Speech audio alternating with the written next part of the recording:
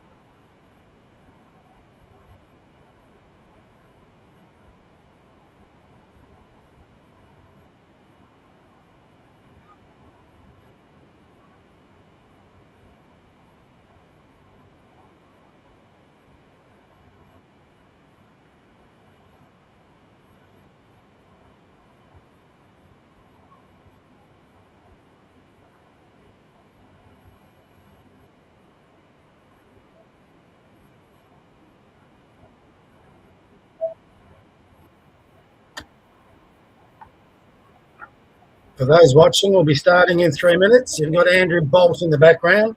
It's testing settings. So we'll be on the go in a couple of minutes.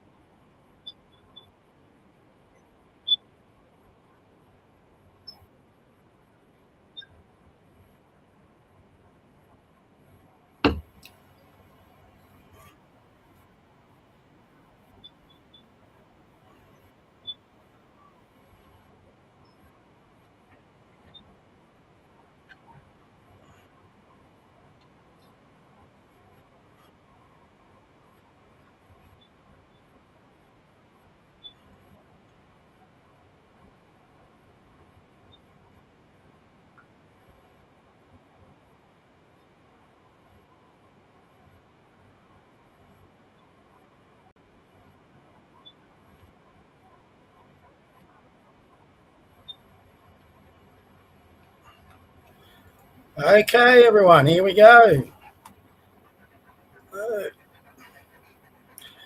G'day, everybody. Welcome to the Eureka Conservative Podcast. We are up and running. Tonight's going to be a different night. Usually, sorry, hold on a bit, guys. Usually we would be announcing policy, go over the topics. Sorry, I've just been testing. I've got to. All right, so tonight we're going to do something a little different.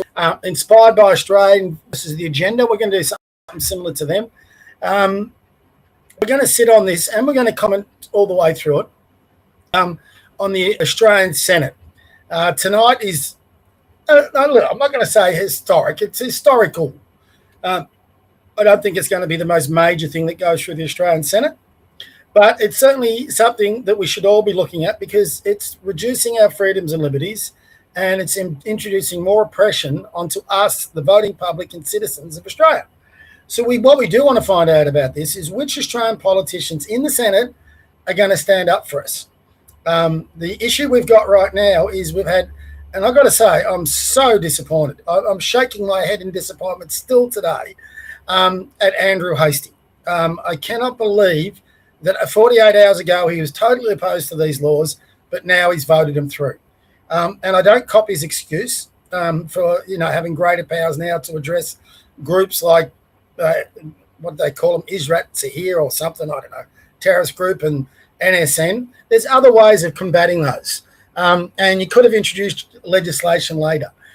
Whenever you introduce legislation, but you guillotine the debates, that means you cut it off early. So tonight in the Senate, it's only going to 10 o'clock. It stops at 10 o'clock. So sometimes these debates go right through. They go through to 4 in the morning until everybody can get their say in their debate. And this whole thing has just been put out. Most of the MPs today didn't get the legislation until 7 o'clock this morning, and it's 500 pages wide. How can any human being go through that legislation, research it, and say, yeah, I'm going to vote for this? Most of the politicians today, Labor and Liberal, voted blind. All right, now the ones who would have been behind drafting it, Albo, Susan Ley, Julian Lesser, Tony Burke, they probably had this prepared for months. So for me, today's the day that the Liberal Party died. Sad, sad day. I think a lot like me had been holding out, hoping they would wake up to themselves and revert to what the Liberal Party used to be all about, what we grew up with right through our childhood, our young adult lives, and even into 2007. God, what was I then? Just trying to figure that out. 44. So right into my 40s, my mid 40s, and even with if you include Abbott, right into my 50s probably. We always had a belief that no matter what damage the Labor Party could do, the Liberals would correct it. Well, that all got destroyed with Malcolm Turnbull, and we've all been waiting for him to turn back on the right road. I've been waiting 13 years now. Today, straw that broke the camel's back. Don't care what they say I do too much anymore. It would have to be dramatic to get me back on. They'd have to get rid of all their moderates. They'd have to get some more conservatives in there. They'd have to put someone in there I can trust. And sorry, Andrew Hastie, I've been pushing your barrow now for a good 6 months, and you breached the trust too badly today. You said you were going to vote against it. Okay, I understand backflips are part of politics, but this was a big bloody backflip. And, you lost my trust, mate. Sorry. It's a real shame because I think you had so much potential. So whoever convinced you to vote yes, whether that was yourself or someone else, you need to go and have a look in that mirror, mate. You're never going to become Prime Minister of Australia, I don't think. So if I was you, my advice, get out of Parliament, go get a good job, enjoy your family, enjoy the rest of your life, because it's not going to be a good time in politics. So I am interested to see where the Nationals land on this. I am interested to see where Jacinta Price lands on this. How many of the Liberals will actually vote against their own party? There was a couple of really MPs of high integrity that crossed the floor today and voted against their own party. Let's see if there's a few more. I hope those I think it was 2 men, I hope they jump across and join One Nation now. And, I haven't been quite sold on One Nation. I've had a lot of hope for them. But now I just don't think we've got any choice. They're the only ones speaking to people like me and anyone who I think is a common sense conservative.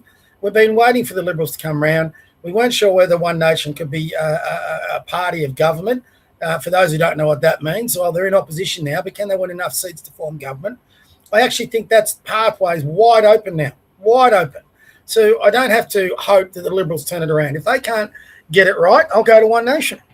And right now, One Nation, and I, unlike a lot of other people, before I go on that, I'm not latched on to any political party.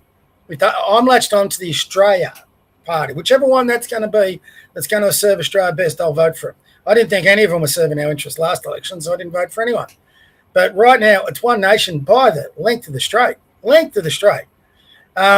So, yeah, this Conservative is in the One Nation party right now. Not in the One Nation party. I'm in the bandwagon, if you want to call it that. But, you know, that's all it is, because I like to have the safety net of being able to jump off if they go crazy. And don't say it won't happen. It's happened with the Liberal Party. It can happen, for example, over in England. I think that's happening to Reform. Everyone's thinking they're the hope, but all of a sudden, Farage is bringing all these ex-conservative idiots that were nuts, that pushed the COVID thing, and now Farage is off to the WF with all the globalists. That is alarming for me. So I think it's only smart for us as voters not to get too tied to one party. And, you know, because all they need is a change of personnel. They change. So anyway, tonight's thing, what we're going to do is we're going to share the screen in very few minutes, and we are going to watch the Senate. We're going to have a look at it, and we're going to commentate through it. So if you've ever watched Australia versus the Agenda, they do a great job. They have the Senate up there, they get through thing, and they get some feedback. I'm probably going to comment a lot more than what they do. So when it gets interesting and the people I want to see, we'll duck across and we'll look at it. But we'll split the screen. If you want to comment. If you would like to join me to talk about all this bullshit, send me a DM and I'll send you an invite to the podcast and jump on, have a chat. I've got no issue with whatever alignment you are, as long as when you jump on, you're reasonable and you're not crazy. That's all I ask. Anyone who can be unreasonable crazy is me. So, I forgot to say, where is he? And there's my co-host. I've always got to put him in there. JJ, my boy. Hey, he's a good boy. All right. So, time to get the fun stuff happening. Let's go and have a look. Senate. Let's share it. And let's have a look what I've got here. Oh, now we want that. What I think we want. No, we don't want that. We want. Trying to get more of the Senate than me. Ha! Maybe this one. Sorry, guys. Just let me sort this. Here we go. Let's go. Penny Wong. Glorify violence are met with consequences. That was Senator Cash. And on this, Senator Cash, we agree. But, of course, we are not able to pass reforms which are directly targeting those who incite hatred, because the Liberal and National Party senators will not support reforms to combat racial vilification. They will not support them. And to even consider today's important legislative reform, we have narrowed the scope of the legislation at the Coalition's requests. One of the most annoying parliamentarians you can find, this woman. To answer to the Jewish Australian community when instances of vile hate face no consequences. Has anyone ever heard her say the two words radical Islam? Australians want to lead. They do not want self-interest. They do not want politics. They do not want division. And Australians want to stand with and behind the Jewish Australian community. God, so she says there, we do not want division and we want our politicians to lead. Hell yes. All right, let's call out radical Islam. Let's call out multiculturalism. Let's lead from the front. Let's kick out anybody here that we can who won't adhere to what is the Australian culture, who wants to tear down this country. That's leadership. What they're giving us now is total bullshit. Total. are doing. They see through it. They see through it. Acting Deputy President, Senators, we know that the attackers at Bondi targeted Australian Jews because of who they are. Oh, bullshit. And we know they were inspired by hateful, violent, intolerant and extreme ideology that has no place in our country. And we will not give the terrorists what they seek. Oh, bullshit. We all know that's the case, but we know what she's saying is bullshit. To turn Australia It's been going on for 2 against years, and she and her mates have ignored terrorism. Jewish Australians, particularly those that are seeking refuge, their sense of safety, their sense of security has been shattered. And they trust they had in this Because country, of you? in an Australia, the contributions to a multicultural society, that needs to be rebuilt. And it is our collective responsibility to rebuild it. With what? So tonight, in this Senate, is the next step in ensuring that we work to stamp out the violent and hateful that inspired this attack. The new laws being debated here Notice she didn't say it. target those who seek to spread hatred, including those who seek to disrupt social cohesion in our community. The laws also create a regime for listing organisations that engage in hate speech or promote violence or racial hatred. The bill amends the Migration Act to introduce new grounds enabling a minister to refuse and cancel visas on the basis of hate-motivated conduct and offences relating to the spread of hatred and extremism. And this is as it should be. Organisations that proffer hateful ideologies Look at the Muppets behind it. must be outlawed and their members held accountable. We know one such group has already announced an intention to disband in anticipation of the effectiveness of these laws. Oh, so she's talking about the NSN then. Look, if you followed me for any length of time, I'm not a fan of the NSN. I don't really like them at all. But I'm not opposed to them having an opinion as long as it's not violence. They're just celebrating.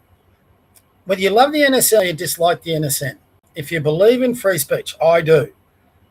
You need to tolerate the speech of the people you dislike the most and simply out the bat. Oh, we got to listen to this idiot.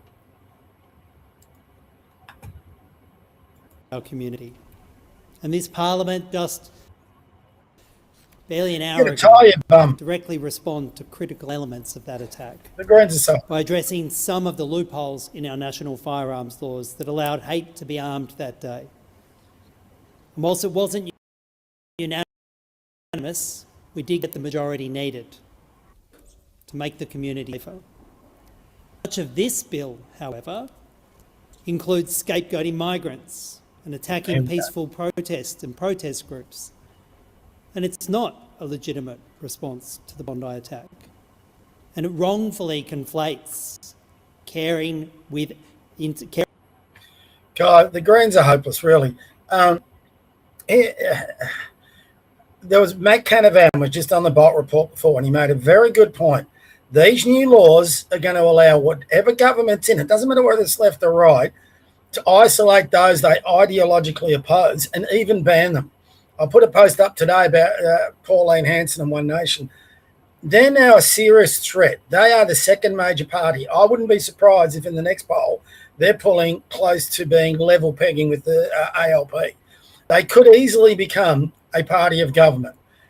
What is one way now they've got these laws to defeat them? To ban them. So Pauline and her One Nation cohorts have got to be very careful in their language and their behaviour. She cannot afford any more stunts. She cannot go into the Senate with a full burqa. She cannot give them a reason to say this is a hate group and they'll ban them. But at the same time, these bastards, the Greens, they don't want radical Islamists getting targeted. Their core voting group is the pro-Palestinian. So it goes back to what I'm saying before. Everyone gets free speech on speech. What you've got to be able to do is out-debate them with the battle of ideas, the contest of ideas. And, you know, in these sorts of things, you know, an enemy of my enemy, it makes some very strange bedfellows. And here we have those of us on the centre right agreeing with the Greens about these laws, but for very different reasons. The Greens, if they could censor the centre right and Pauline Hanson, they'd do it. They're not arguing this out of their goodness of hearts and their embrace of free speech. No chance. But that's what they say. Interesting comment he makes about the gun laws. How are the gun laws going in Iran, where all the civilians there are banned from owning guns, and now you've got these groups going around that they've recruited from Iraq and Syria, just shooting unarmed people, 20,000 of them dead in the so, before you start celebrating them taking away more gun rights, and I don't own a gun, never owned a gun. But if I wanted to own a gun, I should be able to get one as long as I can pass certain tests. So I don't think there's a lot to celebrate, even though a lot of these bastards are going to pat themselves on the back. Let's get back into it. LGBTQI+ and refugee organisations who raise their strong concerns about the divisive and dangerous proposals in these. So they want it to be hate laws for refugees, at all times, LGBT+, trans. Was grossly inadequate.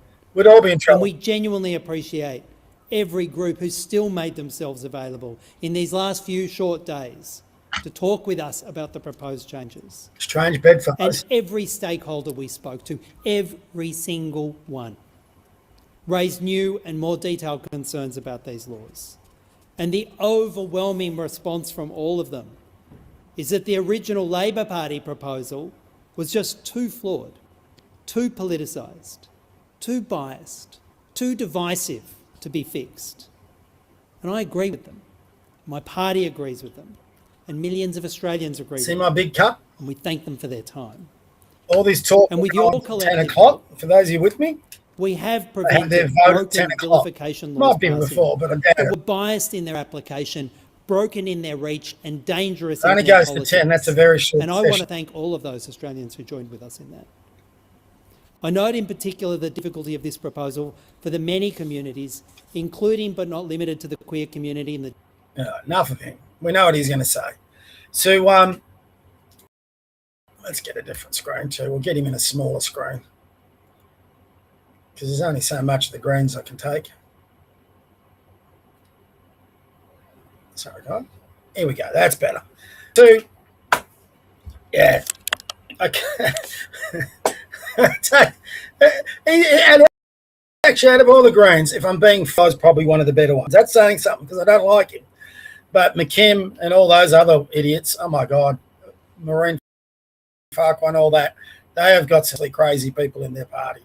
So, we'll keep that screen up, and as soon as we get someone worth noting, I'm really keen here to see which of the LNP politicians will speak out against this bill and will vote against it. That's what we're really looking for. So we're going to get a good indication tonight of who we should be backing, as if you're like me, conservative-minded. I'm really keen. Lobbied all the Liberal and National MP to support this bill. You've got an idea of the ramifications. The Liberals went and did it. The Nationals, to their credit, they got ambushed by the Liberals. And they didn't even get a chance to have a really good look at the legislation. So they abstained from voting, and they're going to put forward their position tonight. So that's going to be really interesting.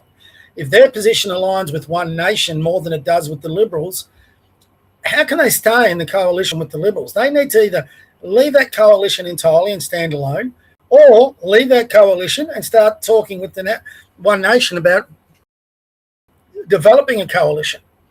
If One Nation and the Nationals develop a coalition agreement, there is no reason to crap together in the next 2 years why they couldn't win government, in my view.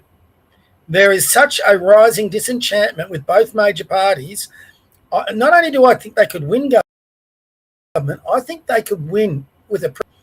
And I would hope that people get so... The only issue you got with that is we were relying on, for example, the scenario that I sort of hoped was going to come around was the Liberals get their crap together. I've given up on that. And then you end up with the Liberals in government in the lower house, but the minority parties, nation, in a power situation in the upper house. That would be the ideal situation because it would drag the Liberals to the right. But if you get One Nation actually getting enough seats to form government, and which is 76, it might not be as unfeasible. And if they can field enough candidates, I mean, you just got to ignore the election. if you can get the numbers and the people voting for you, the candidates will come. So if they could get to a point where, don't forget, if you're in a coalition with the Nationals, say you get 20 and you get 56, you're in government. I mean, there is at that point too, let's say the Libertarians, which would be amazing, but let's say if they did got a member of parliament up, they could come in and join a coalition. There's a whole different ways of going about it. Or you might be able to talk to a Bob Cutter who comes on board with you. So there's different ways of getting that power to government. So the only issue you've got then is what happens in the Senate. So all of a sudden, if they win government, you need more than just a balance of power. You need close to a majority so you can pass legislation. If they've got the same numbers in the Senate and they don't have a balance of power situation with someone who aligns with them, you'll just get blocked in the Senate repeatedly by the Greens and the ALP. So we are in for a very, very interesting 2 years. I think the Liberals have definitely shot themselves in the foot. I just don't see a way back for them. I just can't see a way back for the Liberal Party from this because they've broken trust. You know, and forget just Andrew Hastie. The whole Liberal Party was saying this was a shit show 2 days ago. Now, because they've been able to put their amendments, all of a sudden they're rushing it through. Okay, put forward your amendments, but then give everyone time to read them for them. They're just rushing this thing through. And when you rush things like this, why would you rush it? Because you don't want people to get a good look at it. Why do you not want people to get a good look at it? Because they'll understand what it's all about. Now, I'm not going to read through 500 pages of legislation. I don't think any of us are. But you're going to get enough of fear from the people within Parliament on how bad this is. And the Liberals themselves said this was a shit show. You can't polish a turd. If it's a shit show, it's a shit show. Get rid of the thing. And what we should be saying, come back later, RP. And then you go behind closed doors and for the next 3 months you negotiate and get something up that you can potentially support if you need it. I'm yet to be convinced we need any more laws. I think there's more than enough laws that are adequate to address a lot of this. But, that's where we are. He's still talking. There's a problem with the Senate. They can talk for ages. Let's go back to him.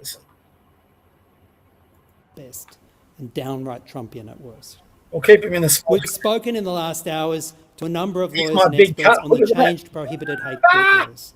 They had a long list of questions, I'll need a few long coffees list of today, so if I concerns excuse about the myself. provisions, and show that they are very far from clear and possibly completely unworkable. Is that how laws should pass through this? Just on a wink and nod? The vibe of Senator Cash? The nod of the Prime Minister? The hope of the Attorney General? The toxic politics of whichever part of the coalition to agreed agree to with this? a member of the Greens. And we start Right. by noting, as the Law Council points, that the ban in powers rely in part on underlying conduct that is in part already criminalised and in part never before used as legal tests. That will see the Home Affairs Minister relying on secret advice from ASIO about potential future conduct of an organisation before banning them, without any pretence of natural justice, without ever considering procedural fairness. And in this case, the discretion given to the Home Affairs Minister means the courts will not consider a listing and there's no independent oversight. The listing can occur on the grounds where the Minister has a reasonable belief that a person has engaged in a hate crime, and that can be satisfied. Don't know how they go about the process because they've only got to 10 o'clock. So I doubt they'll be able to get through all the senators giving this sort of lengthy speech. I'm not too sure. I'm pretty sure he's not the leader of the House in the Senate or the leader of the party in the Senate. And that would have to be, because they're all in the Senate, they don't have a member. So Larissa Waters is their leader, and Maureen Fakari, or whatever her name is, she's their deputy leader. So I hope they're not getting leverage to talk nonstop like this guy, because I want to get into the others. I don't really want to listen to the Greens. I want to hear what bloody the Liberals and the Nationals got to say. So move on.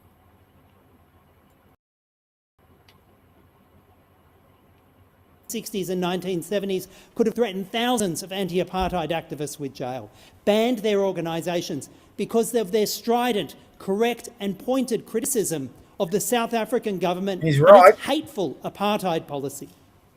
And they're people we now celebrate as proud human rights campaigners. And in 2026, cross out apartheid, Palestine, and you'll see what these parties are trying to do. There you go. Knew that was coming. Can I point out that in the short time we've had these unprecedented proposed changes, lawyers have said to us that roping in the criminal offences of 7 different state and territory laws, defining them as hate crimes and saying they apply under Commonwealth legislation creates immeasurable legal uncertainty. Does a test that used to only apply in Victoria now apply across the whole country? Are there 7 different tests across the country, depending on where you live, about what you say? None of this has been answered by the government. No. It's chaos. It's bad in principle. And then even with those laws, the government goes out of their way to say that only 3 categories of offensive conduct will be covered by those 3 laws, writing out protections for other religious groups, for the LGBTIQ community, for gender and intersex. How have we got to this point? And can I finish with this on migration? Oh, God, he's finishing. This bill dangerously lowers the threshold for visa cancellations. That part I don't care. Requiring a person would engage in harmful conduct to merely they might. That's not a test. I want to thank the ASRC for their continued positive engagement with this. And when the government says they need these changes to ban hate preachers from this country, they know that's false. Every single one of those could already be banned under the character test. Exactly. There are 2 separate legal provisions under the Migration Act that would fully cover all of the conduct that's covered in these migration law changes. He's right. Our laws And the are there. government is lying when it says otherwise, and the coalition is covering itself with pretend political cover when it says otherwise. We won't accept those lies. And at the core of the narrative on the migration changes are they want to blame migrants for the violence and failures of security agencies, for the gaps in our gun laws. And we won't let them scapegoat migrants. And we just And want won't to support blame these changes to the radical Migration migrants. Act, and we won't support the rubbish politics that is trying to give them cover when they do it. Thank you, Senator Shoebridge. He's right on a lot, but Senator, he's coming from a different Bernier. perspective than what a lot of us would. Thank you, Acting Deputy President. Who have we got next? Bondi on the 14th of December, 2 evil men drawing on a perverted distortion of ALP. Islam. Oh my God, I don't need to hear anything more from them. I've had enough from the ALP for one day. So let's get back. I'll tell you what we will. I don't know whether I can do this. Let's see. I'm going to see if I can do 3 screens because we'll have it watch. He's babbling on. And he babbled on for ages. Let's have a look what's happening on Twitter. I'll keep an eye on her. But she'll be probably a while. We'll come back to it. Gossip on Twitter. I don't need to listen to another ALP person today. I've listened to, I was on Twitter non-stop there for a while. I had to go out and get the lawns done. So I haven't looked at it for a bit. Now let me get that screen sorted out so you can see. No, that's not it. Ha! That might be better. No, that's not great. Let's go this one. There's my split screen. Hopefully you can see all that pretty well. Katie's Alex Antic should be PM of Australia. We would get our country back on track by removing our pledge to net zero. He voted against the under-16 social media ban, the digital ID, hate crimes bill. He demonstrates integrity and strong leadership. Now, I would totally agree with that, Katie. But, there was a but. At what point should they make a big song and dance? They make a big song and dance in the Liberal Party about how they can cross the floor. At what point does that become useless? I mean, if you're and the way they're not getting back into government. Liberals aren't getting back into government. I'm sorry. If you're holding out for the Liberals, I was, not anymore. They're not getting back there. So the best hope we've got is One Nation, in my view. Come on the program and argue with me all you like if you're wrong. But if all you're going to be is permanently in opposition and all you can do is cross the floor to have a stance of integrity or honour or values or whatever you want to call it, to vote against a bill you disagree with, what are you actually achieving? Okay, you're making a statement there saying I'm opposed to this, but the legislation still goes through. If all you're doing is going into Parliament to oppose legislation that's guaranteed of going through, instead of actually changing legislation or even better, making your own, what's the point of being there? I mean, Senator Antic and those like him have to give serious consideration to jumping to bed with One Nation. Stop jumping into bed with the ALP like you did today. You're totally opposed to this. What's your position of principle? All right, if this goes through, what are you going to do? Are you going to stay with the Liberal Party or are you going to move across? Go join the Nationals. Don't know. But you can't stay with the party that goes against your principles and integrity. Walking across the floor and voting against them, that's not solving anything. It's not solving anything. You've got to get into government so you can change laws or bring new ones in. Simply walking across the floor to oppose laws that are going to go through is ridiculous, and that's what he's doing. And I love Alex Antic. At least, unlike Hasty, he's not backflipping. Sorry, guys. I'll jump. There's no point in listening, at least in my opinion. Oh, here we go again. I've got to get there we go. Yeah, good. We've done this so much before. Let's go to, that was our recent post. Liberal Senator Michaela Cash is gaslighting everyone by saying that we are spreading misinformation, insists that anyone who votes against HB Lordless, get stuffed.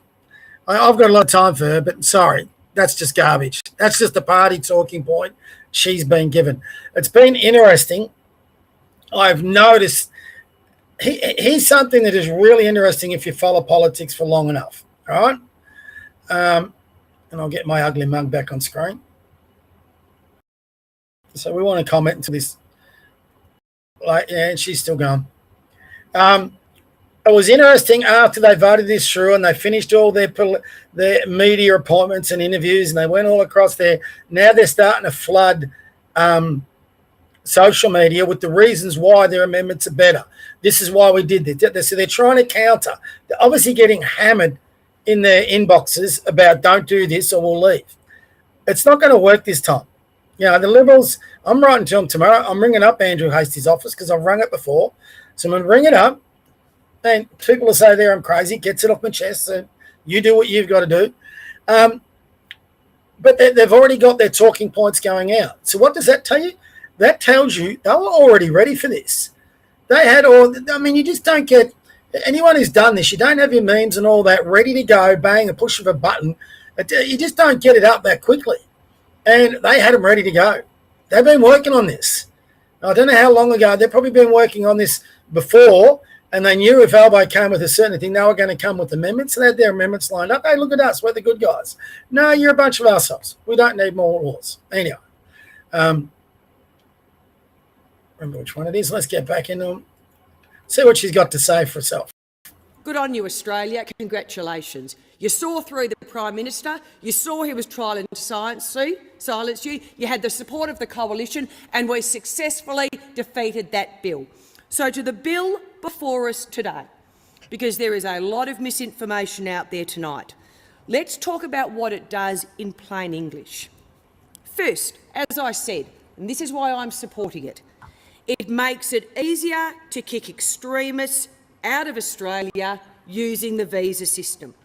So this is our message as the coalition. Okay. If you come here to glorify extremist violence, if you want to threaten Australians or radicalise others, I don't care. Who makes it? You should not get a visa.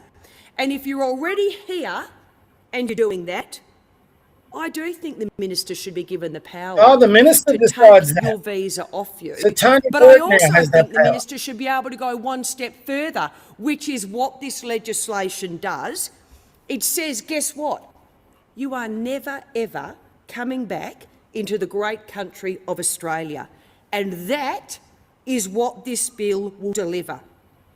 It gives the minister clearer power to refuse a visa, to cancel a visa, and to permanently exclude people who, quite frankly, are coming to Australia to poison our community. Let me guess, with Tony Burke, I'll put money on this. The first person he cancels a visa on or deports out of this will be someone from the far right. It won't be a radical Islamist. Today, with Patricia Karvelis on the ABC, they had an interview from him, and he gave the unbelievable reason as to why he doesn't say the words radical Islam. In his opinion, if he said that as a politician, it would just encourage the radical Islamists because they want the politicians to use their name. I mean, what? These guys are just so out of touch. It's incredible. If you're cheering this on, and listen, there's parts of that I do like, but what happens when the ALP are in charge? They will come back with the same laws. What is to stop, for example, when they're talking about hate groups, which he hasn't got onto yet, what is them to stop them banning One Nation as a political party because of a hate group? Pauline's a great lady, but sometimes she pulls off some silly stunts like she did with that burqa. Does that minister have the power to ban then One Nation? And that means they can't stand candidates for an election? Sometimes you've got to be very, very careful what you wish for. But anyway, let's get back into it, see what else she's got to say. And like I said, I actually like Michaela Cash. And I'll also say this to anyone who votes against this tonight. You need to be upfront with the Australian people about... Okay, so that is a subtle message to anybody on her side who will dare oppose a party. So they say you've got freedom of opinion, can cross the benches and all that. She's clearly threatening members on her own party there. If I was in her party and she said that and I was thinking of crossing the floor, I would be so pissed off. What you're doing. A no vote, is a vote refusing visas, against refusing visas to hate preachers. A no vote is a vote against cancelling visas where someone is glorified. That's bullshit. You can already cancel visas. That's absolute bullshit. She's the leader of the Liberal Party in the Senate. She's talking shit now. She's towing the party lines. There is no reason you can't deport people already. I'll give you an example. Peter Dutton deported a whole bunch of bikie criminal gangsters. If you remember Dusty Martin, I'm a Richmond supporter, he deported his dad, and his dad died overseas. So don't tell me you don't already have the laws to deport people. Of course you do. She's talking shit. Violence. And a no vote is a vote against keeping these people out for good. That's disgraceful. Sorry, Michaela, I've got a lot of time for you, but that's disgraceful.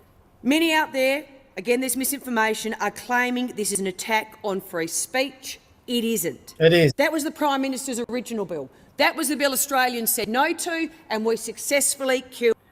That is really disappointing. I don't know what the Liberals are trying to achieve here. I've got no idea what they're trying to achieve.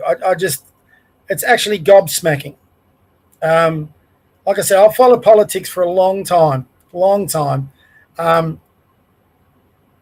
I've never seen a political party just commit this hara-kiri. For those who don't know, that's the pilots, kamikaze pilots in World War II. I mean, and if they didn't kill themselves, they had to go out back and commit suicide. It's crazy. So they're basically doing that. This is a kamikaze attack. I don't know what for, though. I mean, this is not going to get them in. Who's the strategist behind the Liberal Party that are thinking this is a valid strategy?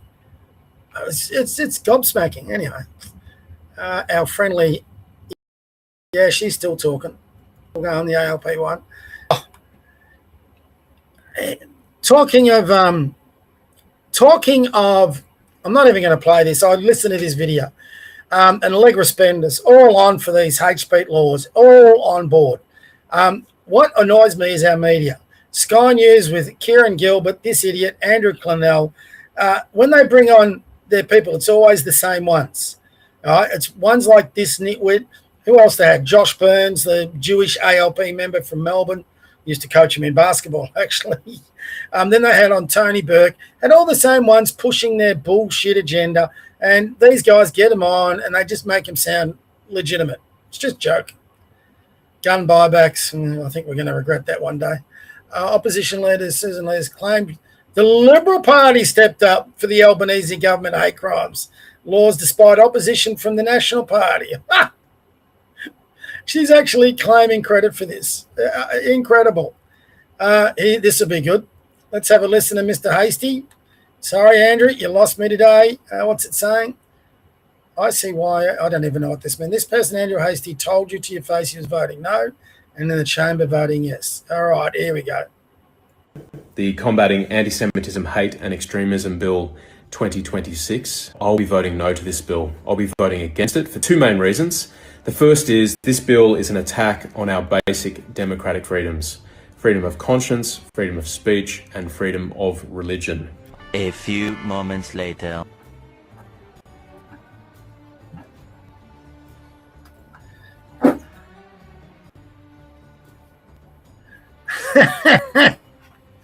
That's fair enough.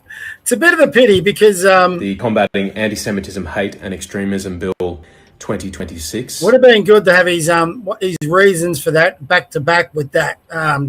His reasons today just didn't win me, and I was a big Hastie fan until today. He's just another politician. He's just saying one thing and doing another. You know, you can. One thing now that I'm jumping across to One Nation, and as long as they stay true. One thing I can be confident of with Pauline Hanson, you can love her or hate her, but she does say it as she thinks it. And sometimes it just doesn't come out right, but she's a little Trumpish like this. Trump's a lot smarter, I think.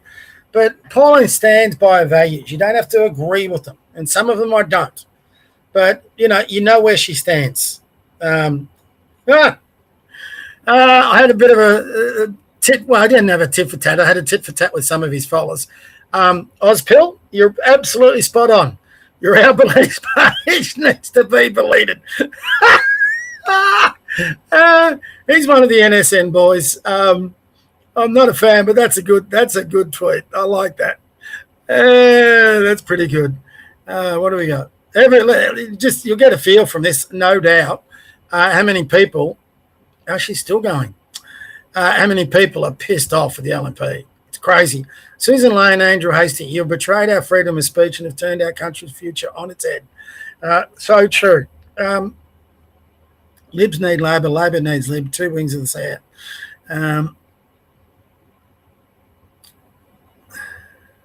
Not a big fan of Senator Babette, but I think on this one we're probably going to furiously agree. And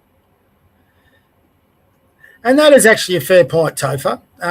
Senator Ralph Babette joins me direct from Canberra to share his dismay, not only at the laws being passed, but how they were passed. That is a very good point. The way they were passed was a disgrace. So here's Hastie with his justifications. Let's have a listen. Just voted in the House to ban and deport militant Islamists and their supporters like Hizb ut-Tahrir from Australia. I also voted to ban neo-Nazis. As a legislator, I believe in freedom and security, and the challenge is always to balance those things. Last week, Labor... He actually didn't vote to ban those groups. What he voted was to give the power to the Home Affairs Minister, to ban whatever groups he considered inspired fear or hate. So it's not necessarily those two groups. It can be a whole bunch of other groups. It's what I'm saying before. If they can find a reason to say One Nation inspires hate within the community and destroys our social cohesion, that minister can ban One Nation or any other group. So he's talking through his ass there. Presented a bill which was terrible, and we gutted it like a fish. What was left were some significant changes to the Migration Act, making it easier to deport militant Islamists, as well as banning groups like Hizb ut-Tahrir, which support them. I think this is in the national interest, and that's why I voted for it. Sorry. All right. Let's give him the benefit of the doubt. Let's say he did vote in what he considered to be the national interest. Fair enough. But 2 days ago, you're saying you weren't going to be doing this. 2 days. All right? So if you're not going to be doing it, don't turn around and backflip. Vote this thing where it belongs, in the rubbish bin, and then come back with a better idea. All right? Demand something better or produce it yourself. There was talk about you were going to write your own legislation. We'll go away. The problem Hastie and all those other ones at him is Lay decided she was going to be too smart by half and demand Parliament come back in early when she wasn't ready. If you watch Question Time today, Lay got her ass handed to her in a big way. She cannot compete with the ALP boys in any way, shape or form. There you go.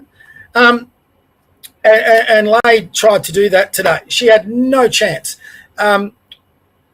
She would all she wanted was an apology from Albo. Hey, will you say sorry, Albo? Will you say sorry? And Albo and all his cronies, all they kept coming back with was a bullet list of all the things the LNP never did to protect against these sort of hate crimes that we witnessed at Bondi. And then they, with that bullet list, they listed what they had done. They set her up beautifully. She just can't compete. These guys are political animals. And anybody who watched Question Time today saw Susan Lay, just get it handed to her. The Liberal Party's dead, but if you're still holding on to the Liberal Party for a little bit, you got to get rid of Susan Lay. I don't say you come back, but if you're going to try, the first step is to change leadership. I would have said go to Hastie. I wouldn't say that now. God knows who they've got to go to. God knows. Tell you, he's been very quiet on the Liberal side of things, very quiet, which is probably an indicator that he's hoping these people will stuff it up. It's Angus Taylor. Has anyone heard anything from Angus Taylor? I've been very, very quiet, that guy, for a while now, probably since the leadership spill. Just went underground, hasn't said much, hasn't been in the news. Hastie, and I think to his credit, has been out there, but by God, he's stuffed this up. Had he opposed these laws, everyone would have swung behind Hastie if he'd become leader. Now, because he's pushed them through, he's just lost all credibility. It's again something that's got me shaking my head. Let's tune into the Senate again for a little bit. This most horrific, She's still going. the largest terrorist massacre Australians in our history. Ever watch these people? We have to continue to tackle hate. Does this woman inspire you?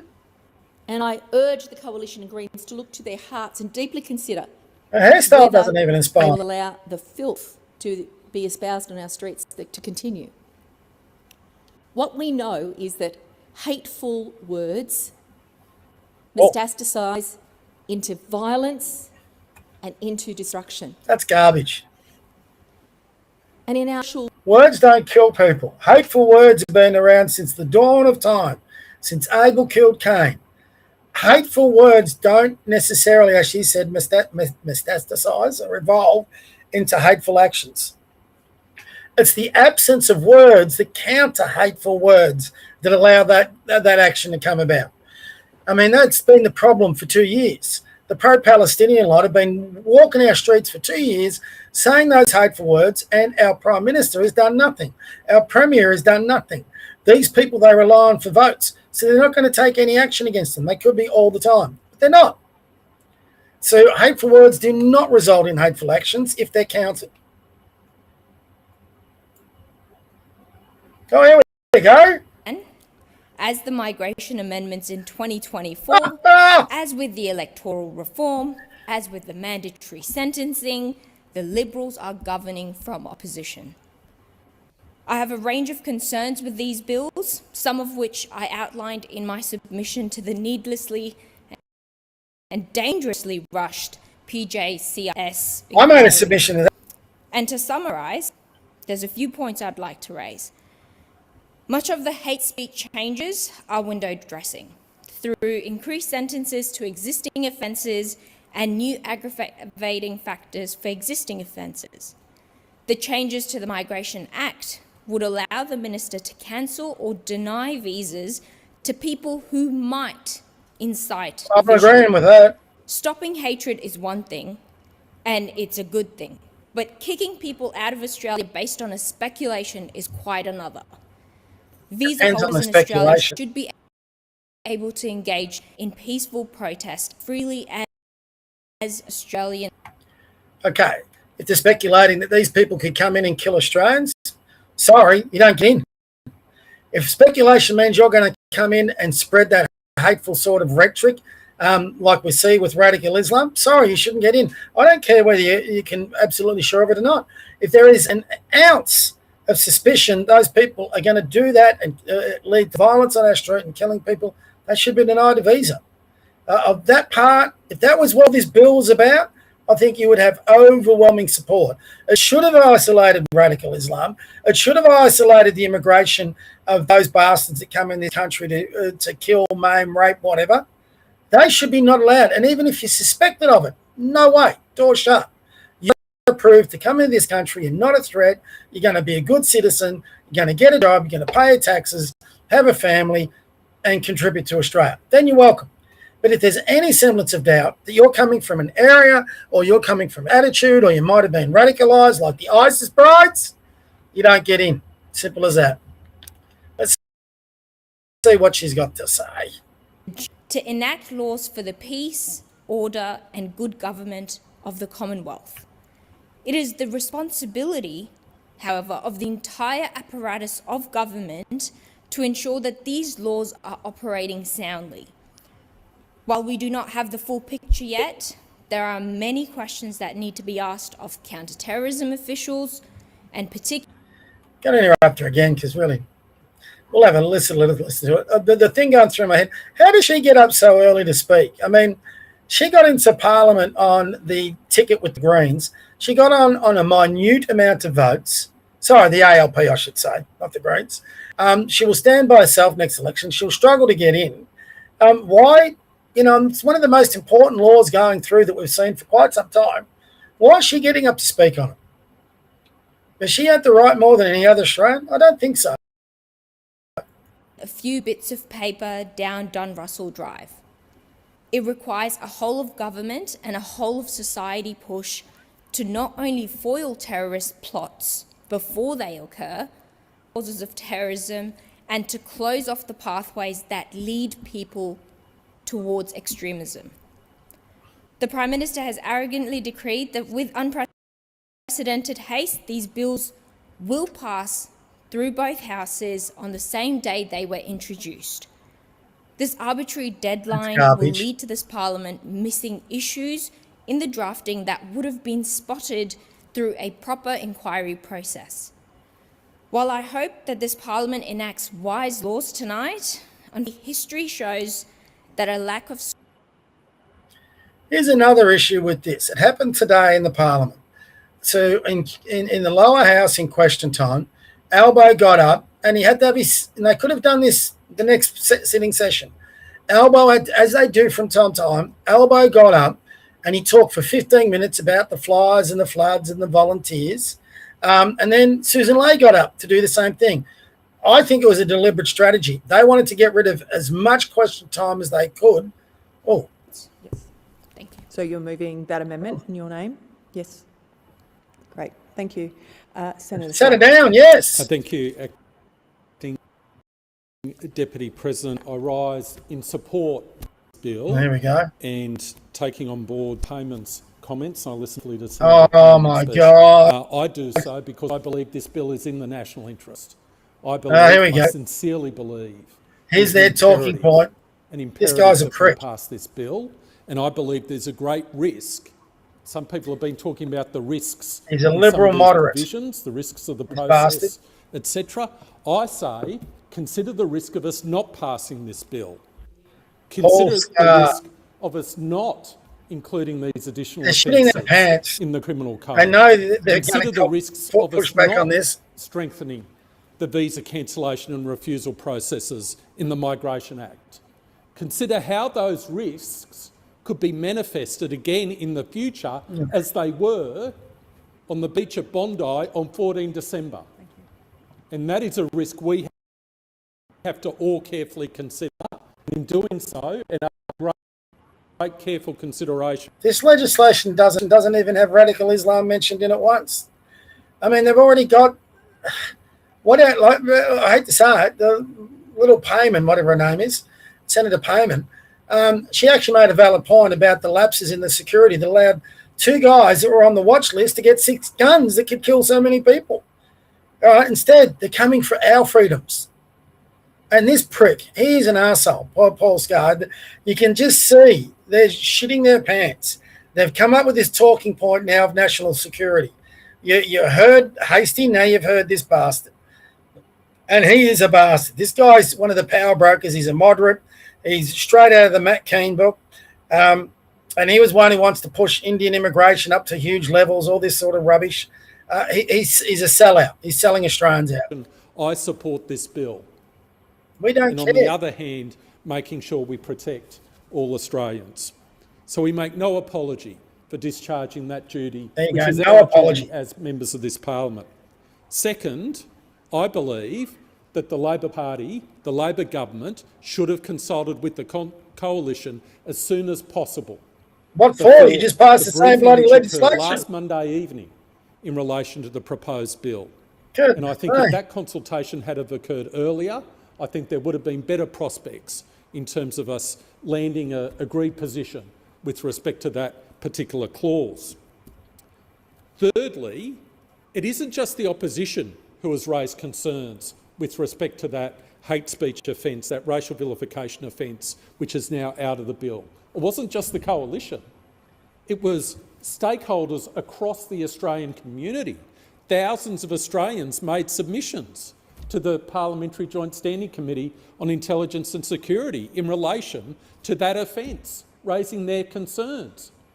Faith leaders, Christian, Muslim, Buddhist, Sikh, raised concerns. It's like listening to the ALP, isn't it? So I'm just wondering whether they think this is going to correct the course for the Liberal Party. Letting a guy like this to get up and speak. Like I said, I was going back.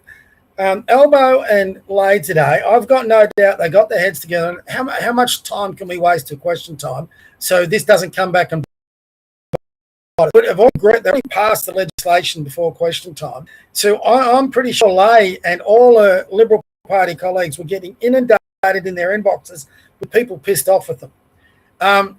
So what they didn't want was for it to come back and bounce on them in question time. So what can you do? Limit the amount of questions that can be asked. As it was, the ALP just beat the shit out of Susan Ley and the Liberals. I mean, it was... The Liberal Party is a party that had some of the best orators and the best parliamentary performers. John Howard was outstanding. Peter Costello was outstanding. Don't like him much, but Alexander Downer was very, very good. John Anderson from the Nationals.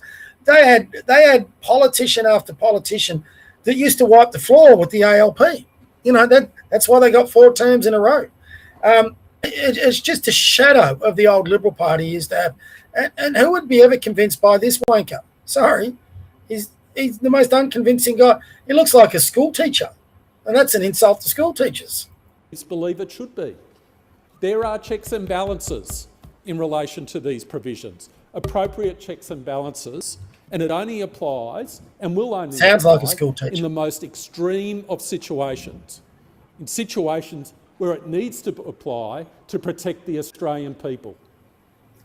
And the last point I make on the prohibited hate groups is this, that there is a link to the provisions in the Migration Act and the ability of the government to strengthen processes and procedures to cancel and refuse visas is dependent upon those provisions being passed in part.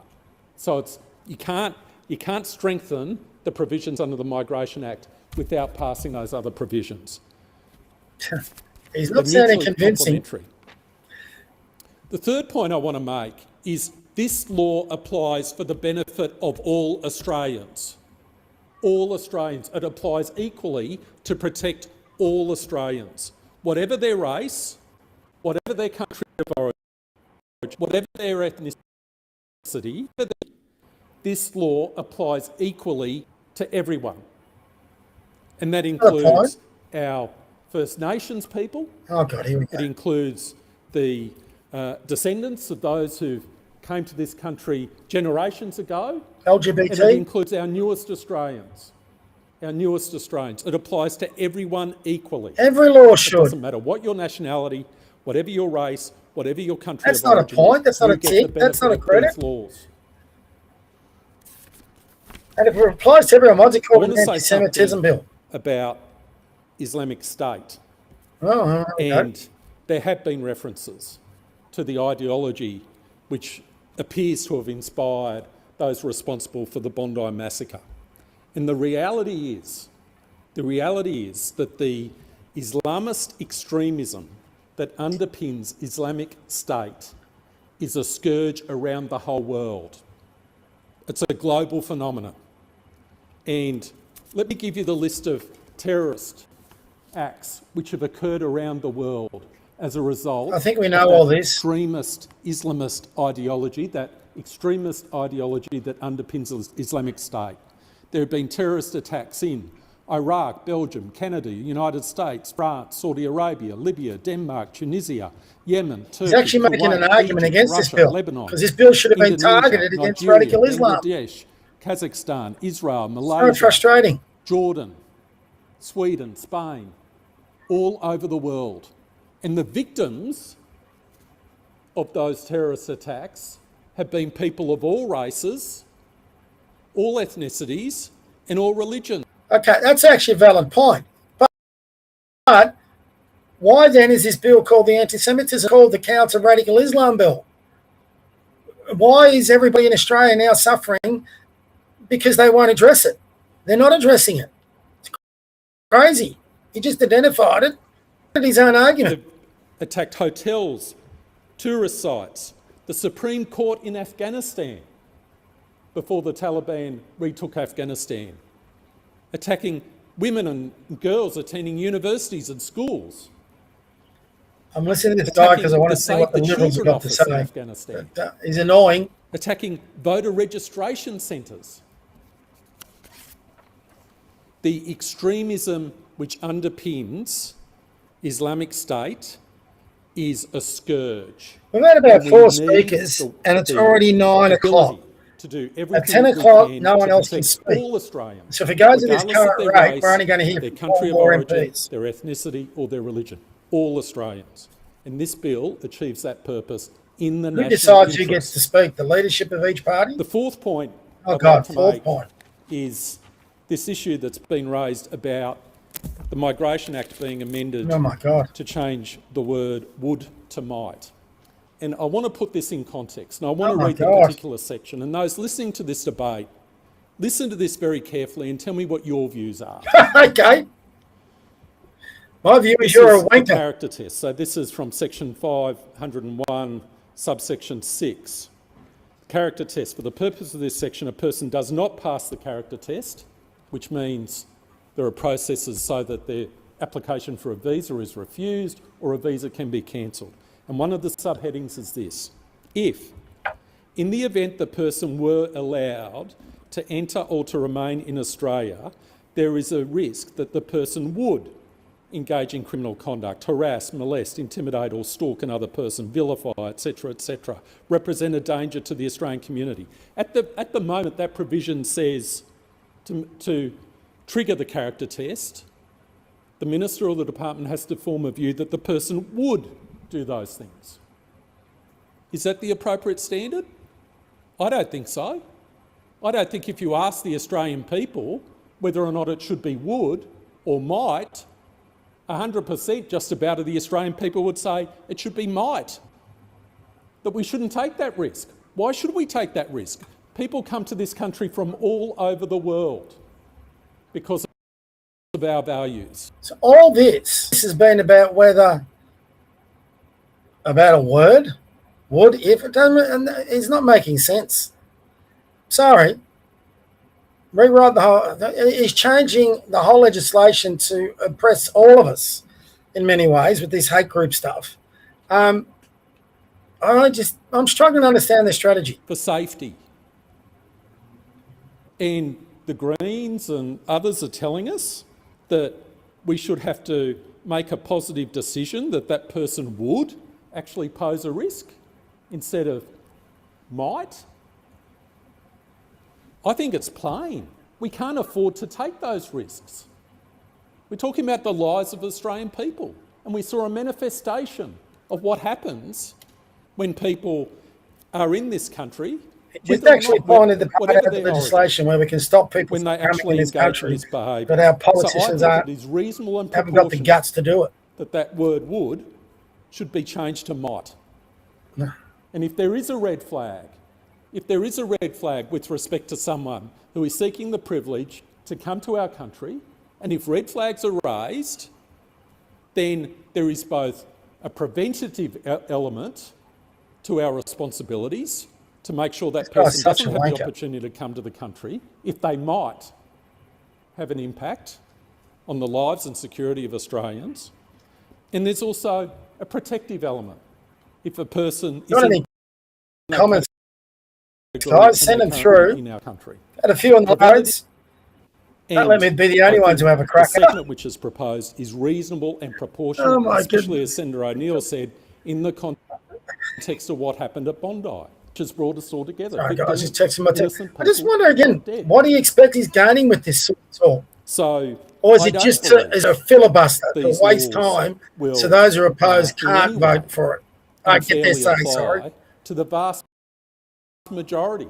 I want to hear from the Matt Canavan and Jacinta Price, who in many cases bring an appreciation for our freedoms because they're coming from countries where they were denied those freedoms and bring so many things to our country. In fact, these laws will assist to protect those people and all other Australians.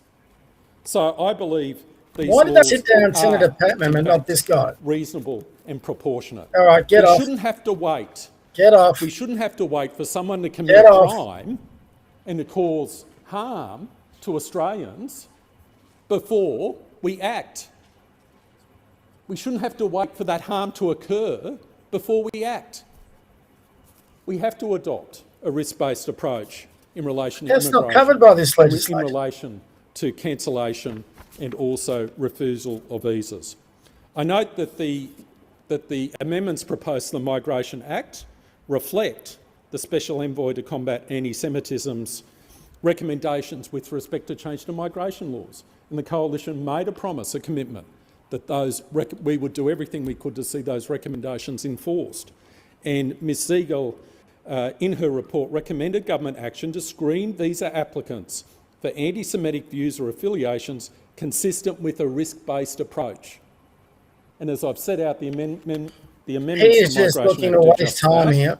And also to ensure the Migration Act and associated decision-making and review processes effectively facilitate... I might replay this tonight so I can go to sleep. ...cancellations for anti-Semitic conduct and rhetoric, and the proposed amendments to the Migration Act do that. The Coalition has engaged in good faith with the government in relation to these changes, and I'm very pleased. Not something you want to admit to. That we're in a position this evening that this bill will be passed with the support of the Coalition. That is in our national interest, and that is the interest of protecting the safety of all Australians. Senator Sheldon. Thank you. All right, another Labor idiot. I rise to speak on this guy can't afford a tie. Anti-Semitism, hate and extremism, criminal and migration. Let's get back to Twitter for a bit.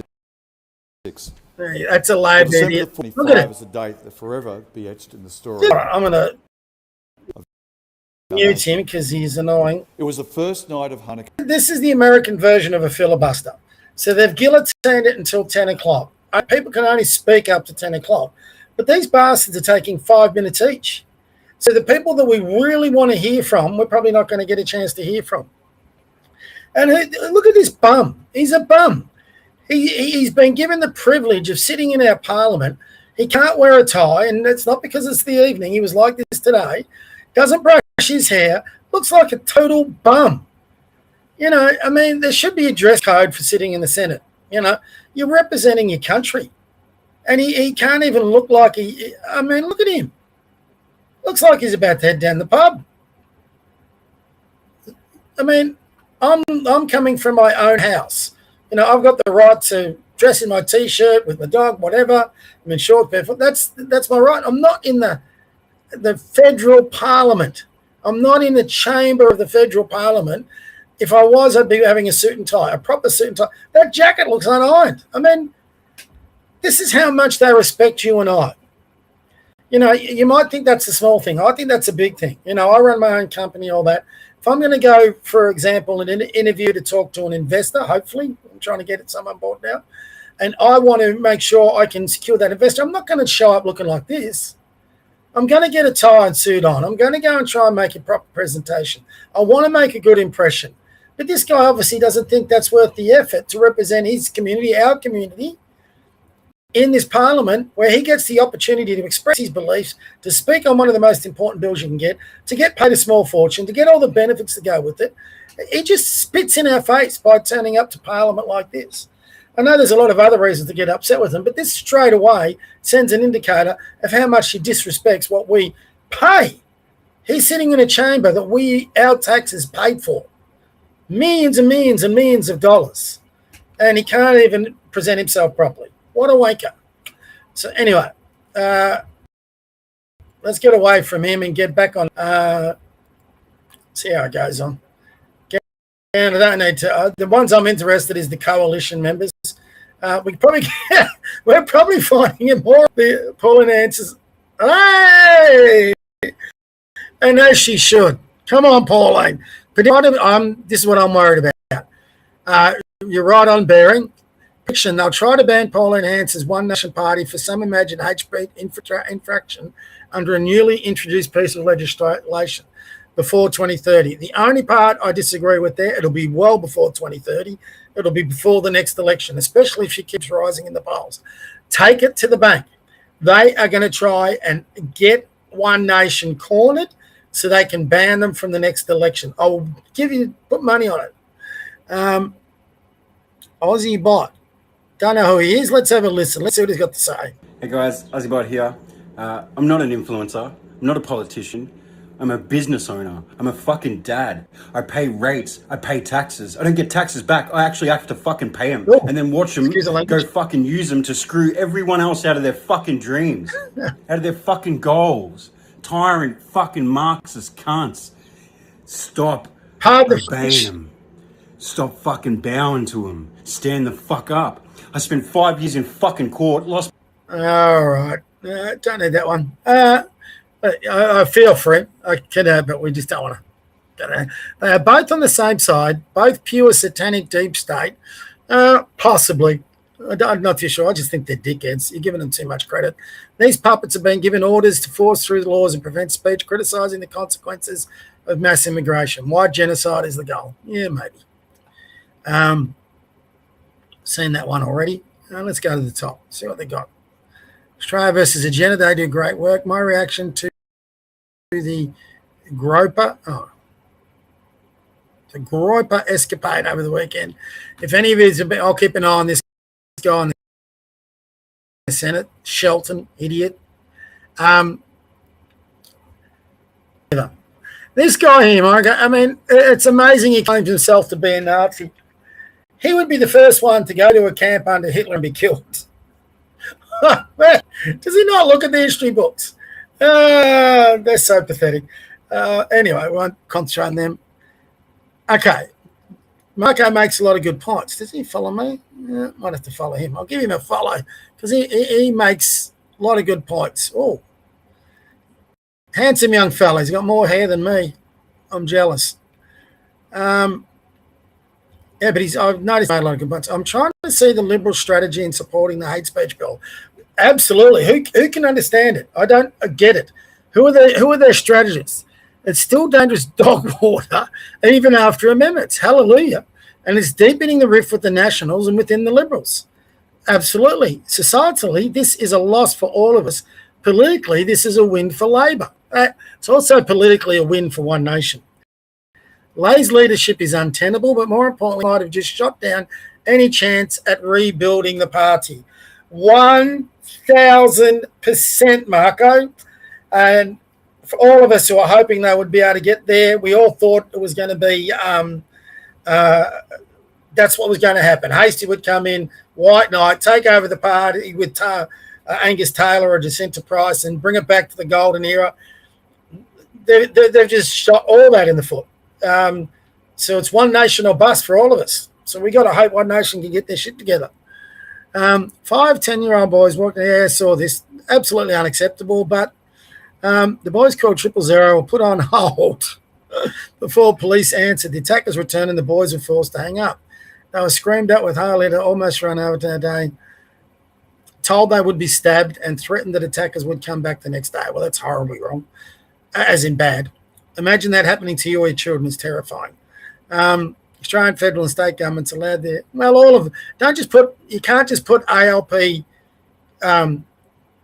leaders there now. You've got to put the Liberals right in there with them. Hurry. I hate to say this. I'm probably going to end up agreeing here with Mary. We'll see. And I can't stand the woman. The updated hate bill, which has passed through the lower house, now mentions the promotion of violence in the definition of a hate group. Remember when Dennis Richardson declared from the river to the sea a very violent statement, which it is, Mary, and statements of violence against Israel had the potential to very easily flow over into actions of violence. It does, Mary. If the bill is not rejected in the Senate, it will potentially outlaw any group advocating for Palestinian rights and criticising hateful.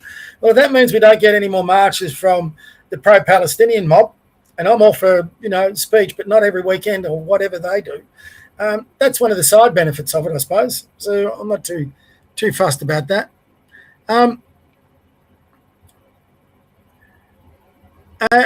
Let's listen to our mate Tony Bird. Do you concede that it would have had also a chilling impact on free speech? It would have had a chilling impact on racist bigotry. And broader free speech? I don't accept that racist bigotry is within the free speech domain. I just don't. I'll go through my whole life in Australia without ever receiving racist bigotry. But that's not true for a whole lot of Australians, and some, but not all, of the people who've been in the free speech brigade are people who will never have a racist word said against them. Do you concede? Let me try a little bit of racism. And I wouldn't normally say that. But is there more of a white face you don't want to punch? I mean, that guy is the most treasonous bastard I've ever seen in the Australian Parliament. He welcomes in immigrants that he knows are a danger to this country. They go to his electorate. He has open citizenship ceremonies to get him in because he knows they're too stupid to vote for anybody else but Labor because they've given them their citizenship. And then he gets the ISIS brides coming back in. This bastard today tried to say to this silly bitch that he doesn't speak the words radical Islam because it would encourage him. He doesn't speak the words radical Islam because he doesn't want to piss off the people in his electorate that will vote him back into Parliament where he can enjoy all the rots. He is a spineless, bloody coward. He's one of the most disgusting people that has ever entered our Parliament. And I just hope the karma bus politically hits him. What a piece of shit he is. His mate Tony Sheldon's still going. So sorry, I just had to get that out. As you can tell, I don't like the man. Don't think there's a lot of people that do. What's Bridget McKenzie got to say? She's usually pretty good. Labor and the Greens combine to shut down debate. Well, Labor, the Greens and the Liberals, Senator McKenzie, combined to shut down debate in the Senate and block any investigation into Albi's unfair firearm laws, which punish 1 million law-abiding farmers for the horrific actions of two Islamic extremists. Look, okay, fair enough. And this is my issue with some of the national stance. I get the gun law, you're opposed to the gun laws. Fair enough, I can accept that argument. But that's all they bang on about, a lot of them. What about the bloody freedom of speech and assembly part? Start talking about that a bit. At least Matt Canavan today on the Bolt Show was unbelievable. He was so good. I've got no doubt he will vote. Well, if he doesn't vote no, oh my God. I'm going to be very interested in the vote, who does vote yes and no. So we'll see how that goes. But, you can't be against just the gun laws. You've got to be against both. What's Timbo says a lot of good stuff. I wonder what the After Dark Liberal Party establishment at Credlin will have to say about Susan siding with Albo and the Greens. Of course, they all read the 500-page hate crime bill published at 7 a.m. this morning. Let's have a listen. Let's see what you think. These are critical times to stay informed, as Chris just said, to speak up. That's my New Year's resolution, to fight for my country and its future even stronger and louder than before. I'll have something to say about that. We'll get across the latest on the gun control legislation before the Parliament. It'll be debated tomorrow alongside the much amended hate speech bills. I don't know that they said a lot about it. They said a bit. I mean, I didn't hear a lot. I had it on in the background. I was doing a lot of chores to get ready for this thing, and had to get the dog fed, walked, had to go mow the neighbour's lawn a bit, just all the normal sort of things. So in between, I was watching. I didn't hear a lot about it, to be honest. I heard a lot about the rise of One Nation, but didn't hear a lot about them. Sheldon's still going. I mean, this is the problem. We're now at nearly 9:20. Oh, we got someone new. Who have we got? To vote on an amended bill. I think this is the One Nation guy. This morning. This bill is being rammed through Parliament without Australians having a chance to form an opinion on it. It is my job to represent the people of Western Australia, and yet I haven't been given time to read the bill and listen to Australians. This is not democracy. And this isn't just any bill. Laws relating to terrorism in our country couldn't be more important. The first draft of the bill saw Australians given only 48 hours to read and comment on it. Yeah. Despite this, there were over 7,000 submissions, and that's the ones that got through. Now, the updated bill is being rammed through without any time to scrutinise it. It's okay for others here to say, oh, everything's all right now, trust us. We gutted the old one and nobody is losing any rights and we're all going to be safe and kumbaya. Well, if we'd had some time to review it and consider this properly, we could have been able to have an informed opinion. Now, the cynic inside me is wondering, how do you silence your political opponents? What are you scared of?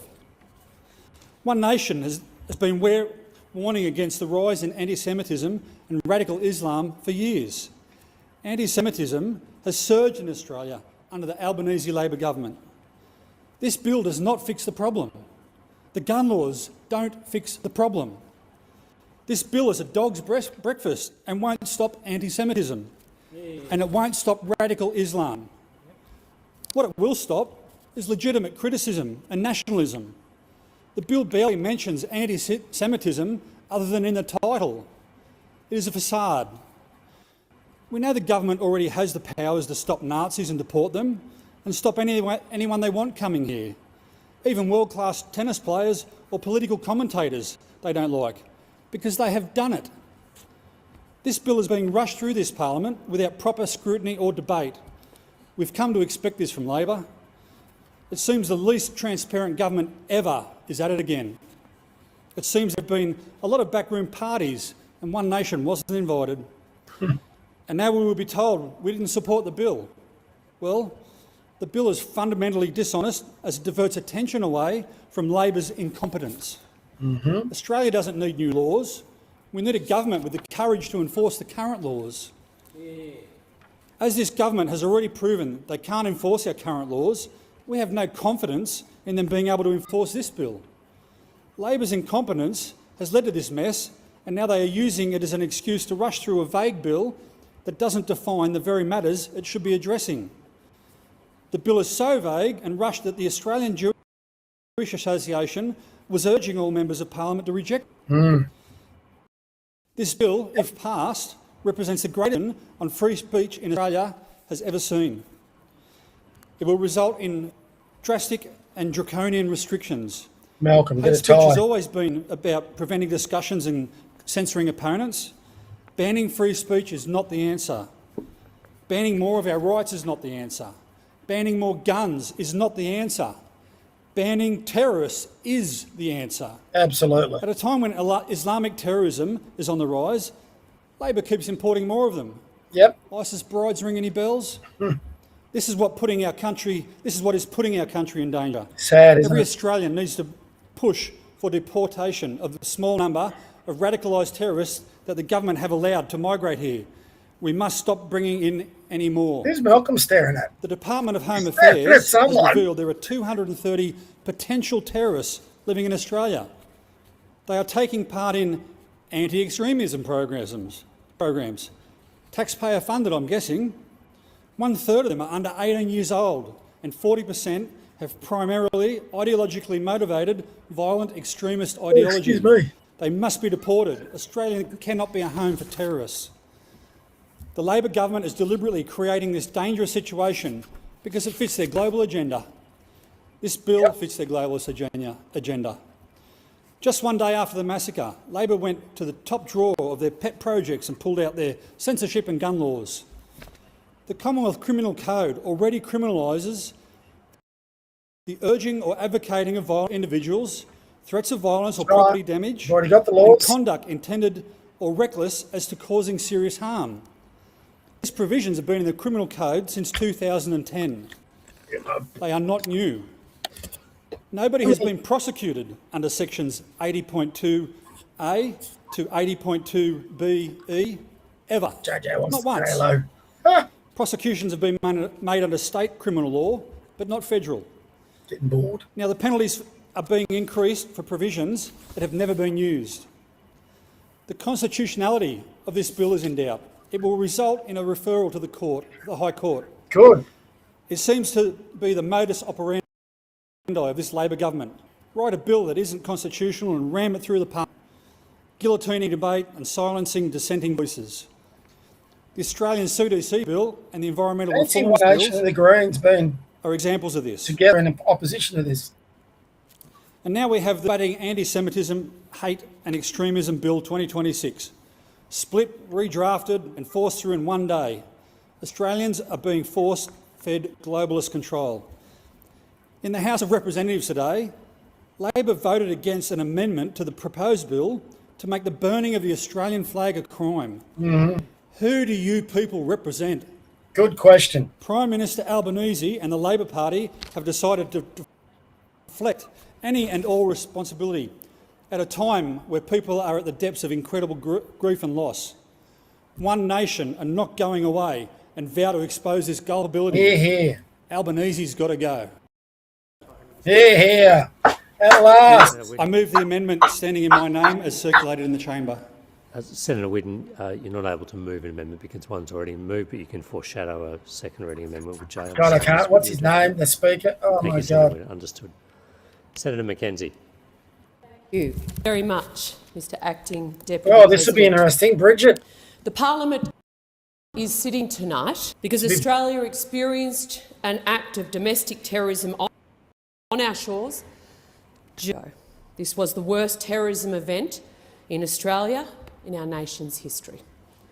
This is an event that will forever change our nation. She better not bang on too much about Australians will never feel safe again. Hate-filled Islamist extremists perpetrated a callous attack on Australian Jewish families at Bondi Beach on the 14th of December last year.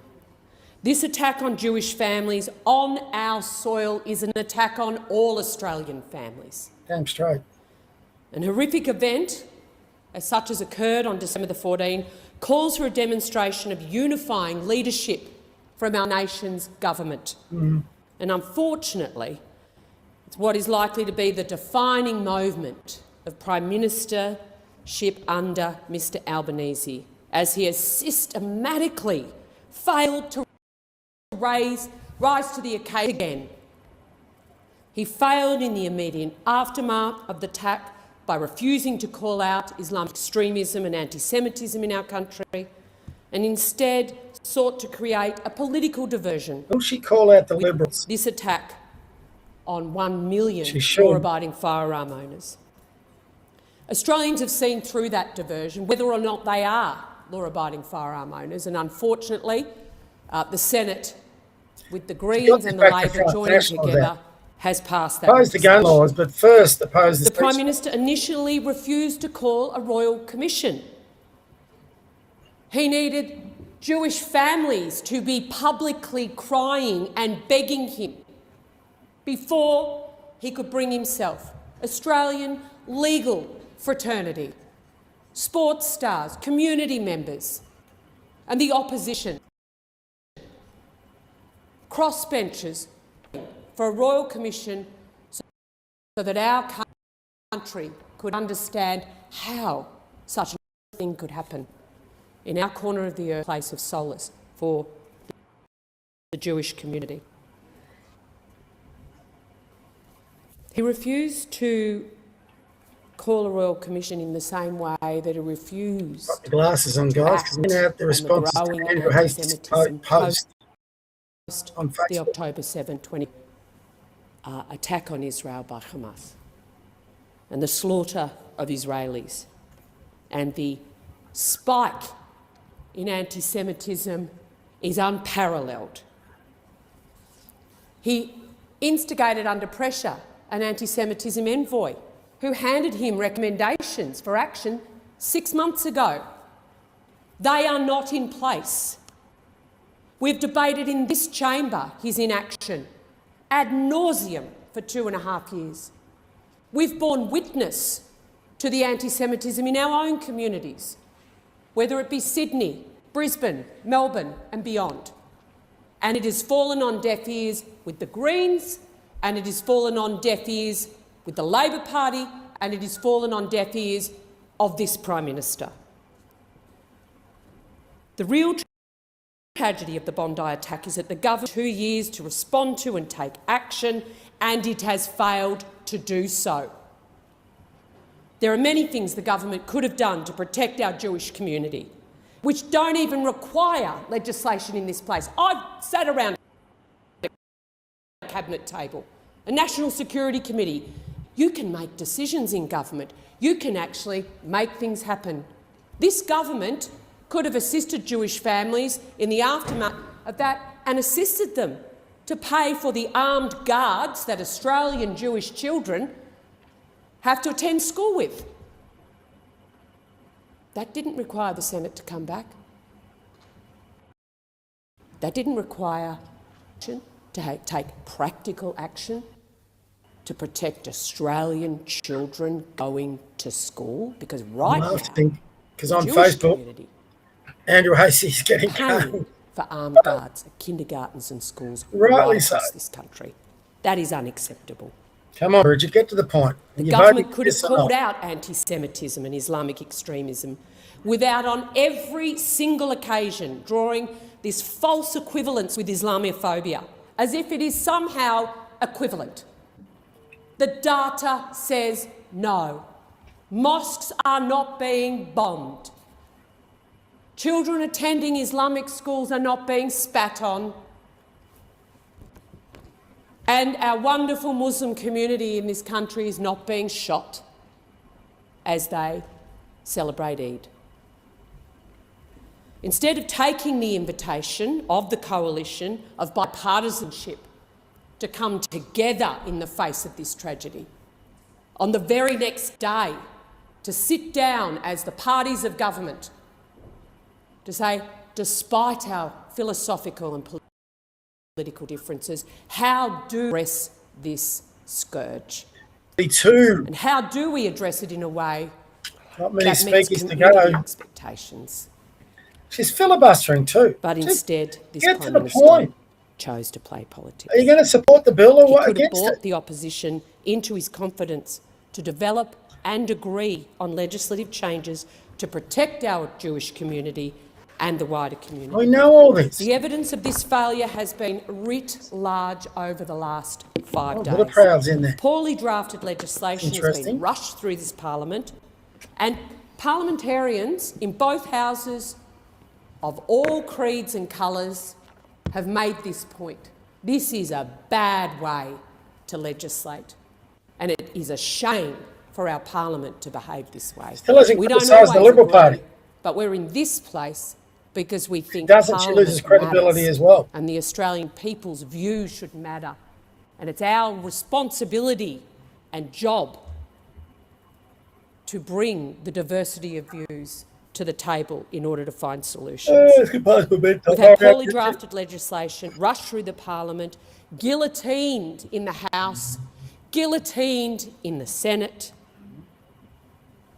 No normal scrutiny, no public advice from impacted stakeholders, community groups, agencies, experts, academics, the legal fraternity, none of that.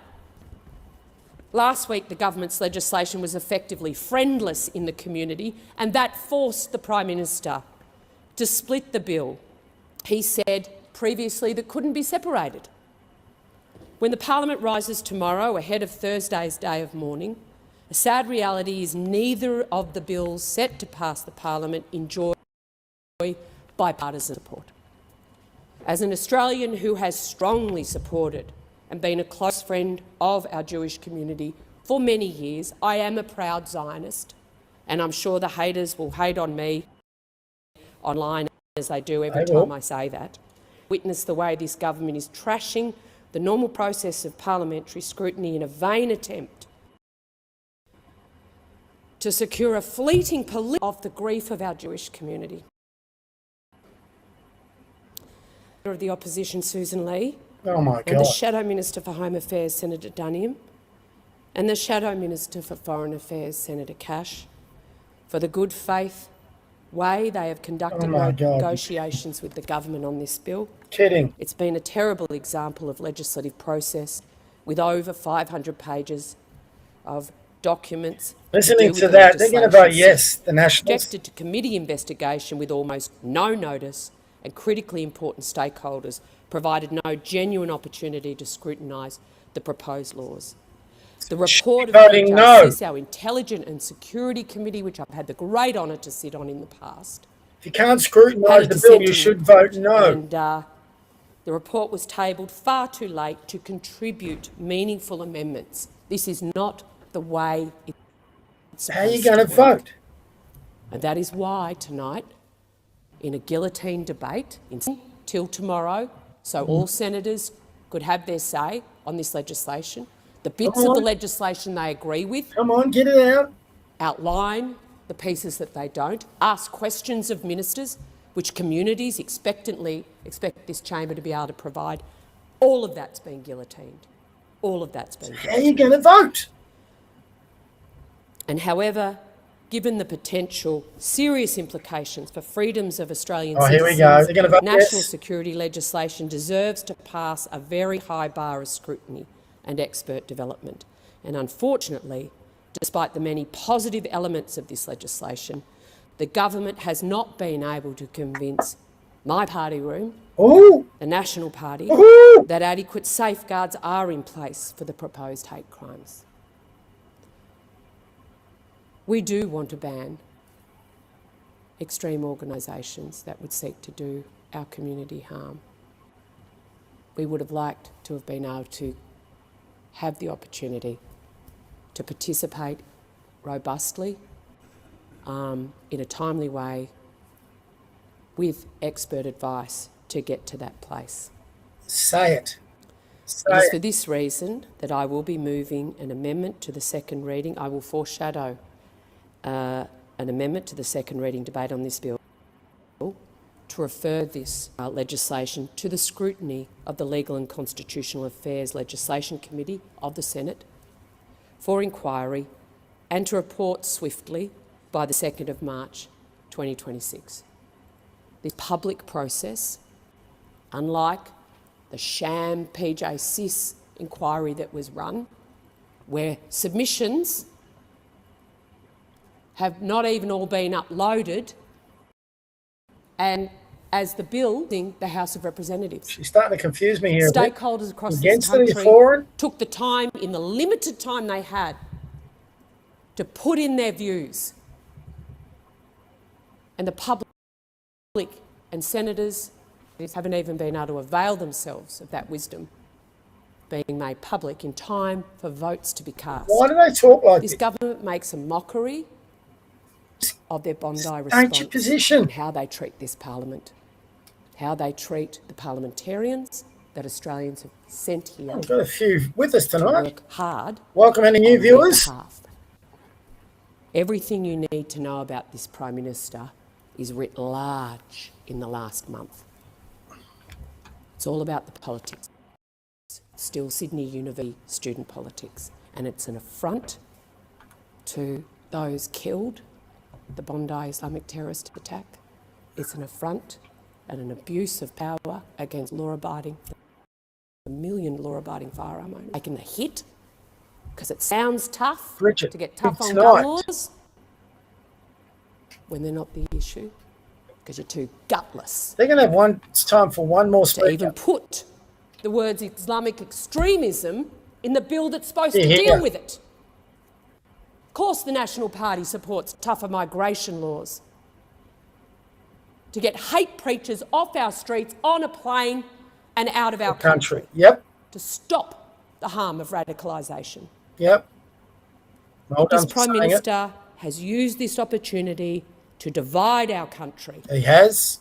To divide this parliament. He has. For his own political advantage. Okay, now the knockout punch. Come on. And that says everything about this man. Says a lot about Susan Everything about Ley. This man, who we call Prime Minister. Our Senate inquiry will give the Parliament adequate time to properly scrutinise the bill, to call the expert witnesses, to have the debate in public, and will allow us to pass this very, very quickly.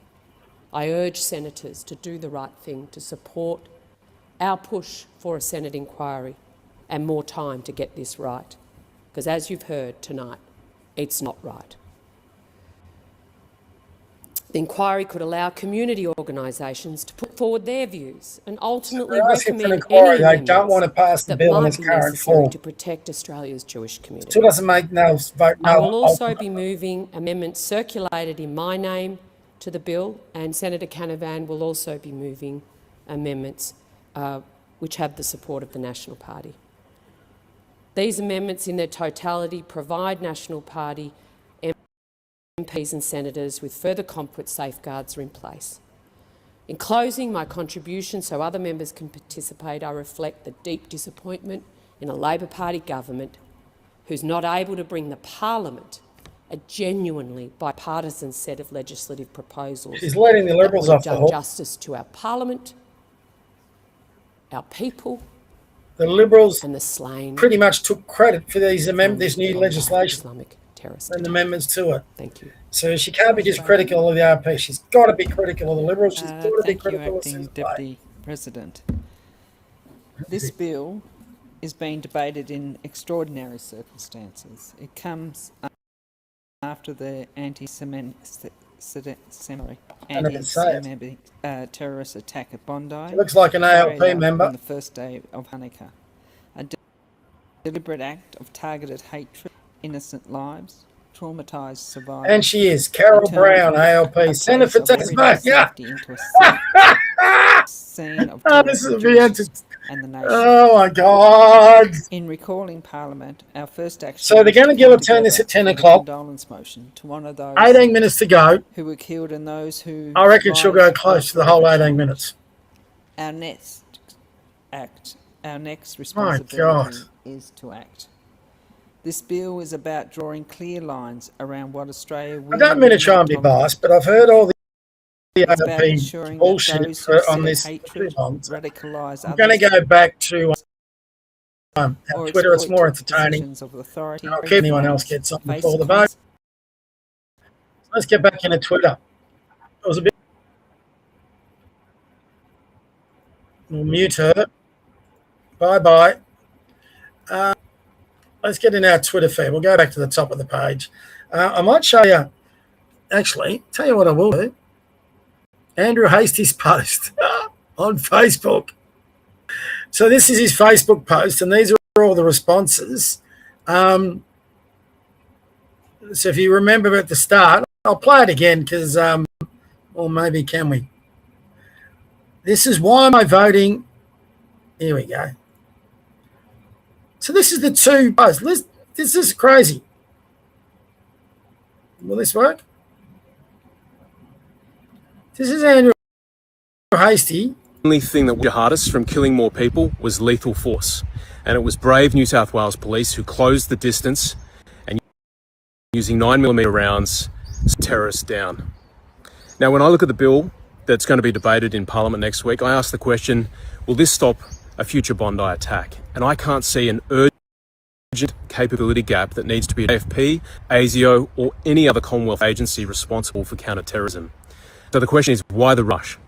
Now, this morning, the Prime Minister announced publicly that he was cutting out the hate speech laws. That's Schedule 1, or the racial vilification part of the bill, which is good news. It's a huge win. And it only came after Anthony Albanese managed to lose the support of almost everyone and a good portion of the Australian community. There are still other elements of the bill that he wants to ram home next week. And so the question I have is, why the rush? Why would we suspend normal parliamentary process to ram home a bill, especially when there is a royal commission underway? A good example of good process was when we passed the espionage and foreign interference laws back in 2018. Those bills, which were landmark and historic, went into committee for 7 months. And that was while the Director General of ASIO for that period was saying that Australia was experiencing unprecedented espionage and foreign interference. We took our time, we got it done in the national interest. So the question for Anthony Albanese is, why the rush? Why are you playing politics with this bill? Authorised by Andrew Hastie, Liberal Party Manager. Points. That was done. You're one-on-one versus Ollie. Who wins? Oh, it probably depends. If it's in. Let's go to what, for those who weren't up with it, this is why he's voting for the bill. Let's get him up. Feeling refreshed because this new year has kicked off very quickly with Prime Minister Anthony Albanese proposing sweeping hate speech laws. Parliament will be recalled to Canberra on Monday to debate a new bill, the Combating Anti-Semitism, Hate and Extremism Bill 2026. It's a big bill, there's a lot in it, as you can see by the printed version of the exposure draft and the explanatory memorandum. There's a lot to consider and very little time in which to do so. From the top, I'll be voting no to this bill. I'll be voting against it for two main reasons.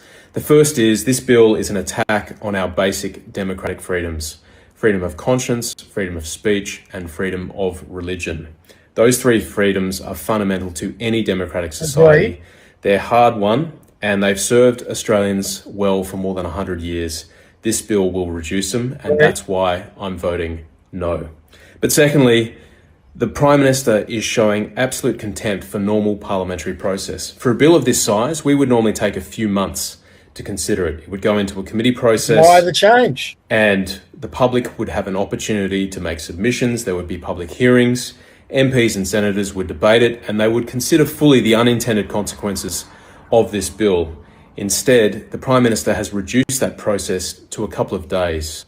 And I think that shows the arrogance of this Labor government. Moreover, there is a Royal Commission now which will make a sweeping examination of the December 14 Bondi Beach terror attacks. And wouldn't it be wise if we waited for the Royal Commission to report its findings and then act prudently as a parliament so that we make the best possible changes if they are needed? Authorised by Andrew Hastie. All that is totally valid, But now, let's have a look at his latest. Why I'm voting against. Where is his latest one? Let's get out of that. So his latest one, watch again. So this is today. This is after listening to all that bullshit. Right? Not bullshit. All of that is actually valid. What is bullshit is today. So everything he said there was absolutely valid. Too quick, go against the freedoms, blah, blah, blah.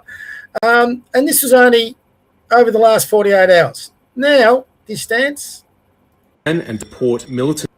I've just voted in the House to ban and deport militant Islamists and their supporters like Hizbullah. No, that's rubbish. It didn't ban specifically for them. He banned for anyone that the Home Affairs Minister can label as a hate group. So it's not just NSN and Hizb ut-Tahrir. So he's talking out of his ass there. That's a lie. Hizb ut-Tahrir from Australia. I also voted to ban neo-Nazis. As a legislator, I believe in freedom and security, and the challenge is always to balance those. But as a legislator, he just said in his video, he believes in taking your time and getting it right, and bills like this can sometimes take 3 months. It's gone straight through the parliament since 7 o'clock this morning, and is about to be voted through. Last week, Labor presented a bill which was terrible, and we gutted it like a fish. What was left were some significant changes to the Migration Act, making it easier to deport militant Islamists, as well as banning groups like Hizb ut-Tahrir, which support them. I think this is in the national interest, and that's why I voted for it. Authorised by Andrew Hastie, Liberal Party Manager. Unreal. I've just voted in the House to ban and... Now, the most interesting thing is the responses. So this first one didn't realise he'd voted yes. Let's have a look at all their replies. He gets absolutely hammered. He voted yes to the hate speech bill. So Andrew needs the boss elbow to dodge the question for him. One Nation Restored. Few of these didn't realise And then people got on, he just voted to silence Australians. So they started getting on, hey, hold on, he's voted yes. I'm not religious at all, but I support your view 100%, groveler. So some of them still aren't ready. Absolutely my question also, such a great concern, blah, blah, blah. There are no measures to protect anyone, blah, blah, blah. Now officially, it starts to come through. Time to jump ship to One Nation. What else is in the bill? And all of a sudden this starts. The sellout party, sold out. You have to give it to this guy. He managed to say all that with a straight face. What about firearms bill? Didn't have that. But sold out, sold out. I'm feeling sold out. No debate. That's the law. And you'll see, sold out, sellout party. You just lost whatever credibility you had. Sold out. Everyone sold out, champ. So you sold out. You know your party's cooked when One Nation seems sane. Rolled like a trained puppy. Just give away our free speech, freedom for you, not us apparently. Please explain. Gutted. They only removed 2% of the regional bill. So much for voting no. Sell out. Who paid you out? Blink twice if you've been coerced. I thought you were voting against the bill. Sold us out, mate. Uni party, sell out. I mean, it just goes on and on and on. He's torpedoed his political career. And these are people that follow him. He's got 147,000 followers, which is half decent. It's not the greatest for a politician, but it's half decent. Anyway, let's see if our friends still... Oh, we got Pocock. He's worth a listen. Being expected to vote on it. I too called for Parliament to resume early, so we could actually start this process and commence scrutiny, not to hastily legislate something in a single day, for the Senate in an afternoon and an evening. And he's right. We should have done the condolence motion, introduced these bills, started the debate, then referred them to a Senate inquiry for more scrutiny and the time to properly consider, develop and negotiate amendments in good faith before voting in February or March. He's right. The crossbench, including the Greens, were not able to participate in the PJCIS committee inquiry. An inquiry that held 2 half-day hearings, only allowed 3 days for public submissions on the exposure draft legislation, which was already being changed less than a week after it was released. At the last election, 1/3 of Australians gave their first preference to someone other than a major party. And despite that representation, not a single crossbencher was allowed to ask questions of officials, experts and other witnesses at the inquiry about how these laws are expected to operate. This bill is extremely consequential and potentially has big implications for people's freedoms to speak, to dissent and potentially to protest. It has implications for the kind of protections vulnerable and persecuted groups are afforded and ensuring they apply equally to everyone. Rushing this process undermines trust in the government and in our political institutions. It undermines trust in the Senate, which should not act as a rubber stamp and should not conduct its business without debate.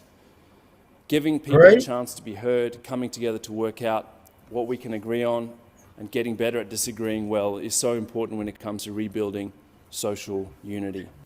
Albo is unifying us. Considering changes to I never thought I'd agree with this guy nor the Greens, but I've agreed with him a fair bit tonight. We have a crisis of trust in political institutions. We do. And the way this bill has been brought here today makes that worse. It does. In moments such as these, where we work together to improve community safety, good parliamentary process should not be seen as a barrier to good policy, but as an enabler. In moments, we have to listen to what the communities who sent us here are saying, and I fear that has not happened. My commitment to people of the ACT is to consider all bills in good faith and on their merits, and also to consult widely community before I cast my vote on their behalf. And this is a responsibility I take very seriously. In the time I've had available to me, I've done my best to do that. Yesterday I held 3 roundtable discussions about the firearm and on the exposure draft of this bill, which included experts and members. We'll stick with him because it's getting very close to 10 o'clock. This included leaders and a range of representatives from the I'm actually agreeing with nearly everything he's saying. Leaders and representatives from the Muslim community, the Indian community, the Chinese community, the Canberra Palestinian community, the South Sudanese community. It also included faith leaders, experts in civil liberties and human rights, women's safety organisations and campaigners for LGBTI rights. I also had the benefit of hearing from the ACT's commissioner. While it's true to say not everyone feels the same way about this bill, everyone was united in saying that the government should slow down and take the time to properly consult on the merits, impacts and risks of this bill. This was also reflected in a survey I conducted over the weekend of Canberrans. Across about 1,000 responses, 75% of Canberrans told me that they had serious concerns. I wonder what this guy in the background's doing. Is he going through the social media, seeing the responses? Subject to greater scrutiny before it passed. Their staffers. Canberrans have told me that if to pursue these laws, then they need to be those in our community who are regularly the targets of hatred. This includes Jewish Australians, Muslim Australians, First Nations people, people with disability, the LGBTI community, and all of our culturally and religiously diverse communities. 94% of people who took my survey said that this was a priority for them. They wanted equality. Here we go. Now, I've cut him off there because there's first time there's a concern. All right, so it's a concern because he's talking all about these minority groups, and it sounds wonderful. But the problem is, if you get a group of you talking, it could be a Facebook group, for example, and you are a pro-Christians here, you're not for LGBTQI, are you going to get pronounced a hate group? The ramifications of this that the Liberals aren't thinking about, whoever's in government, whoever is that Home Affairs Minister can now identify whatever group he wants, whether you're against, so for example, if you're against biological males playing in female sports because they're trans, are you then identified as a hate group? Can you then face criminal charges? These laws should be just outright. Urgent to curb anti-Semitism now. Who told me in the wake of Bondi that they felt isolated, alone, desperately worried for the safety of their community. Desperately sad, but not entirely surprised that years of growing anti-Semitism culminated in this most hateful attack. They are calling for immediate measures to better protect them. This legislation, but also concrete measures like security upgrades and longer-term initiatives like better education. There are others in the Jewish community who worry this bill may make anti-Semitism worse. I recently received a letter from 14 members of the Jewish community here in the ACT, and I would read part of it directly to the Senate. Our purpose in writing is not to minimise anti-Semitism or deny its reality. Anti-Semitism is real, it is dangerous, and it must be confronted seriously. But we are deeply troubled by the way Jewish fear are being invoked to justify a legislative package that may reach far beyond the prevention of violence or intimidation and of political speech, protest and association. We have specific concerns about the substance of the bill intent thresholds for speech offences exposed and the provisions that risk criminalising legitimate protest against. As Jews, we are particularly alive to the deep risks inherent in increasing the powers of the state to police language, behaviour and association, powers which have historically been used against our parents and grandparents. We ask that you consider our views as Jewish constituents in the ACT. From our perspective, opposition to Israel's actions does not in itself amount to anti-Semitism, and we do not want our identity to be invoked as a justification for laws that risk weakening democratic freedoms for everyone. We need to be able to recognise and respond to the rise in anti-Semitism in Australia. We need to acknowledge the terrorist attack in Bondi was a repulsive act of anti-Semitism that targeted the Jewish community, and that Jewish members of our community have been subject to the most vile and appalling treatment, from being spat on to having places of worship firebombed. I believe we can do that at the same time as we recognise the hurt and ongoing hatred and discrimination experienced by so many other people in our community. Getting closer to a vote now, guys. The Bosnian Imam Ismet Perdik and his Checking wife my Twitter feed. Melbourne. Here in Canberra, Deputy Chair of the Canberra Multicultural Community Forum, Diana Rahman, attacked in the street while wearing her hijab. Auntie Violet, who told my roundtable about her non-Wall people, called all manner of vile subject to online abuse, discriminated against institutionally, not to mention our appalling nationwide record on closing the gap and deaths in custody. These are just a few examples, by no means comprehensive, but illustrative of why protections need to apply broadly and more needs to be done beyond a rushed and flawed bill. Fundamentally, we can't legislate our way out of hate. Hate speech Absolutely, laws, we can't. anti-vilification laws have a place, but alone they will not solve the undercurrent extremism and violence in our society. This bill treats the symptoms, it is not the cure. And I feel we do a disservice to the Australian community to not take the time to consider, as legislators, representatives, the drivers of all forms of racism, discrimination and violence in this country that contribute to so many people feeling unsafe in our neighbourhoods, feeling like they are guests in their own country. As a start, the government could actually respond to the Australian Human Rights Commission's National Anti-Racism Framework, which presented 63 recommendations back in 2024 now on how to start to address this issue more comprehensively. We've heard nothing from the government about that, not even a response. I cannot in good faith support this bill today. From the 12 hours I've had this bill, I cannot confidently say that the benefits outweigh the risks. I cannot confidently say that this bill strikes the right balance between stopping hate speech while preserving a person's right to express themselves freely and to protest. I will try to move and go some way to improving the bill, but I still feel overwhelmingly that more time should be taken to study its merits and its impacts. I'll also move an amendment that broadens the protections to capture other people who experience racism and violence every day, including to people with disability, LGBTI, religious communities and our culturally diverse communities. I'll move another amendment to clarify that criticising the policies, actions or institutions of a foreign state alone cannot be taken as hate speech for the purposes of these laws. Protest and the right of people to criticise our government and foreign governments is not hate speech, and my amendment will make that clear. I'm also putting forward an independent review of these laws to commence in 2 years, so there is at least an opportunity for someone to review these laws properly.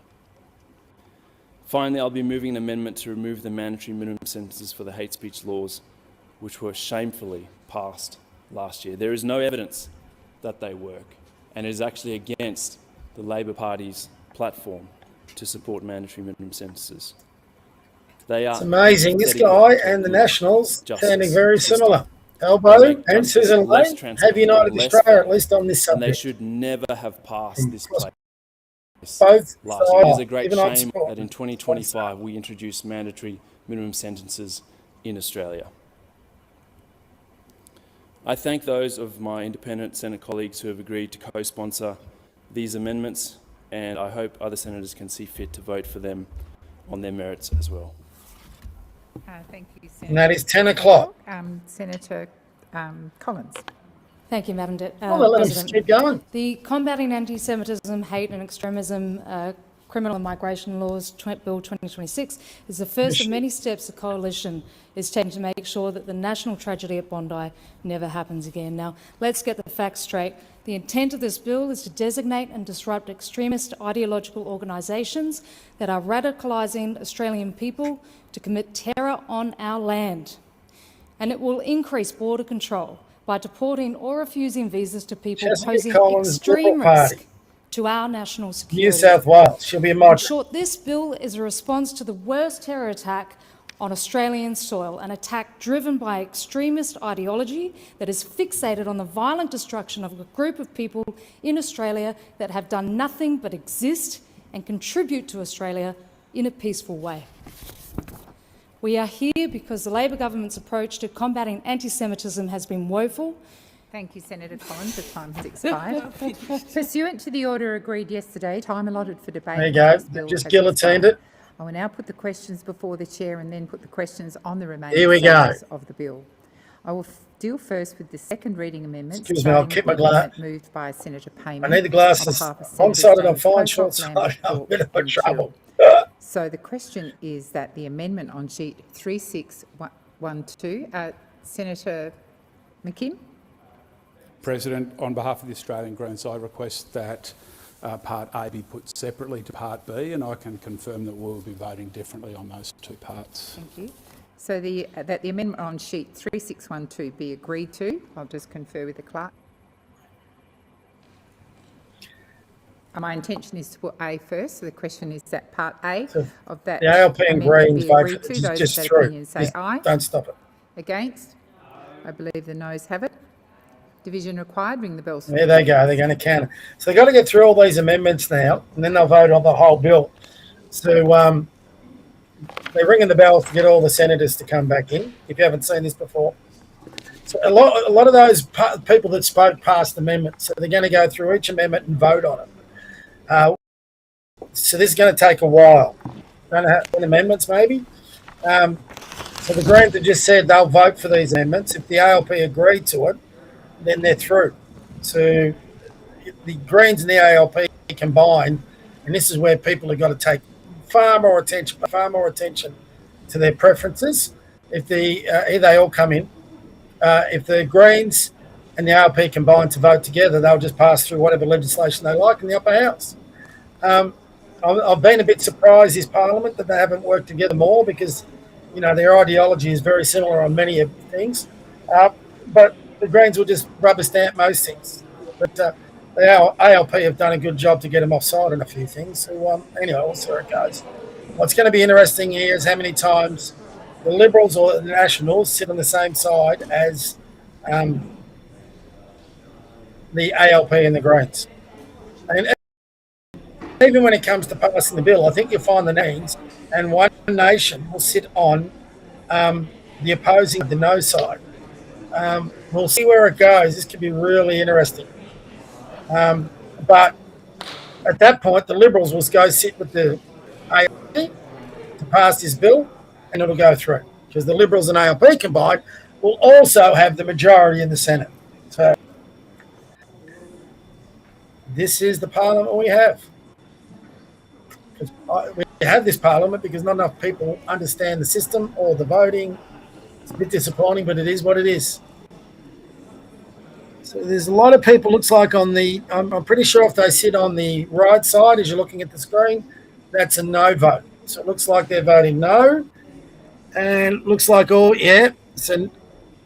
the ALP, there's a couple of ALP guys on the yes side. So they'll do a head count. They'll all sit and where they're going to vote. Glasses. Try to identify everyone. But it certainly looks. I'll go on the screen. This amendment doesn't look like it's going to get up.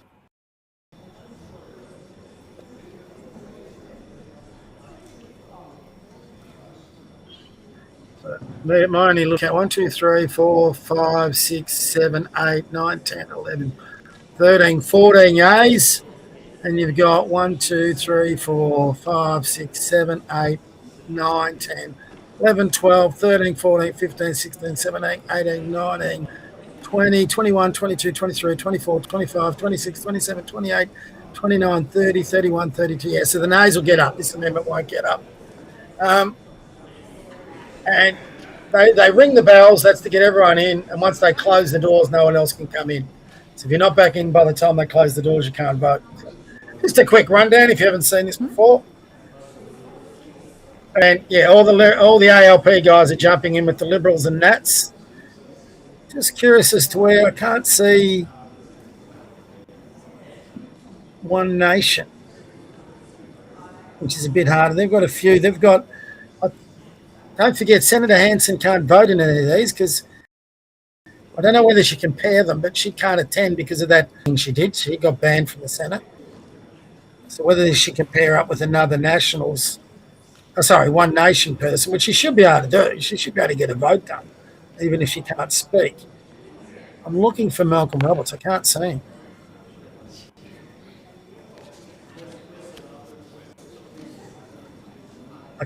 Certainly can't see him sitting with the Greens. So Pocot's over with the Greens. You can see that by his bald head.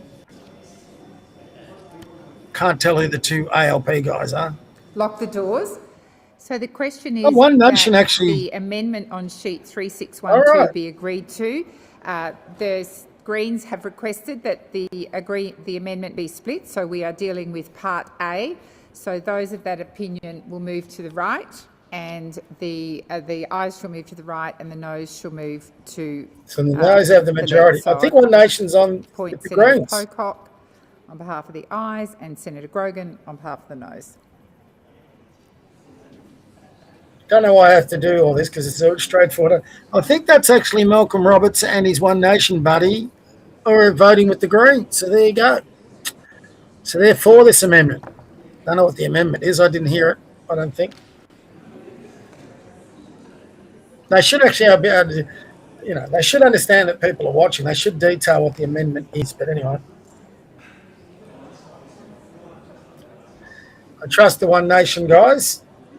So if they're voting no, I'd be with them. But this won't get up. So I'd be very, very surprised if any amendments get up. The ALP, the ALP and the Liberals will probably agree they're going to get this through. So there's no need for them to pass any amendment because it can go through as is if the Liberals and ALP vote together. So I doubt you'll see. I'll be very surprised if any of the amendments get up.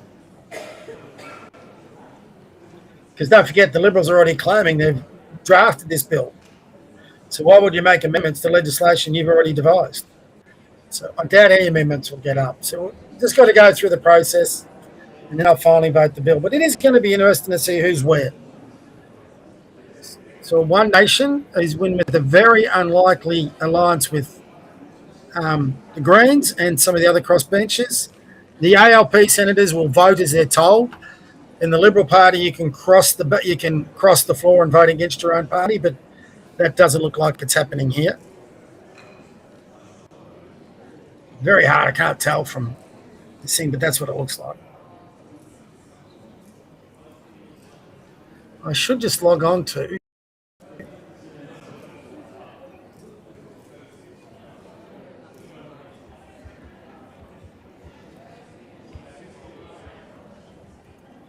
Onto the Australian Parliament House website because that might give us the vote. Order. There being 16 ayes and 43 noes, the matter is resolved in the negative. There you go. I now intend to put Part B of the amendment on sheet 3612, that be agreed to. Those of that opinion say aye. I believe the noes have it. Division required. I'm only ringing the bells for 1 minute for this amendment and any future divisions which may be required. Ring the bells for 1 minute. Good. They're all in there. I should move quicker now.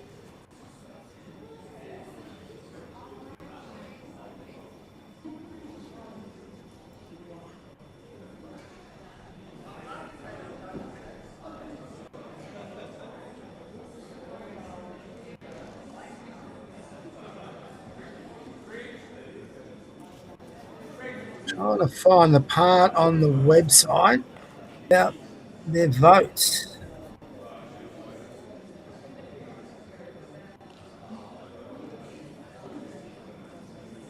Chamber documents, table documents.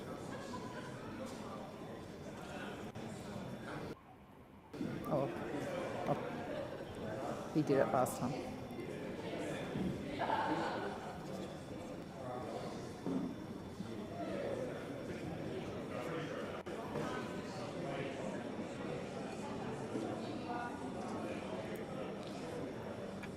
Lock the doors. So the question is that Part B of the amendment on sheet 3612 be agreed to. The ayes shall move, the noes to the left. Order. Appoint Senator Pocock as teller for the ayes and Senator Grogan as teller for the noes. So again, like I said, it's getting voted down. And the Greens, they gone across to the... That's interesting, the vote. They vote. Well, they are, because there's the guy that's in the wheelchair. There's the One Nation Senate, Fatima Payment and One Nation. Strange bedfellows. So you've got the Liberals, ALP and Greens voting this down. You've got One Nation and Senator Payment. Don't know who the other two are. Don't know all of them.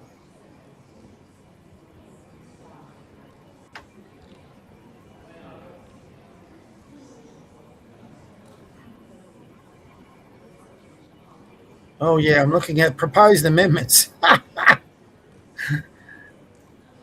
Oh, my God, there's a few. Oh, that was from in the Senate. So they're doing this now. I'm just having a quick look. Independence. Goodness.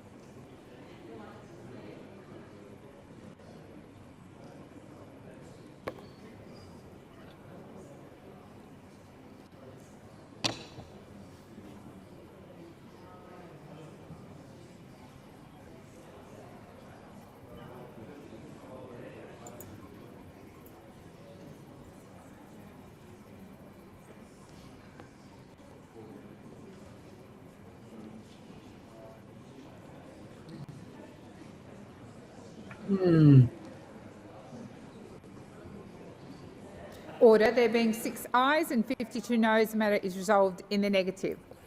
An identical second reading amendment has been circulated by the Nationals and by Pauline Hanson's One Nation. I will only put the question once in respect of that amendment.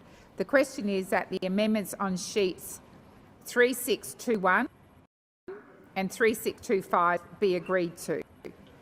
Those of that opinion say aye. Against? I believe the noes have it. Aye. Ring the bells for 1 minute. God, they're going to go through this for a little bit. I'm trying to find the part on the website. If someone wants to message me where you can, if there is a part where you can actually track these votes. Pretty sure they can't find it. What the hell's this?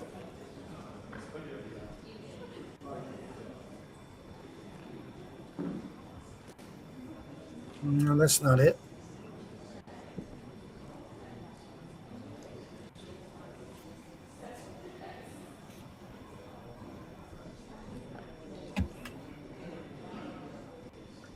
Bills and legislation, chamber documents, table documents, Senate estimates.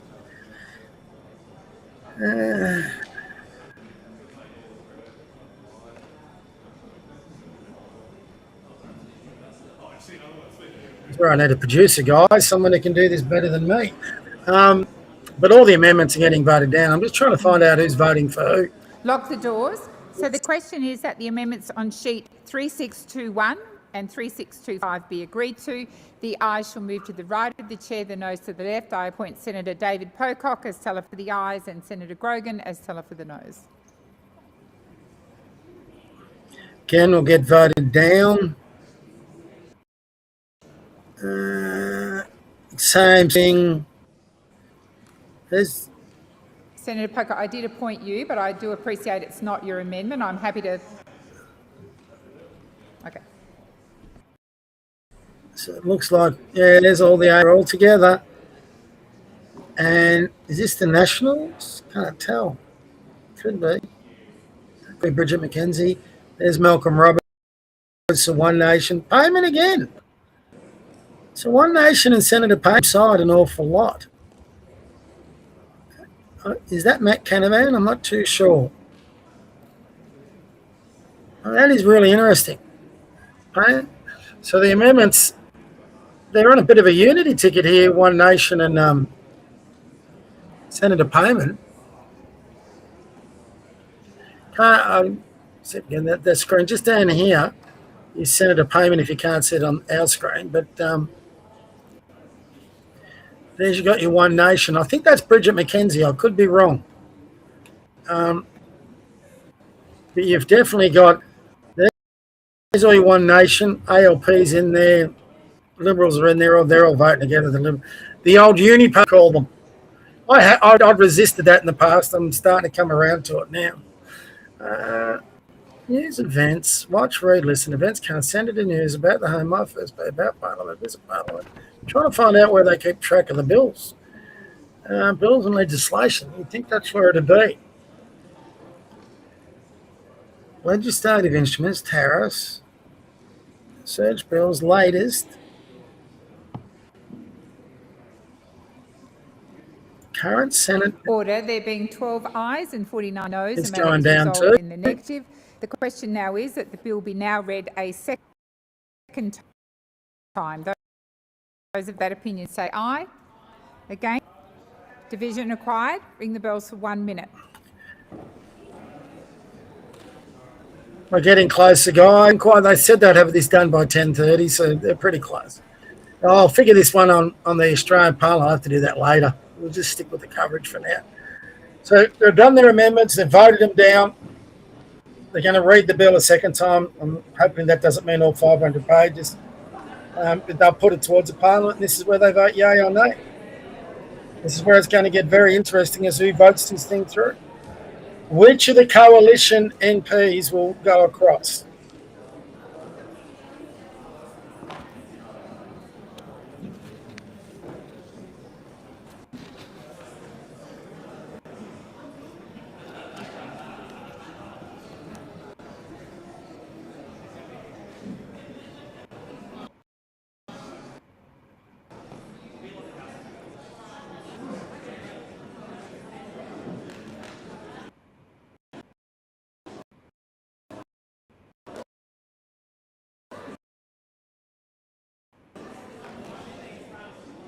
So the question is that the bill be now read a second time.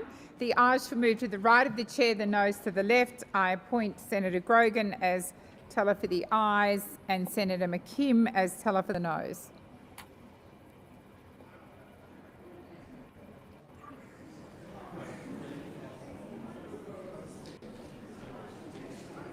Senator McKim, I have called you to be the teller.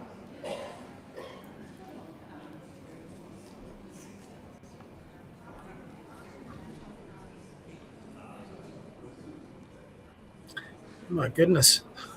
Sorry, I'm on the Parliament website trying to find out how to track this. And I just looked up the, what do they call it? The first reading. Oh, my God, the schedule. You need to be a lawyer to understand so much of this. One of the lawyers love it.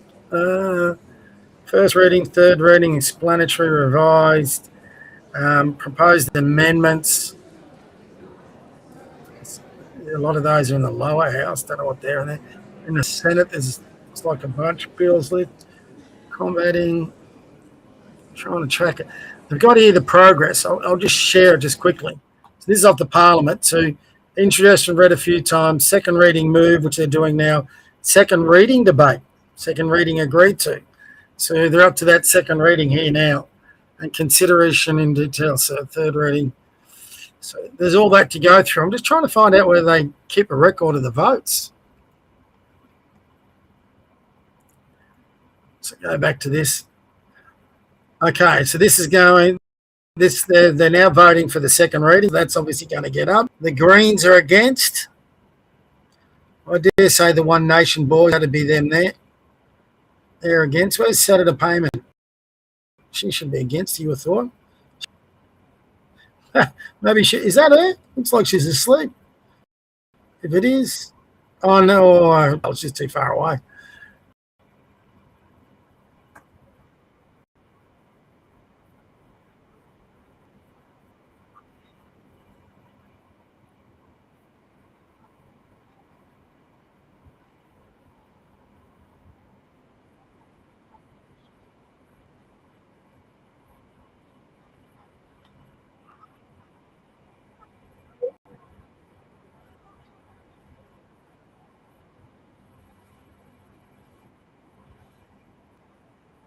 Here we go.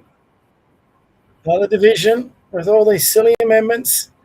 All the amendments are a bit pointless. I mean, and at the end of the day, you either believe in this bill or you don't. So, the LNP members were saying this was a show. Now they're saying the shit shows all of a sudden. You know, it's worth voting for. I mean, how can you be more two-faced, two double standard, duplicitous? I can't say that. Than what that is. Ridiculous. So they're going to an amendment for the bill, and it looks like, again, the noes have it, so this amendment's going to get shut down. The Liberals will obviously vote for it, which they're doing. as are the Nationals. Can see Bridget McKenzie in there. I'm looking for the One Nation. I think, yeah, the One Nations are voting for the amendment. So this is a bit more traditional, One Nation and the coalition. So the Liberals, National and One Nation are on one side. This will be a tighter vote, but it'll still go down because you've got the Greens and the ALP on the other side. So very interesting how it all is panning out. So this is the first time I think that the Greens and ALP have voted together.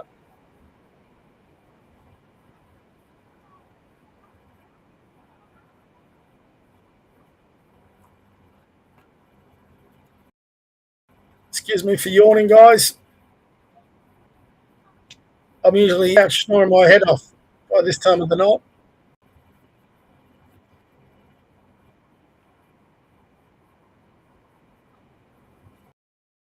Hope you're still with us. Well, we're up to 111 people. Is everyone following? I hope the first time I've done anything like this. Not too sure whether I'll keep doing it, but it's interesting. I mean, we're actually seeing.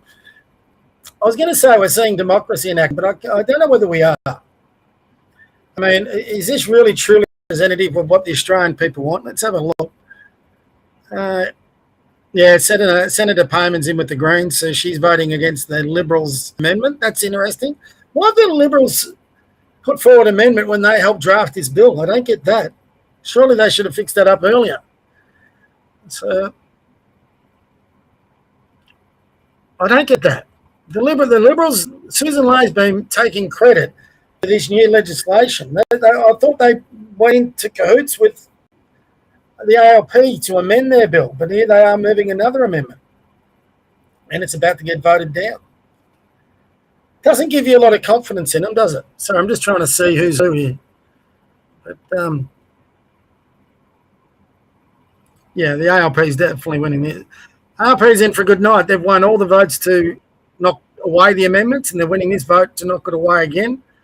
Previously, they had the LNP members with them. Now they've got the Greens with them for the first time, and Senator Payman. So, you know, this is representing political views, not not Australian views, not ordinary everyday Australians who probably don't even understand this, if I'm being brutally honest. But we're all getting a bit of a history lesson, or I should say a civics lesson, in how this parliament of ours works. And there you go.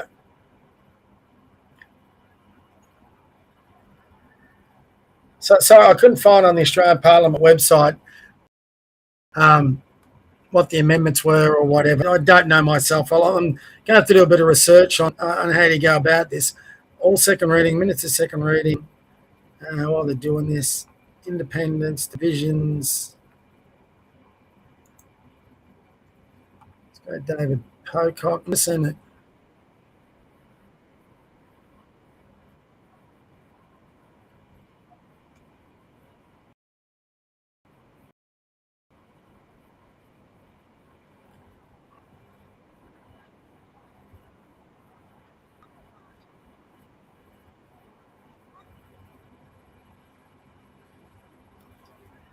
Here we go. This will be another division.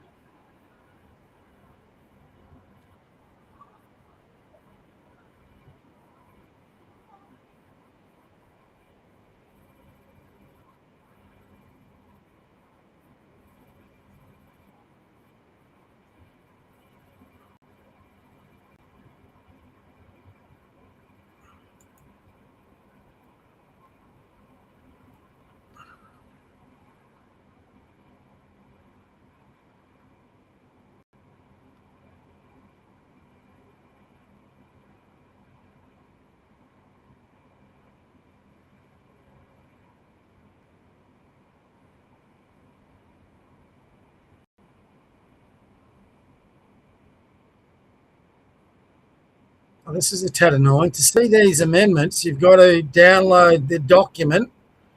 Ugh. So I'm looking at 3612. There's 3613. Okay.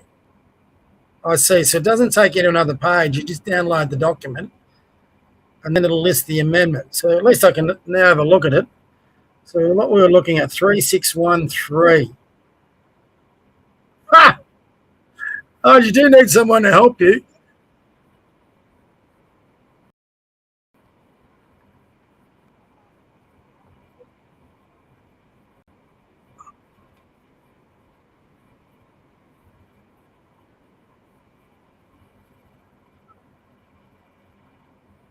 Come on.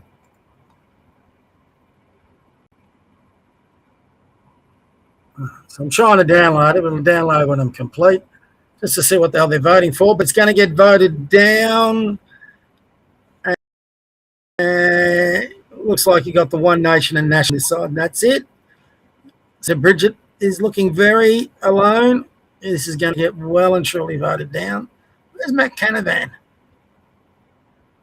Can't see Matt Canavan. Is that in the corner? What a farce.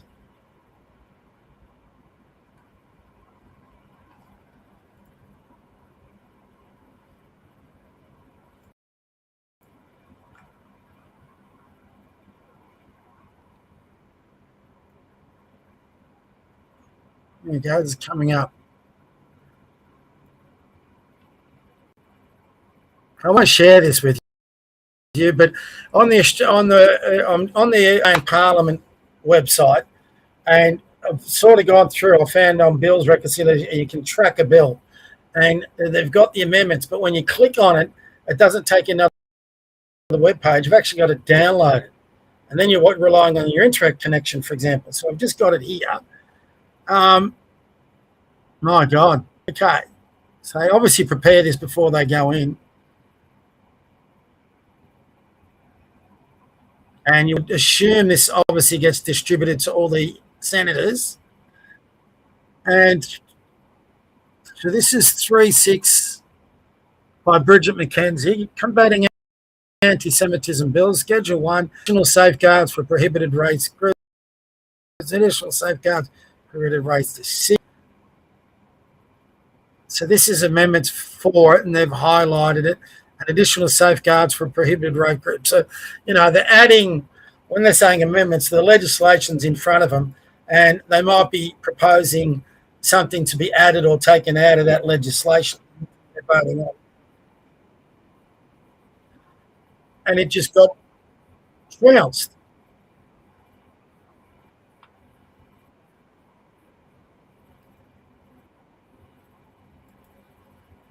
Division required.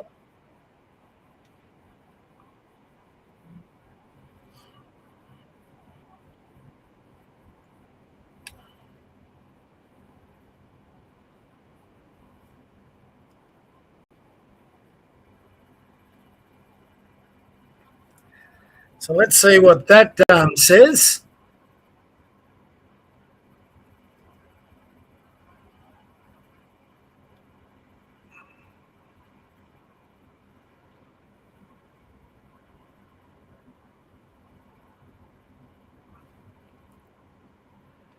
So on the first clause, just to give an answer, I won't share it because I'll just have to bounce back and forth. But on item 1, Schedule 1, this is what it sounds like. So, Schedule 1, item 13, page 9, lines 13 to 9, omit paragraph 114A, 1A, substitute, protect the Australian community or part of the Australian community from politically motivated serious violence or the promotion of communal serious violence by prohibiting organisations that engage in, prepare or plan to engage in, or assist the engagement in, or advocate engagement in conduct constituting a hate crime. And then they go where they want to put that in other parts of the schedule. Jeez.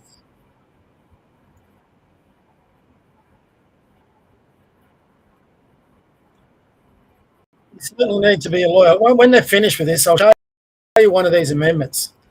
Got to be a lawyer. So they would have been, you know, this is where probably their staff do earn their income. It's going to go down again. So this is where their staff do own their money. You know, they would have had legal staff, all this sort of thing, that are employed by the different parties. And don't forget, they got this legislation at 7 o'clock this morning. So this is why the Nationals abstained during the day. They didn't want to vote on it because they just didn't have the time to go through it. So you've got to go through it And then you've got to decide, well, where do we want to put amendments? And then you've got to put those proposed amendments to the Senate so they can distribute them to all the members so they can decide whether they're going to vote on it or not. It's a really much more complex way. If any of you have worked with any well-run committee for a sports club or anything like that, you put forward a motion and then there's proposals and amendments and you can finally get to where you want to get to. But this is a similar, far more complex version of that. So they'll go through this for a little bit, and if they like the amendments, and what they'll probably do, each political party, not the independents, they would have a tougher time of it. And this is where you hear the independents and even One Nation, where Albo takes away their staff, and everyone goes, oh, yeah, they shouldn't have staff. But, it's very hard for the minor party and independent politicians to be able to cope with this raft of legislation. Don't forget this. We're only talking about one little legislation here. It's very important, but they get legislation go through the parliament all the time. So they do need the staff to be able to work through this for them so they can come to better decisions. There we go. So,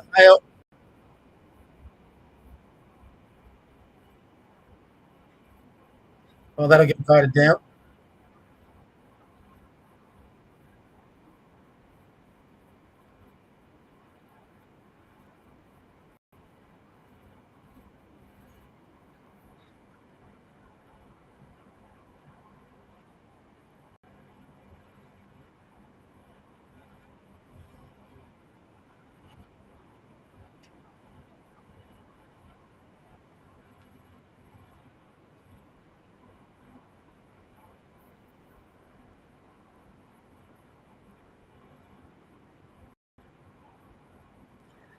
So this is what they call all procedure now.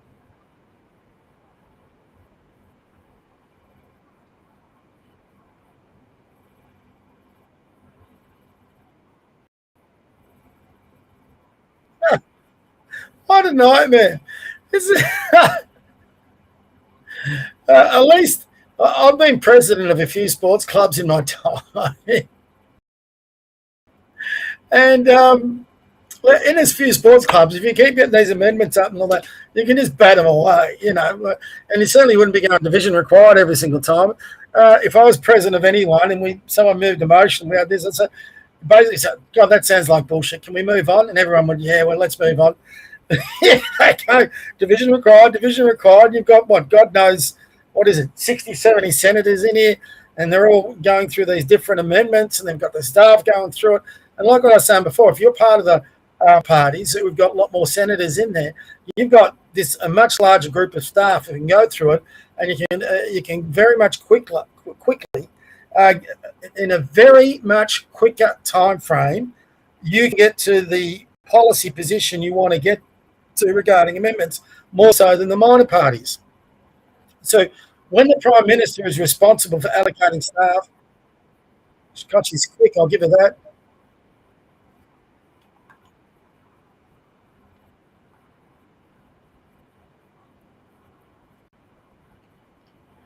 So the major parties have just got a much better chance of getting their positions right than what the minor parties do, which just showed out there, because the Greens didn't get theirs in by the time they had to seek permission or leave, as they call it, to get theirs amendment through. So anyway, they're counting, and waste of time because it's going to get voted down now anyway. So I'm a bit curious as to why sometimes they must know what their chances of getting these amendments up are pretty low. So why waste everyone's time? If you're not going to get it up, if you're not a chance, why put it forward? And don't forget, it's not just these people's times, it's their staff's time, all that. They're not being as productive and as efficient as they could be. Interesting who's back in the background watching. Oh, they're staff. Staff or reporters. I think it could be staff. The reporters would be upstairs.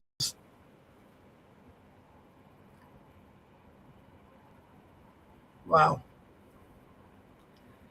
I did say by 10:30. I think they're going to go a bit longer than that, everybody. Got a good group following, everyone. Welcome aboard. 126 views. Should do this more often. We need a bit of comments, though, guys. Give me a comment or two. Relieve my boredom, please. Let's see. No comments, guys. Come on.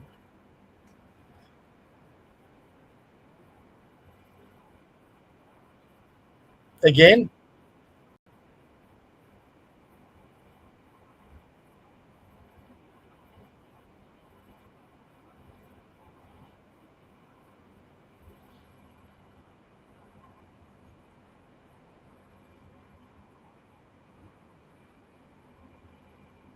Trying to see who put those up. 3626, she said.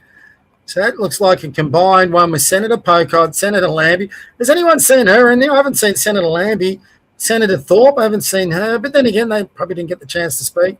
Senator Tyrrell. It'll be interesting when these votes come out as who's sitting and who's not.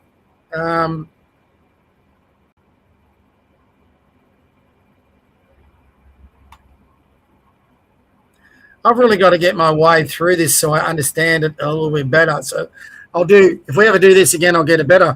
I might have to write off. I'll send a DM to the guy who runs Australia versus the Agenda, how they go about it. They're pretty efficient. We'll have a bit more fun, hopefully, with me chatting away. And, oh, my God, what are they doing that? Have a look at this. He's... just woke up. Come here, baby. Come on. He's back up on his couch. Enough. Can't blame.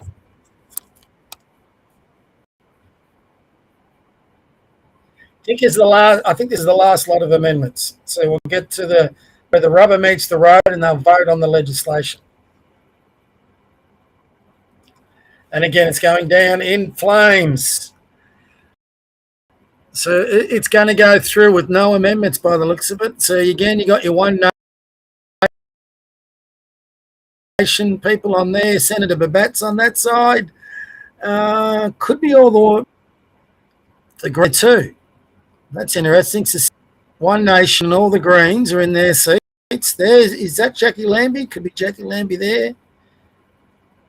Could be, or is that Senator? Can't tell. Too far away. I need a closer view. But you got all the Libs and Labor to get. The Uni Party's going to get this through. Be interesting if you had the Nationals on the other side, it wouldn't get up. But anyhow, would be interesting to understand the purpose behind the amendments a bit more. You'll see what I mean in a minute. You got to be a bit of a legal to understand it. And I'm assuming these people would read these amendments and legislation. It's like reading the newspaper. After a while, you get pretty proficient with doing it and understanding what it all means. Whereas for the normal Joe Blows like us, we find it difficult.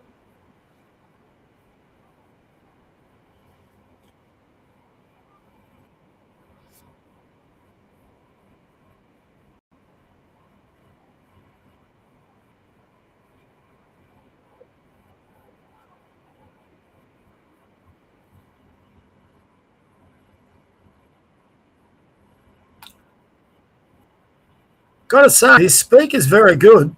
She's getting through it, and she's excellent. I don't know whether she's the ALP one or the LNP one. I think she'd be obviously the ALP one. I watched her a bit this afternoon, and I got to say, I like the way she goes about it. I'm pretty sure she's the ALP member, but no nonsense, and very, very efficient. She's getting through this, considering the amount of amendments they had. She's doing a decent job. I'm not too sure, forgive my French here, it's not intentional, it's actually his name, but Speaker Dick, who is a dick, in the lower house is not like this. She's very good. So I appreciate that this time of night. So again, this is going down, only one's in it, and Pocock adds it. And Pocock's getting ready to be a counter, I think. This will get shot down. So they've done all these amendment votes and not one amendment is getting up. Wow.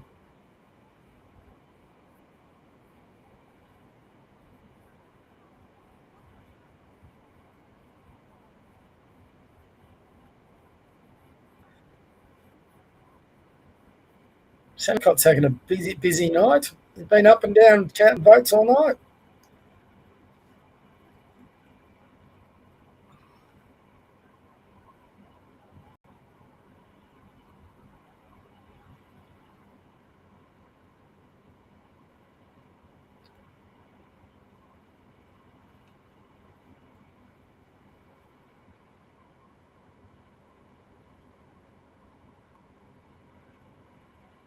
Yeah, you got to be logged in.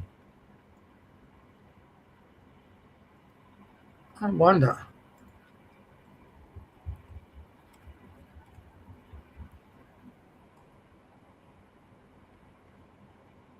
Okay, so I've got to register.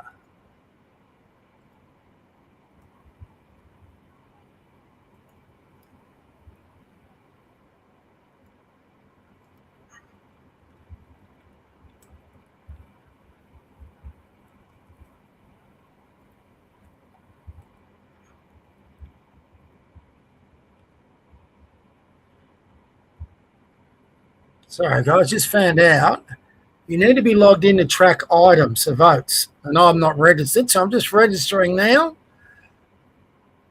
What happens next? You receive an email to authenticate your registration. To ensure that your email, okay, after your email is verified, you can log in and track items. Okay, I'll have a quick look. If it's like a lot of these things, it takes time to hit your inbox, but you never know. They might be a bit more efficient. Sorry, I won't share you my inbox.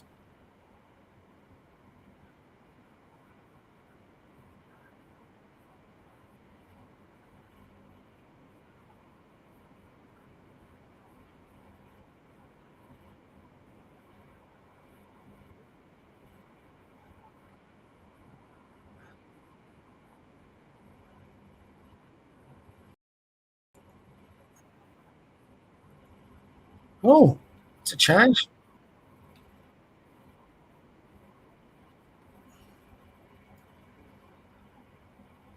Another division.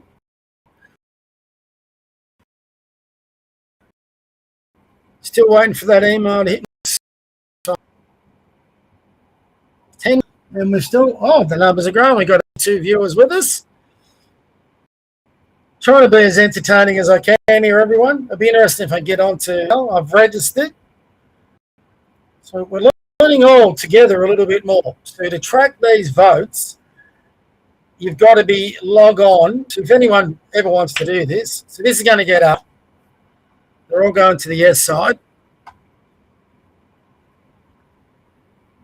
I don't think this is the bill. I think this is another amendment, but I hope so. I could have been too busy trying to log on. And it still hasn't come through. So they send me a confirmation email from the Australian Parliament, and then I can verify it like you do with a lot of things. You've done this before, and you're away, but haven't received anything yet.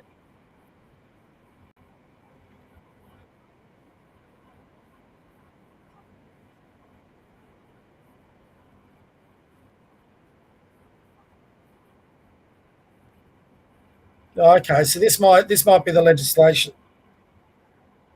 because they didn't say amendments there. Division in progress, and you've got the Greens against, or maybe not. Can't be. I'll be very disappointed. Well, One Nation.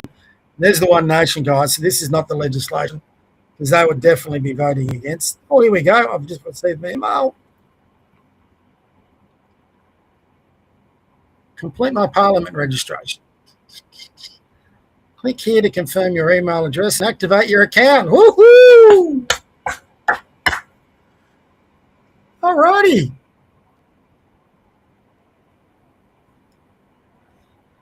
Exciting. Registration. Complete your registration on this page. You can now log in using the address and password. Click here to go to the login screen. So, don't know whether this is going to make any difference, but anyway, there you go. Log in and see what it comes up with.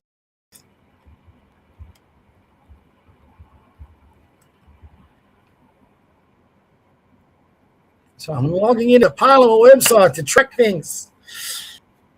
You learn a little bit more every day. Profile, track bills, track senators. I'll give you a bit of a look what this looks like. So I'm on the parliamentary website. I'll try and get that into a more of a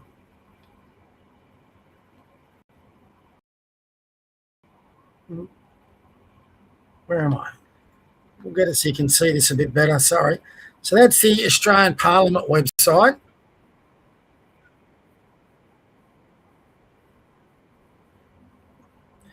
Let's go check bills.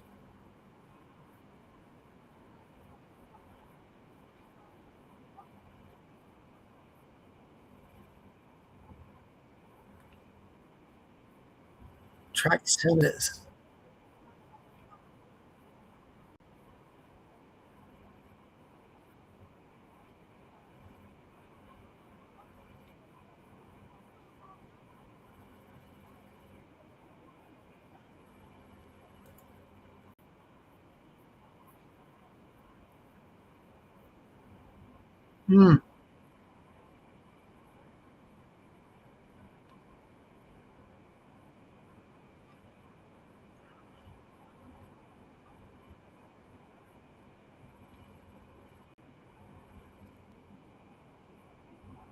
Get back to this. They're still dividing. They're still going to try that track thing. It doesn't make a lot of sense, actually. I think it just gives you an email by bills passed. It doesn't help much with following the bills. So tracked inquiries, tracked electorates, news subscription events. Don't know whether there's that much to get excited about being able to log in, but there you go. From here on in, I can log in. Bad ratings. So at least I'm tracking. It's before the Senate, parliamentary inquiries, bills, legislations, bills, search results, combating anti-Semitism. So I'm pretty sure I'm in the right spot. I just can't figure out how to follow the votes. Anyone who knows, send me a message. But here we go again. This is going down.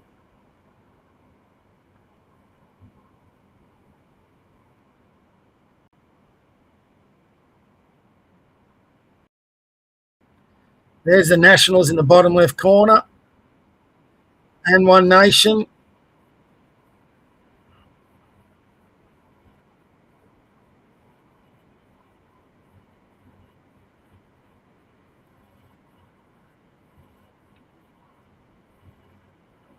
This is a long drawn-out process, isn't it? I suppose you would expect that with a bill like this, but look at all the Liberals and the ALP together.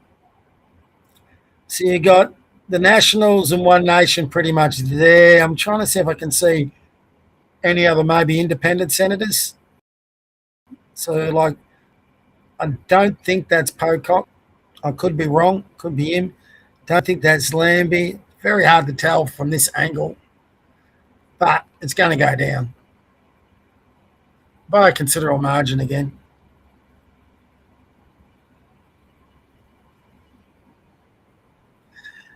You would think they'd have an easier way with technology today where there's a buzzer on your desk or whatever, and you can just hit it, and they can calculate the vote straight away.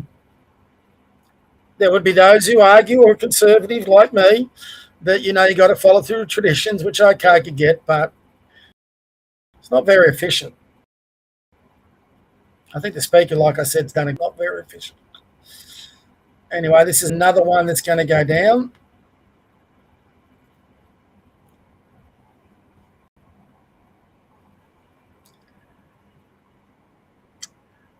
I'll tell you what you are looking at, though, once this goes through, which obviously it's going to go through. You're looking at the final days of the Liberal Party being a party of government. That's the thing that we're looking at tonight. A party.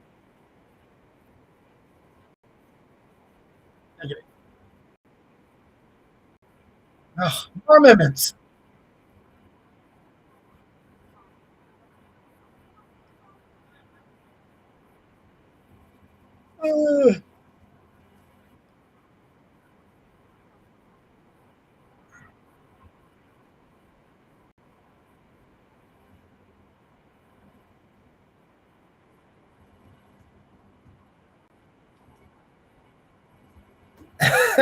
So I've got my phone over here. So I'm just trying to keep track of how many people we've got on it. And I'm looking at my own. Oh, you've got to apologise for this. I'm looking at my own live stream podcast, whatever you want to call it. And when I'm logging into the Parliament website, you've got, because I need the glasses and I need to get up a bit closer, you've got my big ugly mug nearly pressed up by the looks of it against it. What an ugly sight. So sorry. But I'm trying to keep up with the track on the votes. Here it is, going down again. This is when here I go. I'm just trying to pick out who's, when I'm doing this up close, I'm trying to get a good look to see that. And you've got the Greens, One Nation, Together. Could be a few national guys. There's a few extras there. So you got the Libs and Labor. Geez, they've been unified.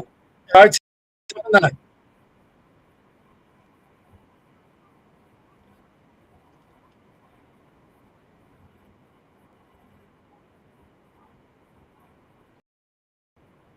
Oh, excuse me, yours to 11 o'clock, and they said they'd have this done by. Oh, the number of the viewers is still going up, guys. 139. Good job. We've got a bit of interest in what we're doing. That's great. I can only imagine what the Australia versus agenda. They'd be up in their thousands, I'd reckon. I'll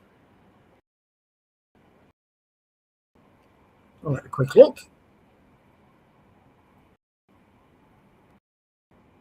If we've got time at the end of the time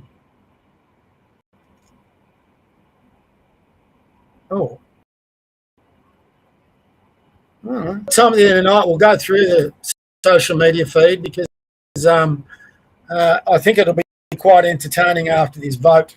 So there we go again. Another thumping for the amendment. Who we got here? With glass times again. I should be on the other page. It's easier. Greens, One Nation. The hard part with these long things, it looks like the Nationals too. Yep. Senator Babette's there. All catching up for a good chat. Whoops. I paused it. And you got all the Liberal and Labor. So that's the Greens, Nationals, Senator Babette.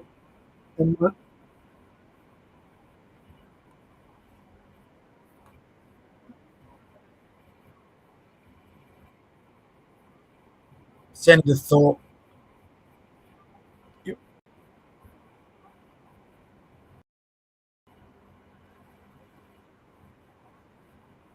So Senator Thorpe misses out.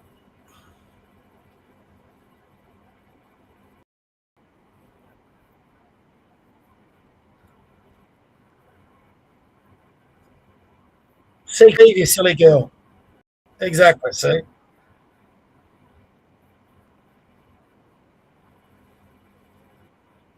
Oh, I would have said leave. He's not grand enough for that silly bitch.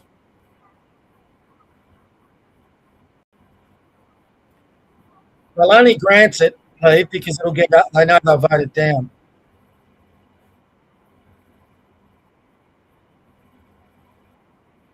This is ridiculous. I mean, the nose is so overwhelmingly going to win. Here would be my idea. So when you listen to their speeches before, they're putting up their amendments, right? So obviously what I'm getting out of this, whoever wants to put up an amendment can get up and speak to it. And they've guillotined it. So everyone who was going to put an amendment forward got to speak. That's what it seems like to me. I don't know their procedures, but that would just make sense. But surely when those speakers got up and said they're moving, they do the votes then. Remember what I was saying about if you had electronically? So you should be able to, they should be given a device or on their phone, whatever. We're in that sort of technology that when that amendment, they all would know before they're doing these votes which way they're going to vote. So just do it while they're voting. They can avoid all this. But they want to stick to their traditions, I'm supposing. I could be wrong, but again, here we go. It's overwhelmingly going to get smashed. There's only been one yay vote that's got up tonight. Again, we've got the Greens. Looks like the Greens.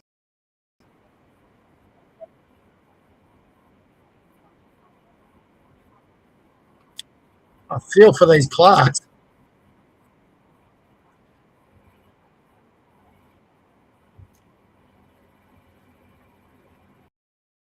They'll be bored out of their brain sitting in there. You have the next beer or wine or whatever they drink or getting home. See what we got. Yeah, it looks like the Greens +1. I don't know who that guy is there. Everyone else is on the other side. So the Nationals, looking for Senator Babette.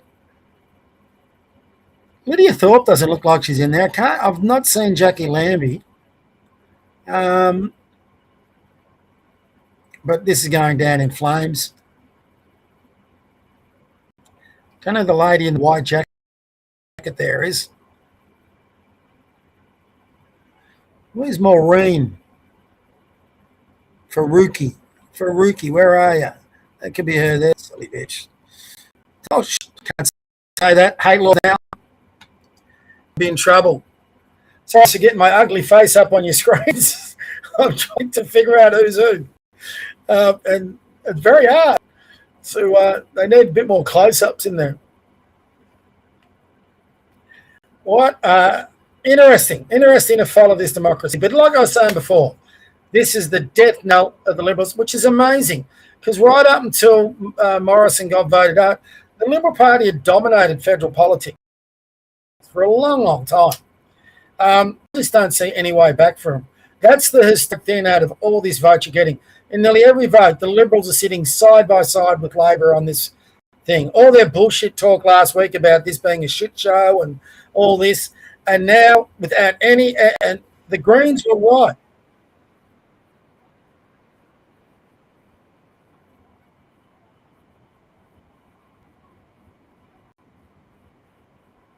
Oh, here we go.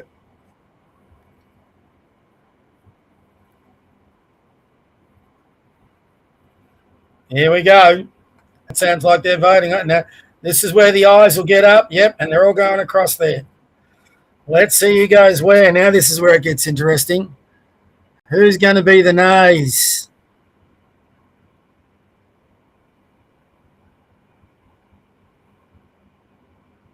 So the Greens are opposed. One Nation are opposed.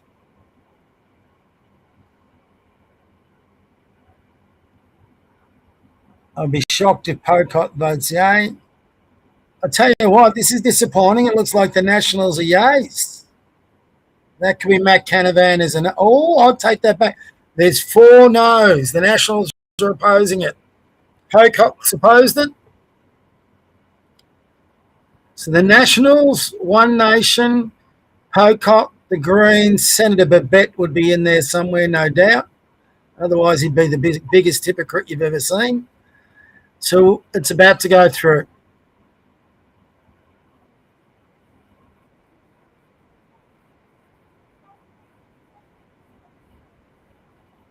Here we go. This is the death knell of the Liberal Party.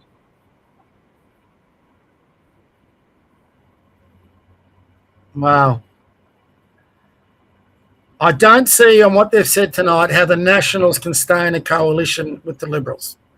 Just don't see how they can do it. The Liberals wrote this legislation. They boasted this was their legislation. They said you cannot vote against it, and they've got members in their coalition party now voting against it. I wonder if any of the Nationals are voting for it. But you've got, I'm not too sure how many Nationals you've got in the Senate. I want to watch this vote, so I'm not going to go to the website and figure it out. But that's still significant. 4 national MPs are voting against the Liberal Party in the upper house after abstaining in the lower house. So the coalition split. The Liberals are gone. You 4, those 4 right there in this area here, those 4 come across and form an alliance with these guys. One Nation and the Nationals. I just don't understand the strategy of the Liberals. I just don't get it. It's mind-boggling. Why would you go into bed with your ALP 48 hours after your leader saying that this whole legislation was a shit show? You know, if it was such a shit show, you bin the thing. Yeah.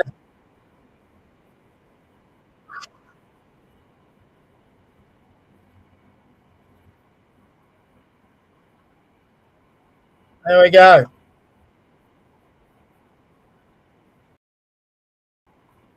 There we go. Done.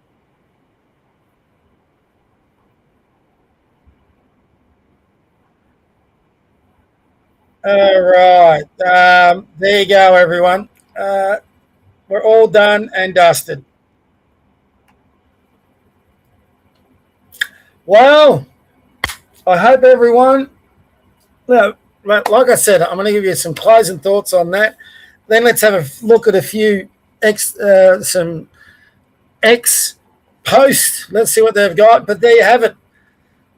The hate laws have gone and passed. Sorry, that music in the background is the YouTube channel for the Australian Parliament.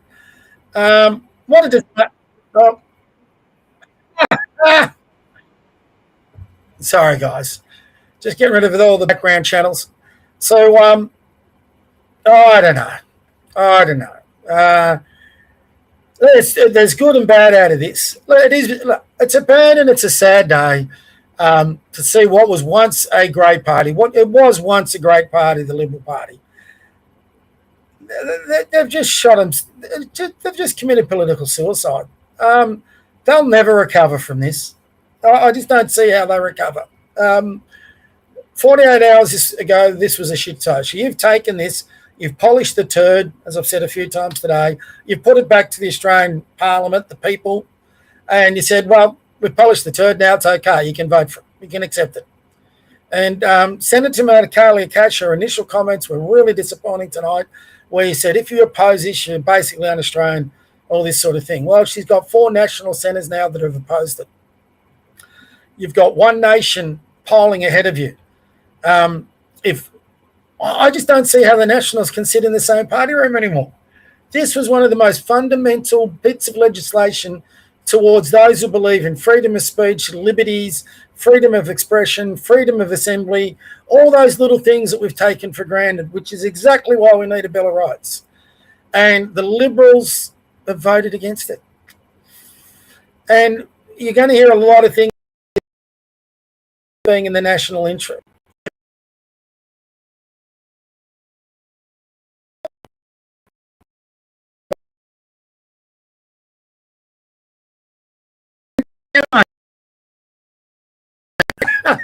Oh, well, we could have a...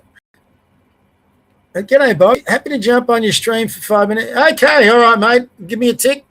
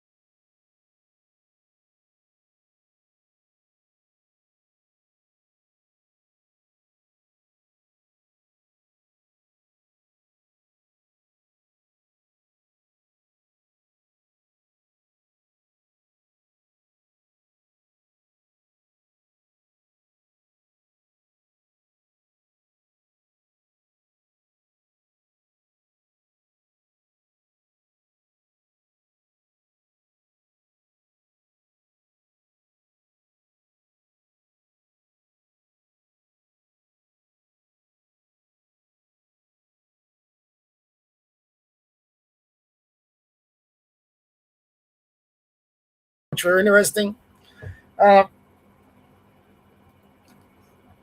So I've just sent it, Ben. Hopefully you've got it. If you're watching this, I've sent you the DM. Give me a thumbs up or a yes on the comments, or just join in the conversation. So there'll be 2 of us having a conversation. There you go, guys. Hang around. This could get fun. I like that. And there's my connection. So my connection went off there for a little bit. So, Ben, hopefully you've got that. I just sent you the DM through to get you on, mate. No worries, I'll touch base then. So I'll just keep you up until I get Ben coming on. His X handles Australian Talk. He's hosted a few spaces. Got to say, they've been interesting spaces I've been on, but they're a bit of fun. So, like I was saying, until Ben does jump on, you're witnessing the end of a great political party. It's now no longer anything like it resembled when I was growing up, which is a while ago now. And its decline did start, obviously, with Turnbull backstabbing Abbott, but they still had 7 years to be a viable government, and then a viable opposition to bounce back and just realise that we did the wrong thing with what we did with Abbott and go back to conservative roots and values. They've just chosen not to do it, and here they are again making the same freaking making mistakes. It's quite shocking to watch. It's and to see it now go through. So it's interesting. It's I'm a bit lost for words, which is, and if you've followed me for a while, that's a bit unusual. So I'm hoping I've got Ben. Ben, I did send you through. If you're looking at me now, mate, I did send you through the DM with that to join in the conversation. So jump on whenever you're ready. My connection did drop out there for a little bit. Maybe they're coming for me already for the gun with all the hate speech laws. Get me off. But look, the libs are no more. We've kept everyone on board. Tell you what, while we're waiting for Ben, let's go through some Twitter things. That is a bit of history. I think you're going to see that evolve. So you watch. As soon as I get the X feed up, Ben will jump on. Just to annoy me. We'll see how we go. Let's see what people are saying on X.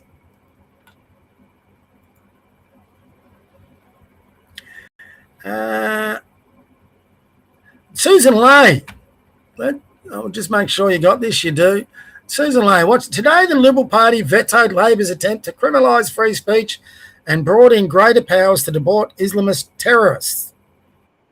Here we go. He's coming on. Told ya. As soon as I get on there. Oh. I knew that'd happen. All right. Hold on, mate. Ben, you there, mate? G'day, Bob. What an interesting slow news day it's been, indeed, sir. How are you, mate? Good to see you in face-to-face instead of over those bloody spaces you conduct. Yeah, I didn't realise we would do the first one in an impromptu fashion like this, but I returned home after a nice holiday. I feel very refreshed, but I think this has put a bit of wind in our sails and given us something to fight for and really sink our teeth into in the coming days, weeks and months. I did a live stream as I do this afternoon, and I've got to say, if anyone watched it, I just was left gobsmacked. And I'm, as you know, I'm not one to struggle with some words. And forget about the ideology of it all. I'm still trying to come to terms with what the strategy is. I mean, it's not like we're talking the Liberal Party here. So in that vote, the Nationals voted against it. Kudos to them. So that was obvious, though, that if you listen to all the talk going into it, it was obvious the Nationals were going to vote against it. So what is the strategy of the Liberal Party to say we're going to cause a split within the coalition that could potentially force more? You were looking at a position where the Nationals could split from the coalition entirely. I don't see how they can stay in the coalition and potentially go across with One Nation. You basically voted for your own demise as a political force. What's the strategy behind it? If you had to oppose this thing, everybody in Australia would have applauded you. Mm-hmm. So if you take away the ideology, what are you trying to achieve? I don't get it. I'm just lost for words at the stupidity of it. Okay, so there's so many things, so we'll just take it in a couple of steps as well. Sure. How's my audio? Is it okay for you, mate? Yeah, no, mate, I got you. Yeah, no, you're good. Okay, beautiful. So how did we even get here in the first place? Because after this was announced a week or so ago, they had to come back because it had to be rushed through, but there was a fair amount of public resistance, and I guess that culminated in well and truly over 1 million signatures that said, listen, we don't like this thing. Joel Jamal and others utilised social media platforms to galvanise the Australian people to get on there, to demonstrate to the government their refusal to comply with such moves by government in the best interest of the Australian people. So all of that had transpired, and then seemingly on Friday, Bob, I think people were running victory laps. They were running victory laps because they thought, hang on a second, we've been able to do something here. No, we've severed this. This is going to transform. And over the weekend, there was a lot of murmurings about what was going to take place. We saw Katie Gallagher come on out and she made some bold statements. We saw Albo do the Rush Saturday morning press conference with the wind blowing his hair all over the place. And all of a sudden, it appeared that they were willing to compromise and they were willing to take a backward step, or at least that was what they conveyed. And Albo used the specific words of unity. This was all about unity and nothing extreme. And so come yesterday, wait, hang on a second. Are things playing out the way we hope they will transpire the following day, which was today? And then last night, what do you know? The news came across. Susan Lee, backroom deal, Albo. It's going to be announced tomorrow, which is today. And we've seen what's taken place. Now, I think, it's a form of harikari, seppuku. Is that what they call it when the Japanese... Kamikaze, what do they call it? Harikari, I think it was. Yeah. So if you had shame, you just committed the old suicide with the bonsai sword. Well, that's what the LNP have just done to themselves, and I recognise that in a sense. I differentiate the LNP from. Oh, sorry, the Liberal Party. The Liberal Party. Yes, I'm sorry. Yeah, we have to make that distinction now because we do now, don't we? Separated, damn straight. Remember, they're moving closer towards the middle as far as they're concerned, but they don't understand the middle they're moving towards is actually the far left from a decade ago. But that goes back to strategy. How can they think they're moving anywhere near the middle? Sorry, I mean, what bubble do these people live in? I mean, they've had, ever since they knifed Abbott, they've been moving left, and all of us, I think. So, talking of unity, mate, what are you, a Zoomer? I'm trying, mate. I'm trying. Okay, no, that's good. So they've unified right now tonight, a Boomer and a Zoomer. That's pretty good. You know, as you know, when we get onto these talks and spaces and all that, the old Boomer-Zoomer conflict is pretty raw sometimes. Well, they've probably got us screaming in unison right now at the moment because they don't understand a couple of things. There's something fundamental to any democracy, right or left, and that is the right to speech. That is the right to opinion. That is the right to freely assemble. That is the right to your faith. And they've come out and they've voted against that tonight. They've voted against Australians. I mean, we're all looking on social media, watching the people in Iran fight for their freedoms, and the Iranian government has slaughtered 20,000 unarmed civilians. And as we're watching that, they're passing gun laws to disarm Australian civilians even further. I mean, at what point do they think they're coming to the centre? They're sharing oppressive laws that the Iranian regime are having. And this is 48 hours later, and sorry if I'm just staggered by this. It's 48 hours later after Susan Ley and Andrew Hastie both proclaimed, and Andrew Hastie, what a disappointment, both proclaimed this is a shit show. Now they've polished the turd and they're saying, oh, look at what wonderful job we've done. It's still a freaking turd. Now, I don't know what strategies they are. That's just a common sense viewpoint.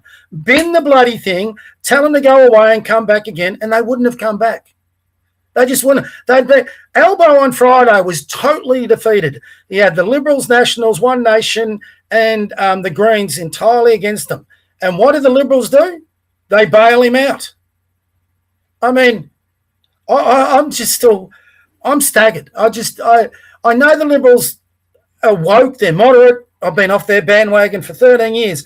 But the gobsmacking stupidity of all this politically blows my mind. Blows my mind. I don't even know have you have a strategy saying, we'll bring it back to the centre. I don't even know whether they understand what the left, the centre and the right is anymore. It's just that bad. It's just that dumb. And don't forget, this is a party that would have strategists getting paid an awful lot of money to come up with this strategy. And I'm not much into conspiracy theories, mate, but I've got the only explanation I can think of it in my head. I'm going to sound like Candace Owens in a minute.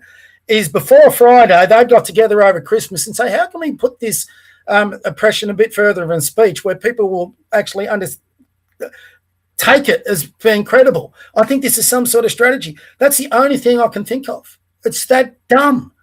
Anyway, sorry, mate. Keep going.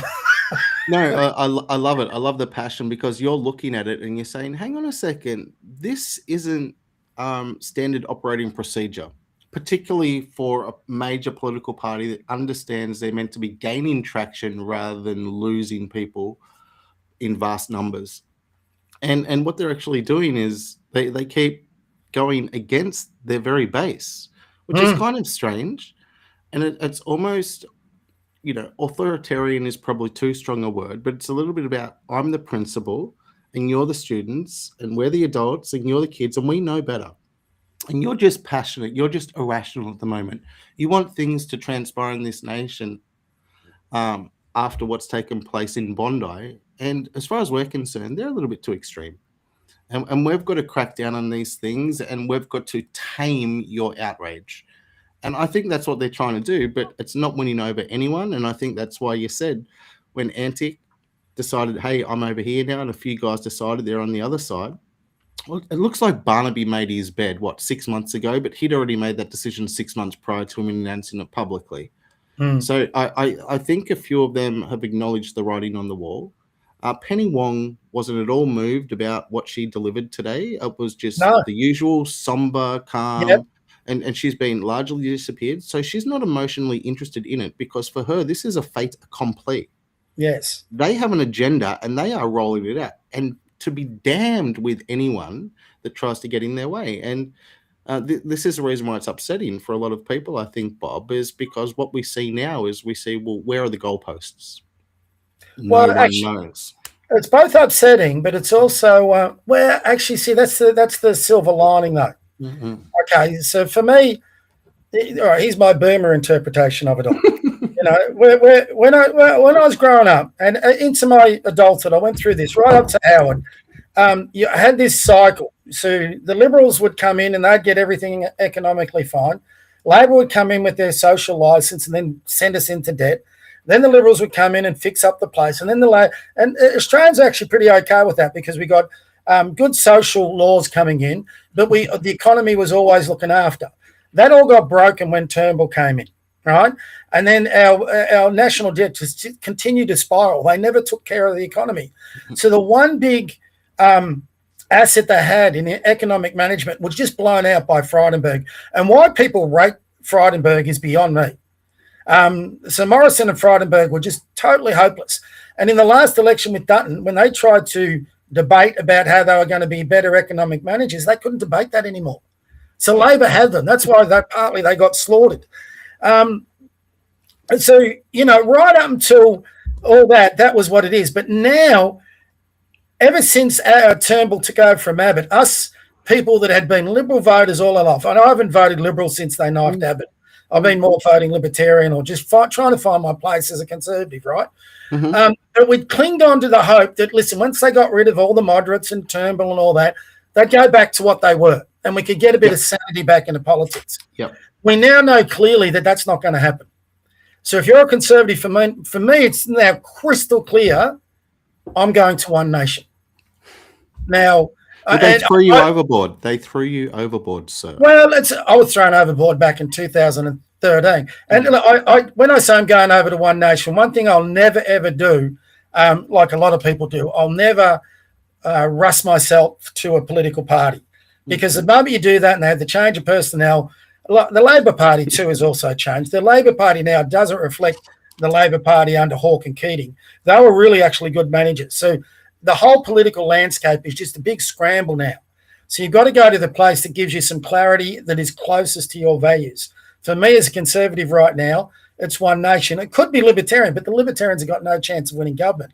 Right now, what we're looking at, and the reason I did tonight, I wanted to see where people landed. I was especially interested in the Nationals, because the way I thought, if the Nationals oppose this, I can't see there being any way that coalition stays together. I can see with Barnaby being the leader of the party, One Nation in the lower house, how the Nationals could really form and build a partnership with One Nation. For the first time in my life, I see a path for One Nation to become a government. And I never thought I'd ever say that. I actually think if you watch the next poll, I will nearly guarantee that Libs are going to get decimated. The next major party, and this is changing the whole political landscape. So now Pauline Hanson has to go into the leaders' debates. How can you keep Pauline Hanson out of a leaders' debate? Now she's going to get corporate dollars coming behind her. Now if Clive Palmer ever gets behind One Nation and Pauline Hanson, she'll have Gina Reinhardt, Clive Palmer. Votes will start, they'll be able to advertise everywhere. If you could put Clive Palmer's advertising budget behind One Nation, who's up at about 40% in the polls, you watch the Australian landscape change. So while you're saying it is a sad day to see the Liberals go, but at the end of the day, I couldn't give a shit, because the best thing for the country is to have an alternative government that reflects our views about to take power. We could have that in the next 3 months. Well, bloodless wars are still sad because there's still a conflict taking place there. I think there's a few sensibilities and a few stern conversations that are taking place between former colleagues, as they want to refer to each other as, and all of that. But that's neither here nor there. No, this is principle, and this is fundamental about what this country is meant to stand for, and continuing on a legacy and reminding those that would dare try to infringe upon those God-given rights that we entrust and enshrine those people to protect for us, and to reject bills like this when they're proposed, which should just be a dragnet for everyone. Damn right. They have to be reminded. And so on, if they're reminded about this today, who cares, Bob? You're already done and dusted with them. That's the thing. You were hoping that maybe someone would try to impress you out of a few of them. Maybe a couple of them did because they took a stand. But your expectations were never high going into this anyway, correct?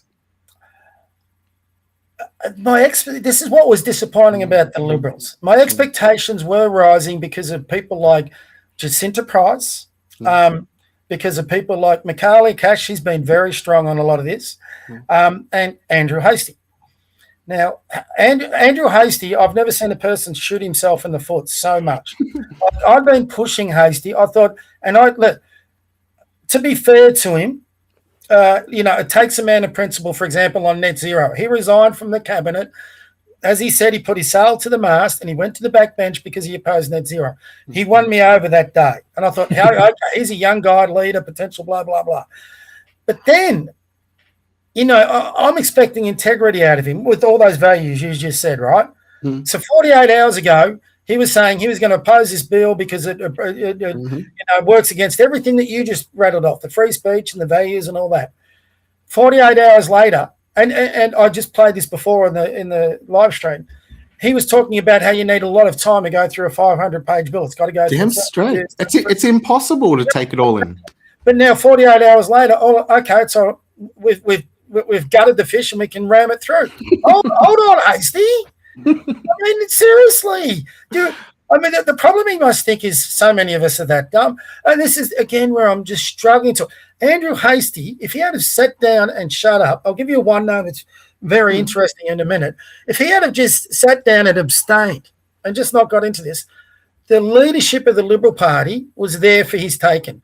Susan Ley has just shot her career to pieces, and she's taken the Liberal Party down with it.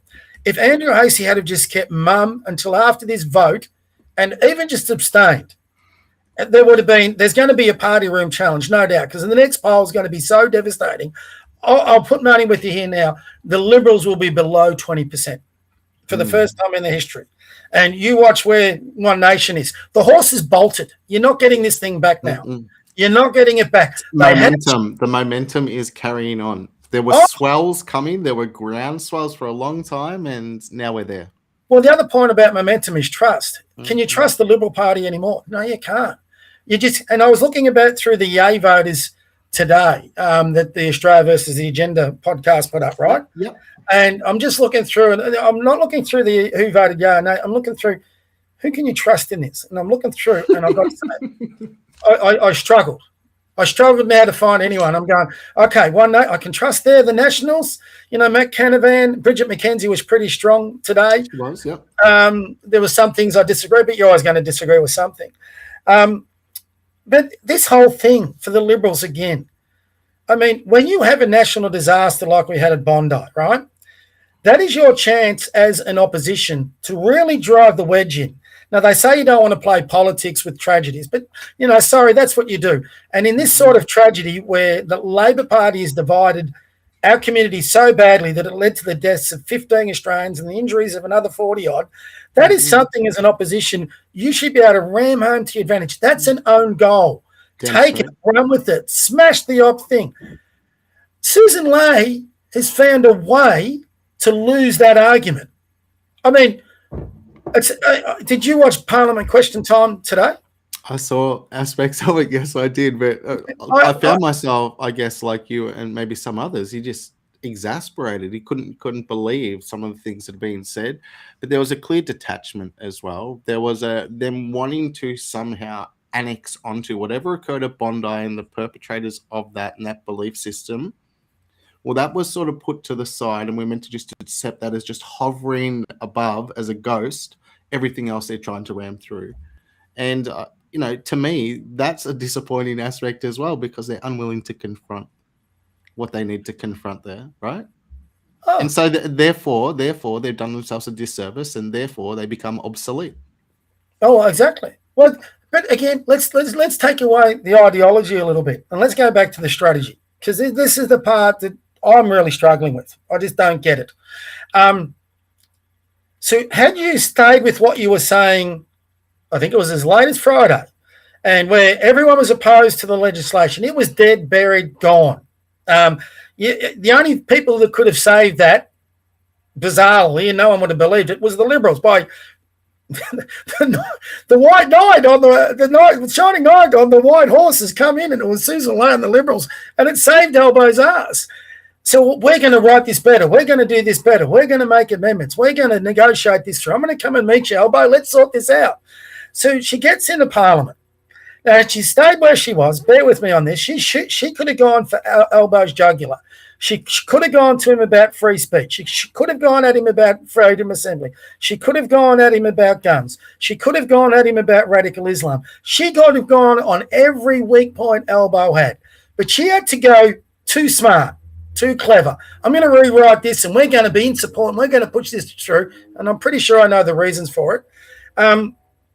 And she thought she'd done a good thing. So what's her strategist decided to do? So I don't think Susan Lay's too smart enough to come up with a strategy. So she would have had her staff in the background devising this strategy. How are we going to get Elbo? Let's get an apology out of him. All they wanted him was to say sorry. I thought we're back in the Indigenous apology thing again. We were sorry. What did Elbo, and this is where you had the professional politicians against the amateurs. Elbo was ready. His things were ready. They came through with the bullet point list of all the things they've done and all the things the Liberals didn't do when they're in power. She looked like a total idiot. I've never seen anything like it. I've never seen a politician take an absolute certain win. The last thing coming close to this was John Hewson losing the unlosable election, but at least he had half-decent policy. I mean, Susan Ley is just taking something that should have been an absolute win and turned it into a massacre. She's lost it so badly, she's destroyed her own party. And I'm going, who even came, whatever strategist in the background that came up with this, no other politician should ever work with them ever again. Ever again. It's just, I'm still stunned. I'm stunned. I think we should both say for the public record that no, ladies and gentlemen, it was not Kos Samaras that was behind this, that infiltrated and gave them the plan to cripple themselves, but he might as well have. No, well, I think that's sort of a point that you're making. Like, how did they formulate this in their mind? And I think where that comes from is because nothing in politics happens unless it was planned to happen that way. especially when it's stage managed politics like this and they're trying to roll out things and they've got their PR and everything in alignment.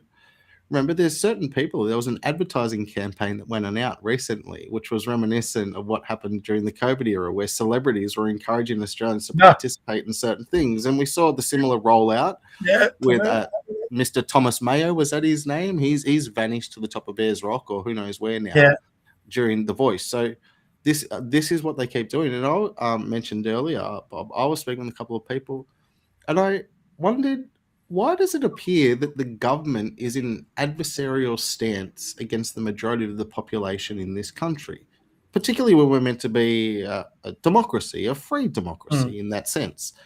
And some people might say, oh, well, they're not. They're just going after extremists. But by extension, with these blanket approaches and by them just mislabeling anything that they dislike as potentially offensive and there being no clarity there from them, which they should be bringing forth so we can rest assured and trust them, they've made this drama for themselves, I think.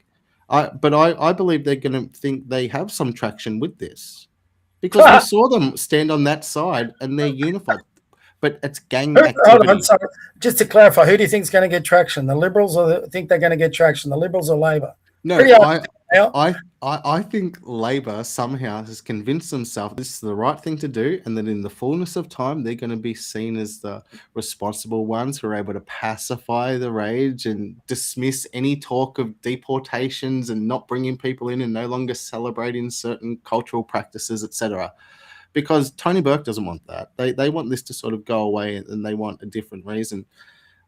Pauline, when you mentioned her, one thing did occur to me, Bob. So Pauline's never been the perfect front woman for the job. And lots of people have been her detractors because she's not as sophisticated as a Fox News presenter like a Megyn Kelly, for example. So she's not an Ivy Leaguer. But that's okay. She never had to be that. But maybe now, because she's been put through the ringer a few times and she understands where the factions have been, who's been good to her, and she's able to control the boys a little bit, maybe now she's going to become everything that everyone hoped she could be. Well, she needs to. If she doesn't, look, I'm willing to put, I'm willing to put my eggs in her basket a little bit at the moment because we've got no other choice, right? But she's got a massive responsibility now, mate. And we're going to find out whether she's up for it. She's not our Trump, but she sort of is our Trump, if you know what I mean. Like everyone's been gunning for her, but she doesn't have the cunning 4D chess brain that Trump has, right? And I'm not too sure she's as ruthless as Trump. But she's got to be very careful. I tell you what, the big concern for me out of all this is, and I'm not one for conspiracy theories, but the Liberals have been struggling in the polls with One Nation. ALP, I'm sure, will be petrified of One Nation coming up in the polls because they know how many people could go across. They've now both got just passed legislation, and you just mentioned the arsehole, Tony Burke. If there's any politician I despise in this country, it is Tony Burke. But he now has the power. If Pauline does one silly stunt like that Burke has done again, he could say they're a hate group and ban them.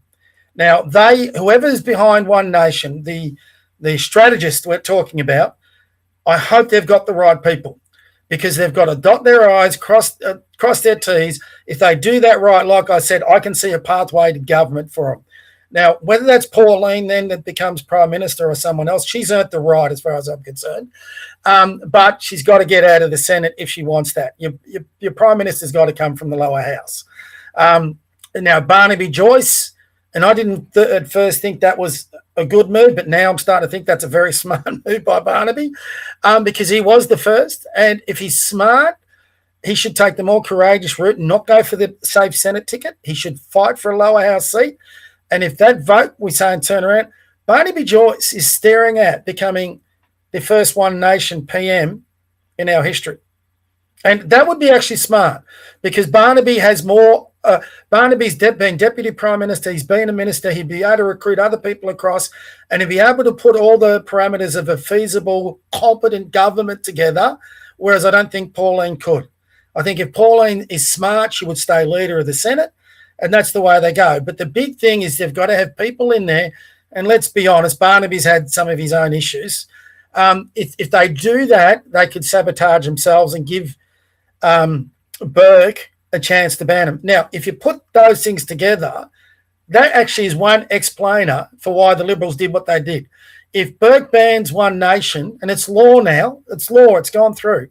If Burke bans One Nation as a hate group, they can't stand for Parliament. And then they swoop straight back in and hold the second position outright anyway. Who's that? The Liberal Party would. Yeah, of course. Yeah. So, and then we're back to where we are now. You got the choice between dumb and dumber. And this is what I'm saying. Right now, it's crystallised for everyone. We know who is the centre-right party. It's not the Liberals. It's One Nation. We know that the Nationals are sort of there about. The Nationals will be very smart this week to do the worst mistake the Nationals did after the election. The right move they did was to split from the coalition. The biggest mistake was when they jumped back in bed with them. They need to get out of that bloody bed. Those sheets are soiled. They've been rooted all over. Get the hell out of there and jump in with One Nation. Or just stand by yourselves. Stand for something you believe in. And I think I don't see how can they stay in coalition with this party? This is a basic core attack on our freedoms. And the one thing that Bridget McKenzie didn't do that I was hoping she did, she didn't have a go at the Liberals. She had a go at Labor. She should have had a go at the Liberals for the very same thing. She didn't do that. Now, that says to me they're probably hanging on by their fingernails to stay in that coalition. But if they stay with the coalition, they're gone too. The Nationals are gone. So, you either get on board with One Nation now, or I don't know where we go, but One Nation's got to step up to things. It's all in a very strange place, isn't it? It is. It's going to be entertaining. Well, let's just quickly go here then. Earlier on, you were speaking about the strategy. Could Labor have wanted or asked for a gift anything shinier than what's just been delivered up to them? Has the Liberal Party done them a favour, or is this just, hey, let's actually, running smoothly? I think the Liberals have done them a disservice. Okay, and I'll explain why. So on Friday, Albo could have been this thing, and he had everyone's against it. We tried to put it up. He could have blamed everything else. So, the Liberals have got some accountability on this, but so does the ALP. And if it goes the way I think it will go, there's going to be plenty of people, even on the left, who oppose these laws. Look at the Greens. They're on the left. They oppose these laws. There's going to be plenty of people now for the first time ever, whether they're ALP voters or whether they're Liberal voters, that are now going to look at One Nation. Now, there's a lot of things that One Nation talk about that are attractive to. Don't forget, it's not just Liberal voters. There's a lot of old rusted-on ALP voters that don't like how far left the ALP have gone. There's a lot of policy that One Nation's putting up, for example, anti-immigration, that a lot of ALP voters I know would be attracted to. So I think they've done them a disservice. I think the ALP would have been far better at saying, let's just throw this in the bin. We'll get our gun laws passed. We'll say we tried and we could have moved on. Now, they've got all the laws they need to do whatever they want. That would have been it. It would have been done and dusted. But now they've got to take accountability on these hate laws they've passed, and hate laws that don't specifically identify radical bloody Islam, which is the core part of the problem. And every freaking Australian can see it. And so I don't think they've done him a favour. No, I think Albo is a very cunning politician. I think Burke, they're much better, but I think they've been too smart by half. And I think people, hey, hold on, mate, we've got a comment. Let's see what we got. Judy B. Let's see what she says. I like the name, Judy.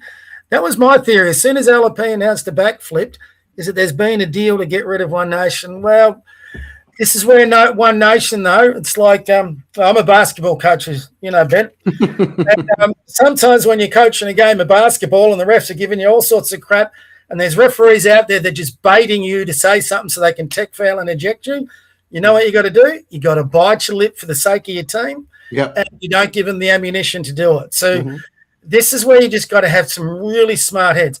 And I'm hoping Malcolm Roberts, strikes me as a calmer type. I hope he can have some influence over Pauline and even Barnaby. I think Barnaby sometimes needs the reins put on him. So they've got to have some real smart people who can just say, and the good part, I don't know whether you saw a press conference, but I think for the first time, Pauline Hanson's gone, shit, I can feel this now. We're no longer a minor party. And it's been interesting because the other part of what we've had for the 6 years, and you've probably seen it, we've had this war of the minor parties, haven't we? Of course. So on the centre right, and they've all been up against each other. And one of them was going to break free and become the next major party. That is now One Nation. I think the other minor parties have got to realise that. They've got to find a way to build a little bit of a coalition here where they can help influence them. Now, there's some really good guys like David Limbrick and Jordan, Ditloff, who I've had on here before. They've got their issues with One Nation. I think they should try and resolve them a bit because we need sensible voices to reach One Nation so they can become a party of government. But if they do some silly stuff like they've done in the past, I'm worried about that for that very reason, for this ban and all that sort of thing. They've got to be very smart from this point moving forwards. And if they're smart and they recruit the right people and they get the right people behind them, this is what Labor's done. Silver platter, here, One Nation. It's all yours, mate. Get your ministers together, get the people you want voted in. Because don't forget, they don't need 76 seats. If they win 50 seats and the Nationals win 15 and they could get, say, Bob Katter in a coalition with them, they're in government. Damn straight. You don't need 76 seats by yourself. You can form coalitions and get like-minded people. Bob Katter is, if you listen to anything Bob Katter says, he's right there with One Nation. He went hardcore today. He went hardcore about it, and I loved it. The camera, from what the footage I saw, it didn't show who he was barreling and looking at when he said, "You guys think you're smarter than these guys and this civilization, that civilization, who made guns intrinsic to a man's freedom." And so he was calling out those individuals when he was looking at them, and I was wondering who exactly was that. But it was a little bit of fury. I think he was the conduit for a bit of sentiment that Australians have been feeling that they wish to impress upon that side of government today when they're coming against them, because Australians feel largely silenced. And as you said, Tony Burke, well, his head's in the sky. There's a little bit of megalomania or something's going on there where he just is my way or the highway. Oh, he's playing for the Islamic vote. There's no doubt about that. I tell you, what they've done is there was a tinderbox ready to be lit. Yep. I've got a funny idea. They've just lit it and they don't realise it. And they'll be all, tonight, they've all finished their Senate things. They'll be patting themselves on the back. They'll be all having a beer or a champagne and saying how great they are. And the rest of Australia is pissed off. Yep. So, good luck. This is probably what we needed. I tell you, the interesting one, mate, I'll give you one for the finish off. Here's a hypothetical. So you're in the Liberal Party. One, how do you come up with any sort of strategy to try and retrieve it? I'll give you one in a minute. And who will possibly be your next leader? And third on that, the possible next leader, who's the one Conservative MP in the Liberals that has been notoriously quiet for a very long time? Start with the last question first. Well, I'd actually like to go the other way as well, to tell you the truth. But I'm more interested in how you see it, to tell you the truth. And that's hold on. We got Judy Beck. Got to look after the ladies. I'm a bit confused with the bill split and changes. Is there still aspect of retrospectivity? I had tried to go through the bills. It's 500 pages. My guess, and it is a guess that yes, that is for the groups. So. For us speaking as we can, individually they can't come back at us now. That part's been taken out. But if you're part of a group, and I said this today, what if I had a Facebook? Let's say you and me start up a Facebook group and it's for women's sport because we only want biological women playing in it. Could we be banned as a hate group? Well, yes, we could. You will be. Yeah. According to it, yes, you will be. Yeah. But then are there going to be far too many people to prosecute? And then there'll be some larger names, some larger accounts. And I guess that's been one of the great fears of people where this has been on the horizon, because they feel that they will be taken out of the conversation. And they're intrinsic to advancing this conversation. And so, we can't allow that to happen. Well, I agree. Thank you, Jody. She said, got a big thanks there. Jody. Sorry, I just think I've just misspelled your name. Yeah, no, I agree. I don't know. I'll go back to the Liberal Party, though, with their strategy. Okay, I'll go back from backwards because that sort of goes into it. The guy that's been really quiet, Conservative, hasn't barely said a thing. And that's actually very smart. Like I said, Hastie should have shut up. Shows his inexperience. The guy you haven't heard anything from since probably election days, Angus Taylor. Haven't heard a thing from him. Where's he been? Now, that's really smart as a politician because he's letting these others just slaughter themselves. The only dumb part about it is probably held on too long for this, right? But if you're going to be, if I was Angus Taylor and I got the Liberal Party leadership tomorrow, my strategy then would be quite simple. I've got to purge the moderates as best I can. And I've got to bring it back to the centre right, which you're going to have plenty of ammunition to do now. And straight away, I would start beginning talks with One Nation. Not Nationals. I'll be talking with One Nation. And it's for one reason only. The reason would be for your survival as a party. If you come back with 10 MPs the next one and you still remain in a coalition of government, but you're the deputy leader or something, you keep the party alive and you're young enough maybe to make some sort of comeback. But to make that comeback, you've got so much work in the background to do. You've got the moderates to get rid of. You've got the power players to get rid of. But if you think about it, this is maybe what someone like that, if they've got the nous, and it's going to take an amazing job, but I think it's possible, you would have a massive argument behind the scenes for change in the Liberal Party, to get rid of your power brokers, to democratise your branches, to give your people a thing. But if you don't do that, you're gone. So whoever that person is, they've got to challenge Lay and that leadership group as quickly as they can and try to keep as many seats as you possibly can. If you don't do that, you're going the way of the West Australian Liberals. The next election, you're getting voted out of Parliament, and if you're left with 1 or 2 members, you're going to be lucky. So I don't see how they go with Hastie. I would have said Hastie before now, but I think the smart guy's been Angus Taylor. I'm not too sure he's smart enough to do what I just said, but for the Liberals now, it's a matter of survival. So that's my 2 bobs worth, but they'll never listen to me. What about you? You reckon that's feasible?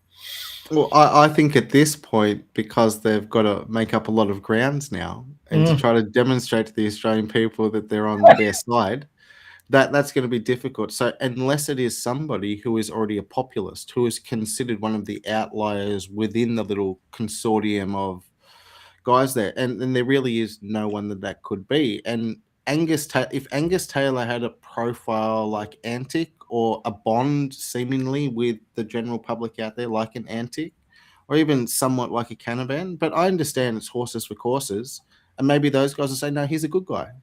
We can go behind him. Speaking of Antic, my vision's probably not as good as yours, mate. Did Antic and Jacinta Price vote no, or are they on the yes side of the legislation? No. Antic was a samurai. He walked across. He was there. No, he said he was going to. Good man. So if I'm Angus Taylor, I'm approaching Antic. Be my deputy leader. What about Jacinta Price? Did she go with the crowd? No, I didn't catch that one. But remember, her messaging again today was slightly different and removed from what we expected. And so people just wanted to know what took place there. Yeah. Was it an all hands on deck meeting to say, look, guys, we've got to do this?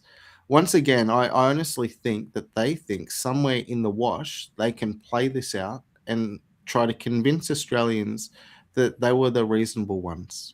The government had to take this action at the time, and they knew people would be upset about it, but look what we're being able to do now. But there's no way that whatever they're trying to enact now is going to stop a madman being able to retrieve a weapon from somewhere, even legally or illegally, to commit a massacre again. There's always a percentage of maniacs out there. You can't legislate against maniacs. You just can't. As we've seen before, an idiot can get in a car at a crowd and drive through them.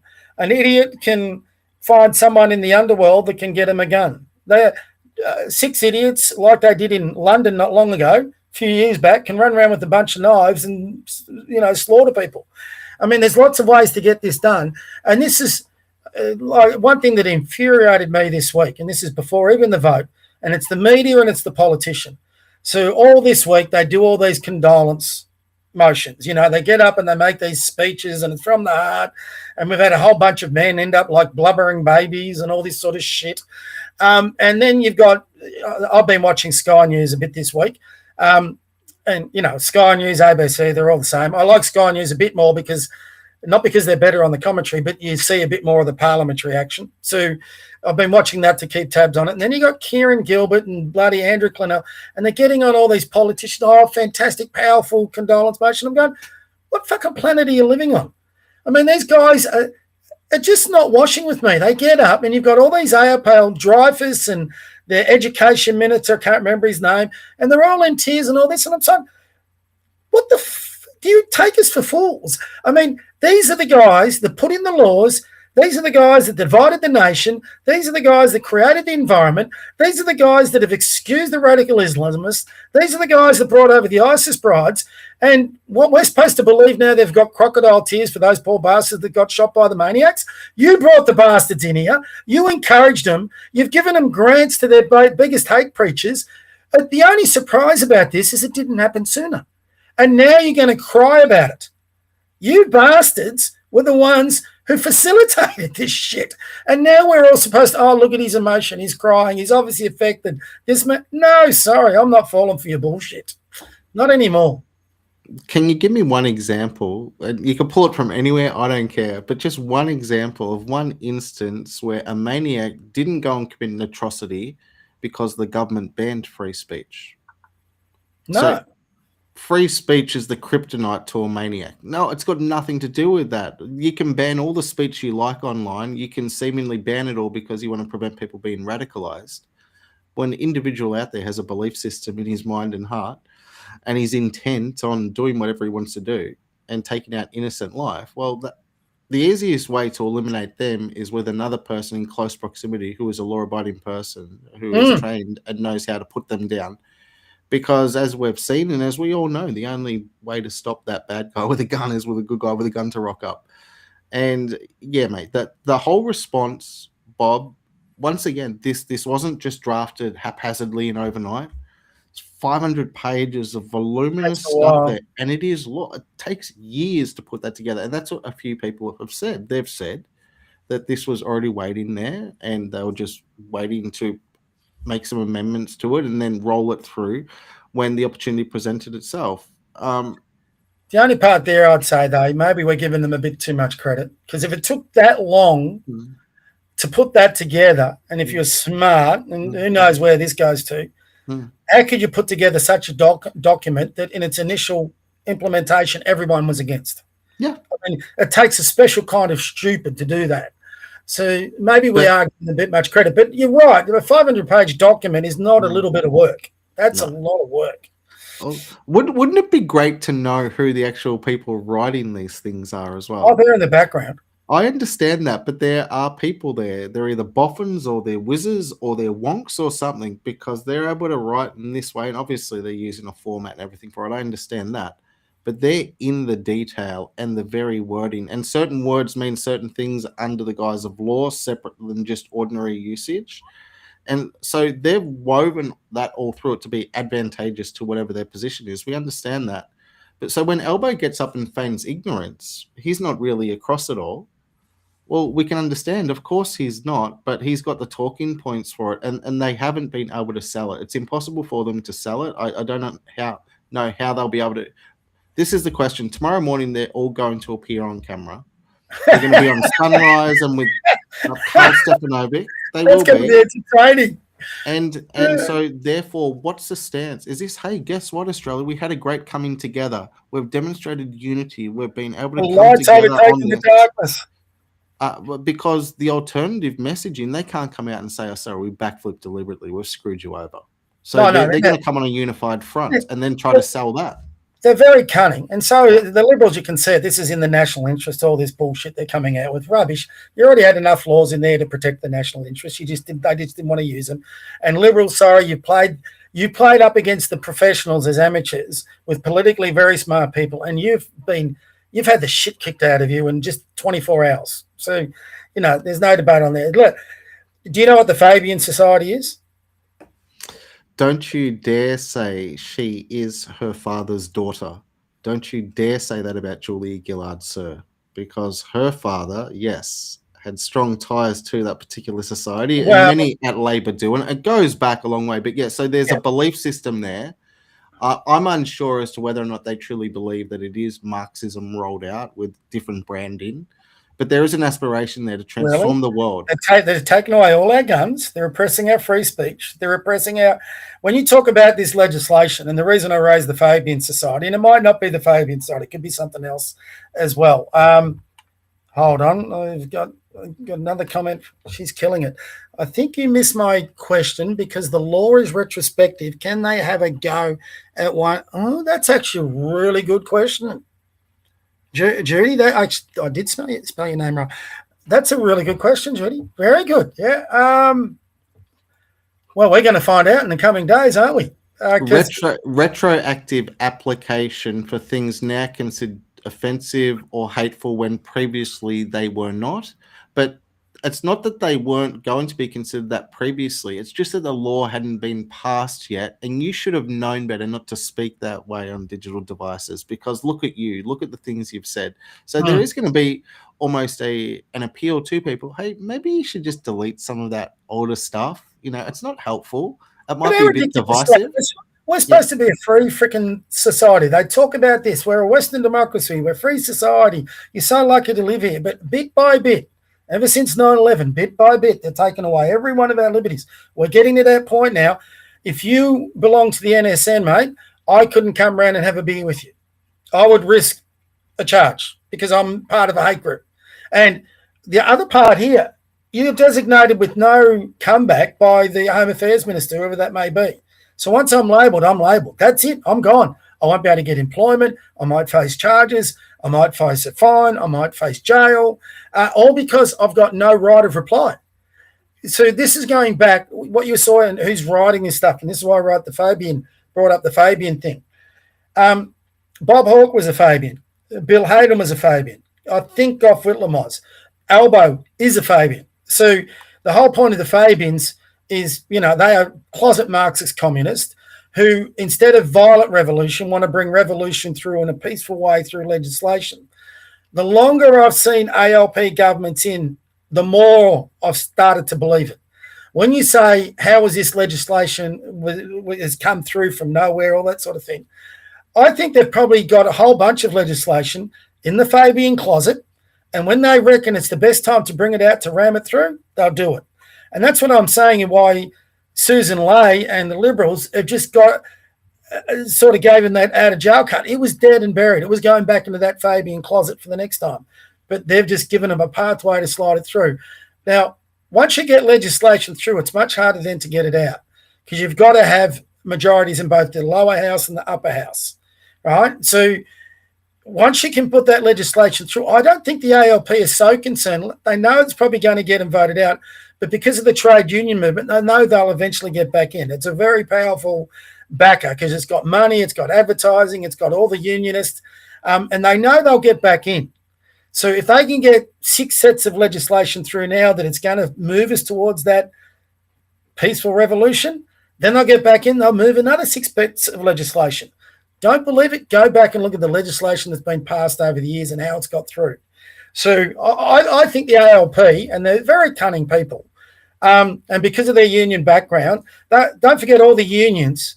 The ALP have their strategists and their staffers through Parliament, but then you've got those union strategists and staffers and all that through the union fees. So they're going to be writing policy constantly, and they would have it shelved and ready to go. So I think that's where you're probably getting a lot of this legislation stuff coming through. Now, whether that's the Fabian Society or whether that's just Marxist, whatever it is, it's a nefarious agenda. So, and I don't think, unfortunately, people like you and me, we are into this sort of politics. We follow it. We can discuss it. We go through it. Listen, most Aussies out there, they're married. They've got kids. I deal with them every day. They're trying to find out how can they pay for the next the shopping bill, the next tank of fuel, how they can pay for their kids' school, how can they pay for their kids' sport. They're working, some of them 2 jobs. They're working their asses off to afford rent. So they're not following it like you and me. So, you know, they're just trying to make their best decision when they get to that polling box. And unfortunately, a lot of the votes will be decided by who's got, as you just said before, the momentum. The good news out of this is momentum right now is going One Nation's way in a big way. Now, is One Nation good enough to keep that momentum going and taking advantage of it? We'll only know that in the coming months. But it's been an amazing day. I just, it is sad to see the death of the Liberals. The Liberal Party overwhelmingly, up until the end of Abbott, I think was a force for good They made a lot of mistakes, but they did far more good than bad. And I think the men's years were obviously the golden years.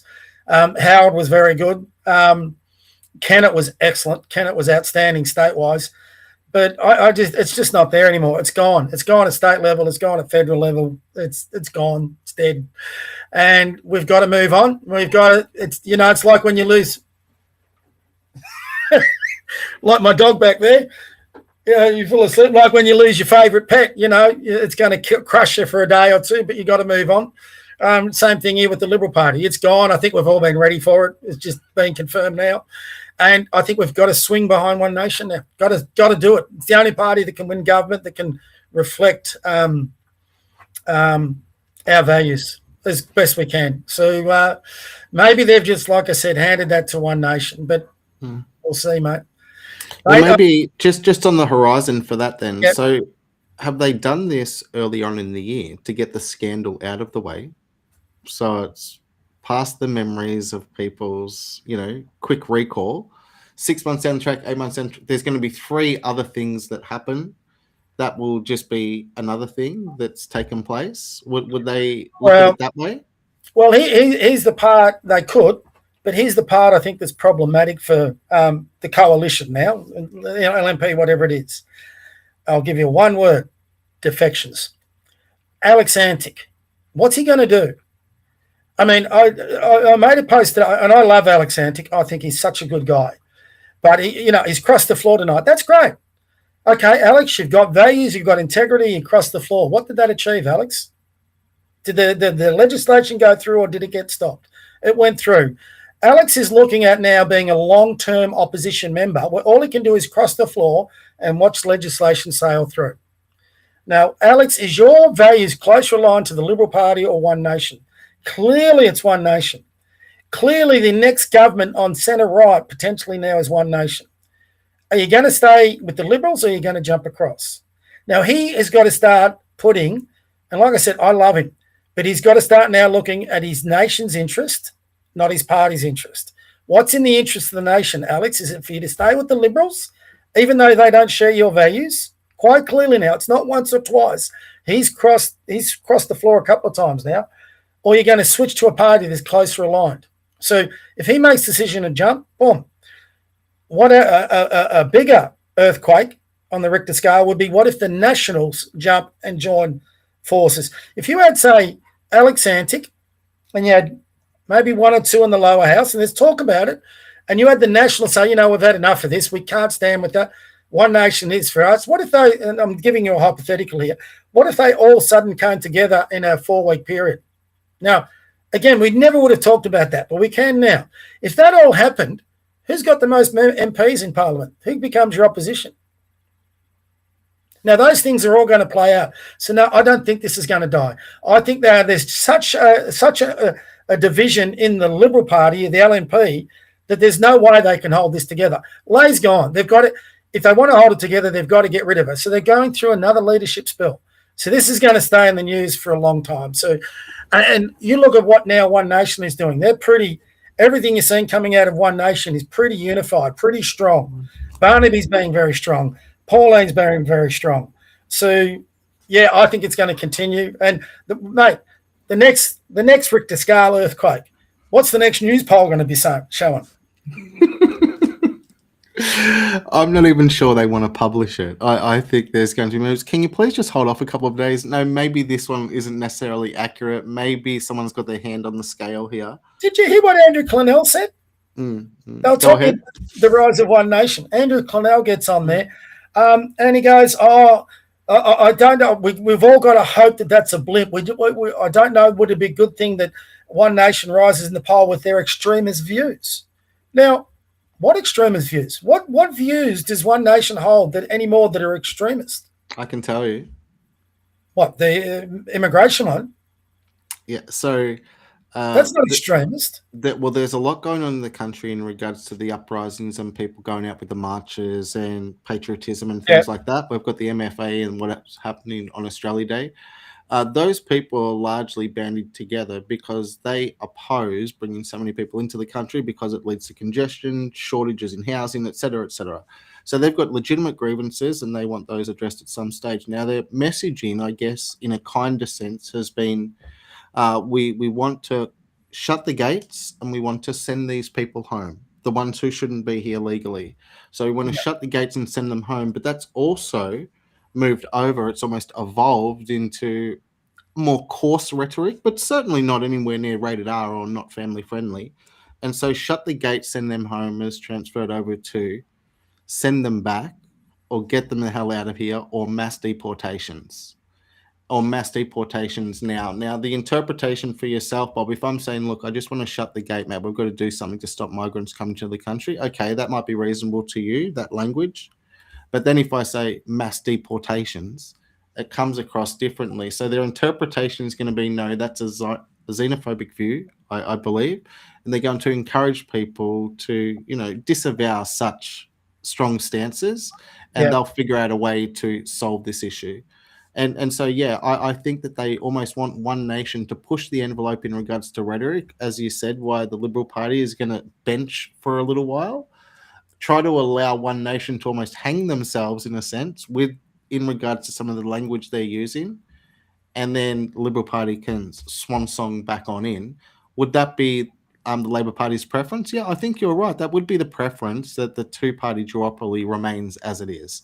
And these other blow-ins, this Pauline Hanson, that's just, they thought they had a chance, but really we've showed them who's boss. But I think Pauline's ready to fight.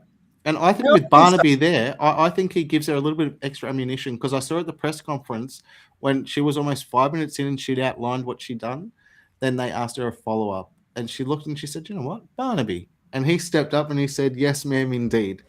And then he just does what Barnaby does, and that's great. And he just destroyed, I think, Murray Watt with Natalie Barr on Sunrise as well. Didn't he?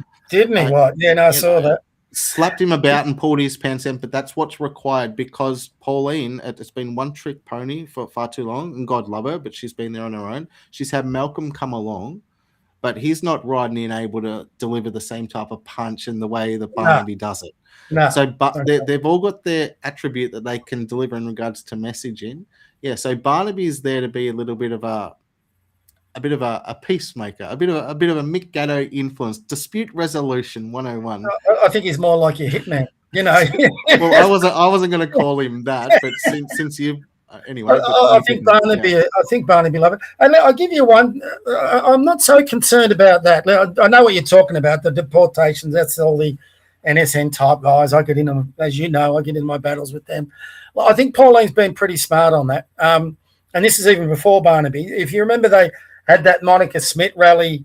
You know how there's all these different marching groups now. So I had that Monica Smith rally in Melbourne, which was pretty much a failure. But Pauline Hanson went to that one to speak. I think she's being very smart by not going to the March for Australia ones, because that's when you are going to get tied up in with that more extremist sort of immigration policy. I don't know how, when I actually listened to Pauline's speech on that Monica Schmidt rally, and what she said on immigration was right on the money. It was perfect. In my policy that I put up on my website, I'm probably more radical than most. I say I want a 10-year freeze on immigration, but that's got nothing to do with deporting anyone. It's just to give our infrastructure and our population a chance to breathe and catch up to what's been going on. We just need to freeze it, whether it's 5 years, 10 years. Here's another thing. You know who I think one nation could appeal to, which would be surprising. Now, I've worked in these suburbs an awful lot. I know the people really well. If she can get some decent people around her, I think she has a policy platform that could appeal really strongly to the Asian community, really strongly. They are petrified of radical Islam. They are petrified of the crime on the streets. These are people, a lot of these people love Australia more than Australians do. Mate, Australia Day, I know a group of Asian families that are getting together to have a barbecue for Australia Day, and they've got their flags sorted out already. They have families, they work, they pay taxes, they've come away from oppressive countries. They don't know why we're going down this road. They came here for the freedom. I'm going to be interested to see what their opinion is about this debate. So I coach a lot of these their boys in basketball. So I talk with them 3-4 times a week. Great people too. And so I'm nowhere near the mass deportation. But if you're coming here and you are going to inspire hatred, where it will lead to violence, and you want to tear down our culture, tear down the way we live, tear down what it means to be Australian, tear down our heritage, 2 words for you, fuck off. But if you want to build it, you're more than welcome here. If you want to do constructive, if you want to love our culture and our way of life and you want to embrace it, I couldn't give a rat's ass about your colour of your skin. I couldn't give a rat's ass about your heritage. If you love this country and you want to see it built the way our forefathers built it, then we welcome you in. But if you're an arsehole that wants to change everything and tear it down and call it suppressors, and here we have the Liberal Party facilitating.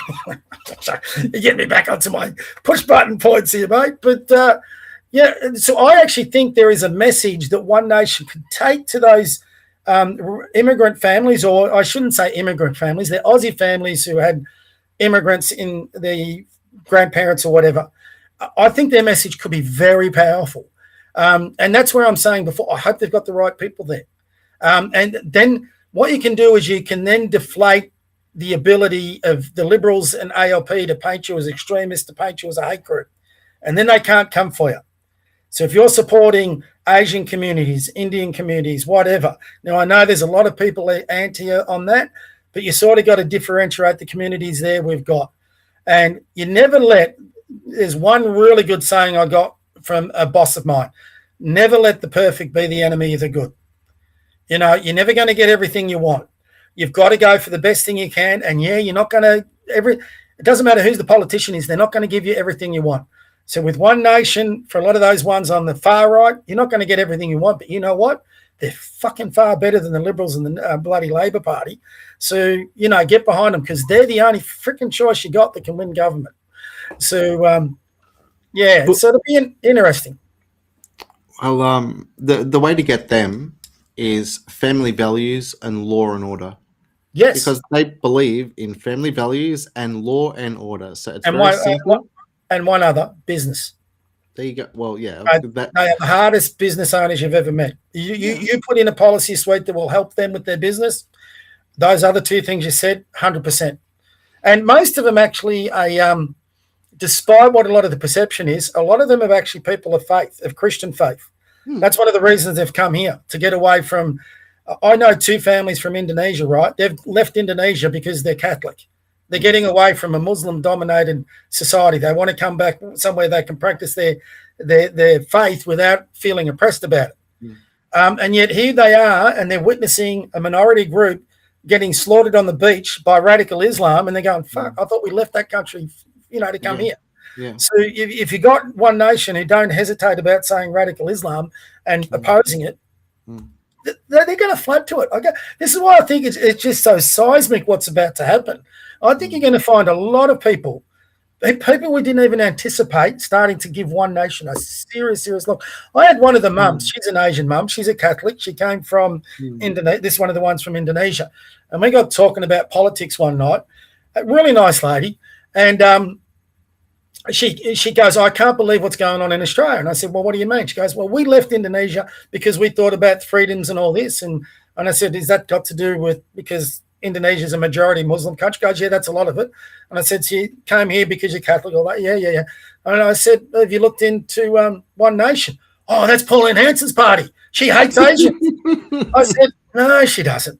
No. I said, you really need to research this. So here I was saying, you got to look into their policy platforms. Look at them. That's the media telling you she hates Asians. No, she doesn't. She doesn't hate the Indigenous. In fact, she's one of the few politicians that's gone into the Indigenous community and brought a bunch of Indigenous women to the parliament.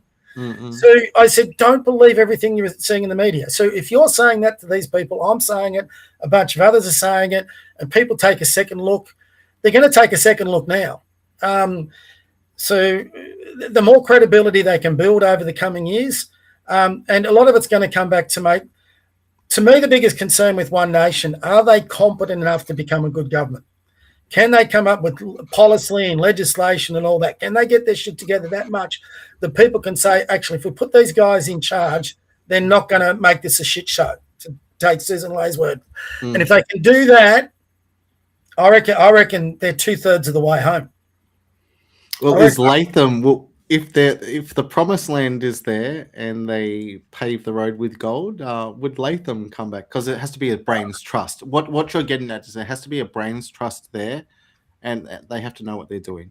Because there's going to be opposition against them. So, yeah, it's really neither here nor there. I don't think he's going to come back. But on that one point you were addressing, though, and Bob, this is a serious consideration. And I think this is where we have to go to now, given the wording of the Prime Minister and from Labor ministers and the rhetoric that they're using. And they have used over the course of more than a decade now, and the way Pauline Hanson has been portrayed, even by mainstream media outlets, but particularly left-leaning mainstream outlets. If One Nation are the number 2 political party in the country, Bob, does that mean, as it currently stands now in the year 2026, that the second most popular party in the country is the racist, xenophobic political party? Well, mate. So therefore, Australians, at least to a number to be the second largest political party. Yeah. Have a look over my shoulder. Yeah, I hear. Mate, I've got an Aussie flag in my corner. That makes me a racist, bigot. I mean, do these words? What I mean. So their argument is dead, Bob. They can throw that at Pauline, but by doing that, they're accusing potentially millions and millions of people of being this thing, and it's the worst thing ever to be called. I think we've gone well past those sort of sledges. I mean, no. I mean, when you hear it, what do you? Bullshit. You know. No. Of course, we understand it. It bounces off, but they're still going to throw it at Pauline. But what we're saying is, it's not going to stick. They think the same rhetoric's going to stick. But as you said, the Asians are going to vote for her. That's going to flummox the people that are calling her a racist and appealing to the Asians not to vote for her. I'm not too sure. Look, I think the Asians will vote for her if they can improve their communication. There's a few ifs to get there, but I think they could appeal to them if they could lock in an Asian vote. I don't see how you stop them.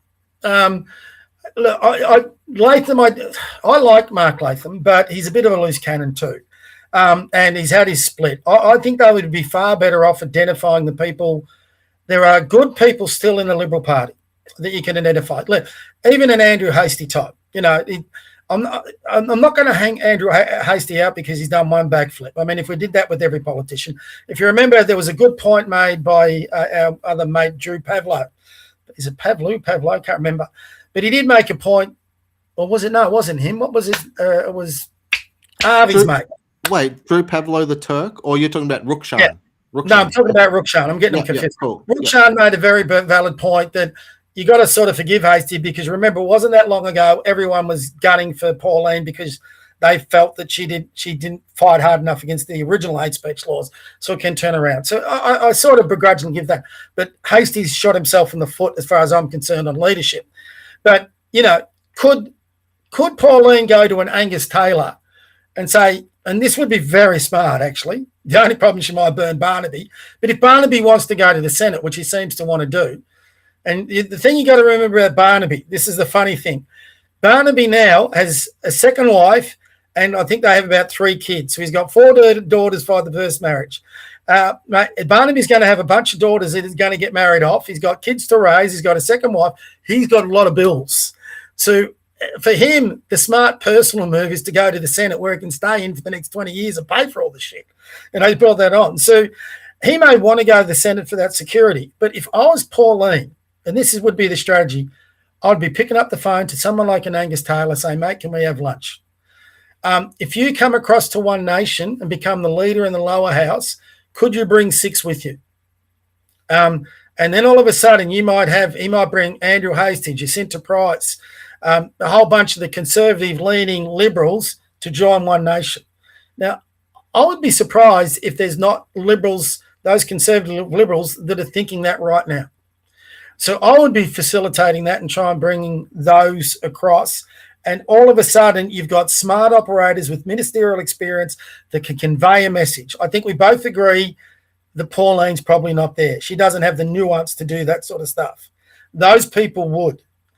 That's where I'd try and go for it, but keeping that presence of Pauline in it. So Pauline stays the leader of the Senate or whatever.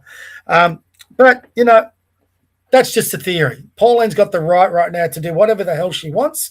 It's hers to win. It's hers to lose. Whatever we might opine about doesn't matter. But right now, she's got opportunities everywhere. And this is where the people behind her have. That she needs the Malcolm Roberts, the Barnaby Joyce. What's the power broker behind her? What's his name? Mr. James Ashby. That's it. Yep. I don't know enough about him, but he seems pretty switched on. He's been around for a long time. So to survive in that sort of environment for a long time, you got to be a bit smart. So hopefully they've got enough smart people around it that can just take advantage of this. Because, again, if you do, like you said, that golden path is there. It's fucking – in that part, it's sort of exciting because we haven't had a true Conservative government for nearly 20 years. In 2 years' time, we could have a Conservative government once more. So don't believe the hype, Bob. Don't do it to yourself, mate. I'm not. Mate, I said. I understand. But you got to cool our jets, ladies and gentlemen. Let's just cool our jets. Mate, Carl Stefanovic's got questions, and they'll be asked tomorrow morning. So, well, Pauline knows Carl Stefanovic by now, surely. She's going to own it, but it's the others. It's the others trying to explain and cover ground. And what we need to see from Pauline and Barnaby is we need to see them watching exactly what Susan Lee and Albo and Tony Burke are going to tell the media first thing tomorrow morning, etc. And they need to have their people with transcripts ready so they follow up immediately afterwards and hit them where it hurts on the facts, on the points, and just tear them to shreds. And Pauline just needs to be on the hunt right now because they're on the back foot. And for far too long, they've been hunting her down and she's had no allies. Well, now it appears she's got some allies. Well, an interesting question. Let's do this to finish off the night because it's and I've got to be up tomorrow. It's already 12:30. If you were Susan Lee, how would you handle Carl Stefanovic tomorrow?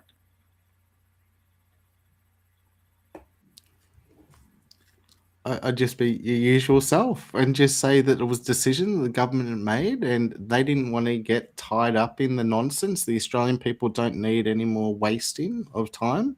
So we're just going to get it done and we're going to move forward. Let me be Carl. Come on, Susan. Friday you said it was a shit show. Now you're proclaiming your thing. So how can you just put this in the ALP's lap? Don't you take accountability for it, Susan? Why did you do a 180? It's politics. It's politics. Do you think you sold out your base, Susan? They're with us. They're rusted on. They'll be right. We'll get them back. Dude, but honestly, this is where it's at because if there was a legitimate line of questioning there, she would find herself quickly back into the corner and she would not be able to escape but to apologise to the Australian people for falling on her sword. 100%. The other question Carl should put to her, Susan, what are you going to do if the next news poll you're 10 points behind One Nation? And Carl's a lot better than this, but these are the questions she'll just get hammered at her. And, so will Albo. Albo's going to get questions. Well, this has been pretty much watered down, Albo. You said this was a crisis. You staked a lot of your reputation on this. Why have you given up so much? The question should come. Well, one question he should ask Susan Lee, if she's been looking at any apartments recently and thinking about getting back into the property game because she might not be lasting as long in Canberra anymore. Has she been visiting any apartments up here on the Gold Coast? In one way, there's a side of me hopes they hang on because he's one hypothetical to finish. Not a hypothetical, a scenario to put by you. So we're going into, when's the next election? We had an election this year. We got next year. Got about 2 years. So we get to election night at the next one and things have gone the way we hoped. And the Liberals have just been wiped out to 2 people. And Susan Lee's lost a seat. I mean, mate, the entertainment of the news media switching to the Liberal Party rooms to try and interview a few Liberal Party people, that's going to be gold. When, the scenario, the hypothetical is someone from One Nation is going to be coming to the stage to claim victory. And the poor old Liberals are sitting back, that could have been us. What have we done? Blah, blah, blah. So I hope they hang in there just for that night, mate. It'll be... Okay, so we're fast forwarding to election night. Yeah. And all of the polls and all of the main talking heads and all the teleprompter readers are reassuring Australians that the Labor Party has a 95% chance of likelihood of beating One Nation. And then the Mar-a-Lago is going to happen with Pauline coming out of Clive's chopper the next day, or parachuting out of Jean's jet, or whatever it is, right? So that's all a bit of fun and hysteria. But really, what we want to do is we just want to fall asleep tonight and wake up when Pauline is about to walk onto the debate stage for 3 scheduled televised debates against Anthony Albanese. That can't come soon enough, and that needs to happen. They know he can't get up there with her. If he attacks her, he's a misogynist. Flip the script immediately, but it doesn't matter. He'll be on the back foot. She's going to talk straight to the camera. She's going to deliver at both barrels. Tough talk, legit common sense, and Albo is going to have to who knows what. Well, that's why I think the Liberal Party haven't done the ALP a favour, because, and I think even some of the strategists will probably be thinking by the time they wake up tomorrow morning, even some of the ALP strategists will be going, what the hell have we just done? We've just made One Nation more powerful. And if you're an ALP strategist, exactly what you just said, put Albo up against Pauline and you go, shit, he's not going to cope with it. He couldn't handle Dutton, and Dutton was being polite. You know, I still can't get over those leadership debates with Dutton. He wouldn't go through when Dutton, remember he made that comment about Trump? And I'm going, oh my God, Dutton, what are you saying? It was ridiculous. Pauline's not going to be like that. Pauline will just go. The best political debates I've ever seen. I don't know how far back you go, mate, but did you when Trump first ran for office in 2015 and they had the primaries for the Republican Party, and Trump just one Republican leader after the other, just nailed him. Never seen anything like it. Like he spoke like politicians aren't supposed to speak, and he went for the jugular of him. It was brilliant. It was so good. I was waiting for the next political debate because I was in stitches every time I listened to Trump. And when Trump and Rubio went head to head, oh my God. It was little Marco Rubio. So he had all the terms. He had it ready to go. The great thing about that was, and I watched all of those as well, Bob. But there was one moment, mate. It was a moment when the announcer forgot to announce Dr. Ben Carson to come onto stage. That's right. He missed his call out, and all the other guys, they were like, "Hey, screw you!" Walked past him instead of putting an arm around him, saying, "No, he's next in order." Yeah. And then they called Trump. And Ben Carson was still there at the background. And Trump demonstrated right then his character to the American audience. At least it appeared that way. And many have attested to this is what transformed them to want to fall into alignment with him, because he didn't allow a brother to fall behind. He grabbed him and said, no, you go first, Ben. And I think, in fact, they almost walked out together and tried to make it better so he wasn't so embarrassed. So that was just a character thing right there, which was caught. And then when he was on the stage, whoever was on there, one of the other 16, they were done and dusted from the very beginning anyway. Because they were playing checkers and he came in playing chess. Yeah. Well, that's the part, though, that Pauline probably not capable. But she is capable of going for a jugular. So, well, it's going to be an entertaining time starting from tomorrow. But, mate, I'm going to love you and leave you. It's 12:32. Mate, we're going to have to do this more often. We'll have to get you on. It's been great fun, buddy. Thank you. I'll send you the invoice, mate, and we'll see if we want to do it again. That's okay. Mate, world record, 170 viewers at the moment, so I haven't had that one before. So, well, no, just quickly, because I was actually I was on a plane for most of today, and I had to fly back and everything. So I missed out. Were you streaming this from 2 o'clock this afternoon? No. Oh yeah. Right. What I do is I do a daily live stream where I do a Bible read. This is a Charlie Kirk tribute. Yep. And then I have a rant, and it's supposed to go for 30 minutes. So I did that earlier today, and then I got off and I do my business. So I've got to run a company. And then on the Tuesday nights, I usually get on for about an hour. But what I've been doing is since 8 o'clock, I've been streaming the Senate hearing. I just got the inspiration from Australia versus the Agenda. What's his name? Guy does Anthony. that. That's Anthony. I was thinking Andrew. So Anthony does a good job of that. And I thought, you know what? This is such an important vote. He's the best. He is the best. He's amazing. Yep. So I thought I'll do something similar. We'll watch it, and I'll do it in a different way. I'll try and put my little bit of humor into it if I can. And it was interesting even when they did it, just watch, because I don't usually put myself through that. Because they were guillotining at 10 o'clock. And it was interesting how long the speakers took which means the longer they took, the less time people who would speak against this thing would get a go. So it was only the ones who were putting up amendments that got to speak, and they were all speaking for 15, 20 minutes. So we never got to hear from the Alex Antics and the Jacinta Prices or the Matt Canavans. They're the ones we got to hear Babbitt from. was... Babbitt, another one. Yeah. These people were phantoms. Where the hell were they? This was their time. People demanded it. They didn't have the time. Yeah, I know. They were locked out of the game deliberately. Exactly. So, and they did that in question time. I mean, today at question time, they started off for the first over half hour. It was Albo and Susan Lay talking about the recent bushfires and floods. Now, they could have done that anytime, but that was just a way to get rid of half an hour of question time so they couldn't be both put under the microscope for what they'd just done. And I've got no doubt that they would have conspired with that before they went into question time. It's typical gamesmanship. So the less accountability, the less oversight. Let's ram this thing through. Let's make sure we get the less pushback we can, and then we'll deal with the fallout afterwards. That's what they've done. So anyway, interesting. But Ben, it's been a pleasure, mate.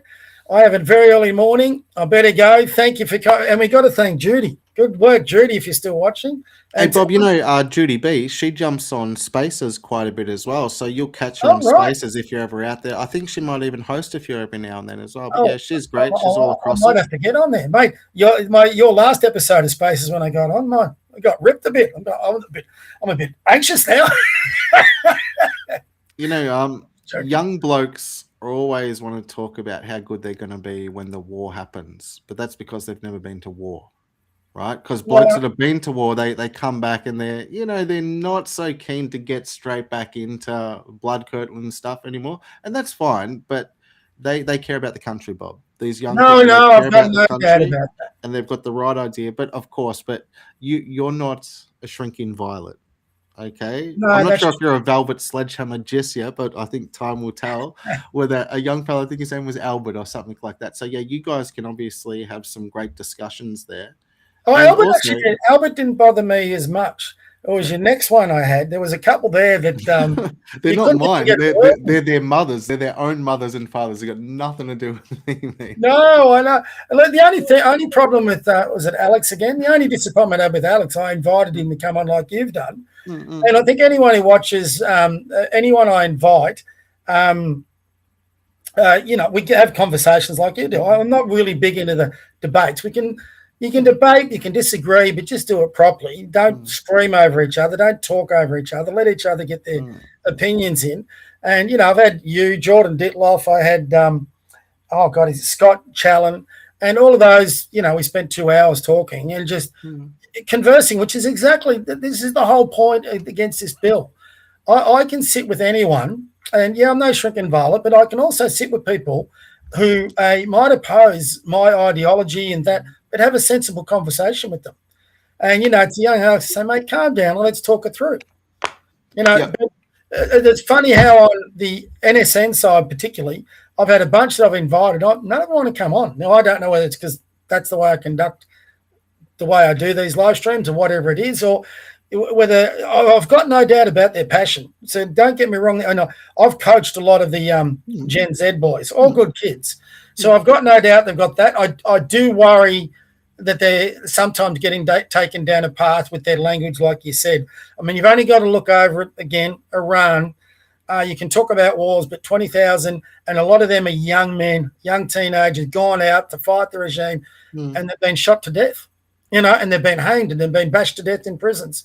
You've only got to look at that to be careful. In Australia, at least we can affect change through the ballot box still. No, I think that's a larger point there. Regardless of the language that some other demographics may use and some of the youth may use, which is fine, that's just common terminology for them. So it doesn't necessarily mean exactly how we might perceive it or others may perceive it. So you have to grant them that and the face value. But having said that, yeah, mate, none of us want massive amounts of bloodshed and war and all of this, Bob. It's something to be avoided because war is hell. So those that are speaking about it enthusiastically, thinking that this is going to lead to a great solution and people will be happy afterwards, well, that's going to take some time, and it might even take a generation for the healing to occur. But by that point in time, the nation could be left in ruins as well. So, there's no reason for civil war to visit us if we can have an alternative to that. But for some people, and I understand the reasons why, they acknowledge that there is no political solution unless the government is willing to enact the wishes of the people rather than doing something differently. Well, They can no longer be up against them. They've got to open the path and be going in the same direction with the people. Otherwise, well, I'm not sure what we call them, but they're not there to It's serve not a the democracy, people. is it? I mean, democracy is supposed to serve the will of the majority of the people. But I think that's the silver lining out of all this. We finally, we now know where the battle lines are drawn. And when I'm talking battle lines politically, just to clear that up, so you've got one nation and you got the others. So which one are you going to choose? Now, if we lose with one nation, what's the old saying you got? People a lot of times get the governments they deserve. If I had an issue with Gen Z, here's my big issue, and I really can't believe the polls.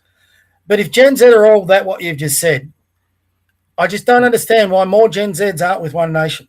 You look at every poll, and it's vastly with the ALP and the Greens. That to me is a bit mystifying. Yeah. So there might be a little bit of an answer for that just very quickly. So yeah, sure. Maybe they're waiting for One Nation to come to them. Maybe they're already in their position and they know where they stand on issues. And hey, it's time for One Nation to wake up and smell the roses and get to where they're at, because they're the future. And instead, the presumption is that they have to gravitate towards One Nation and to fall into line.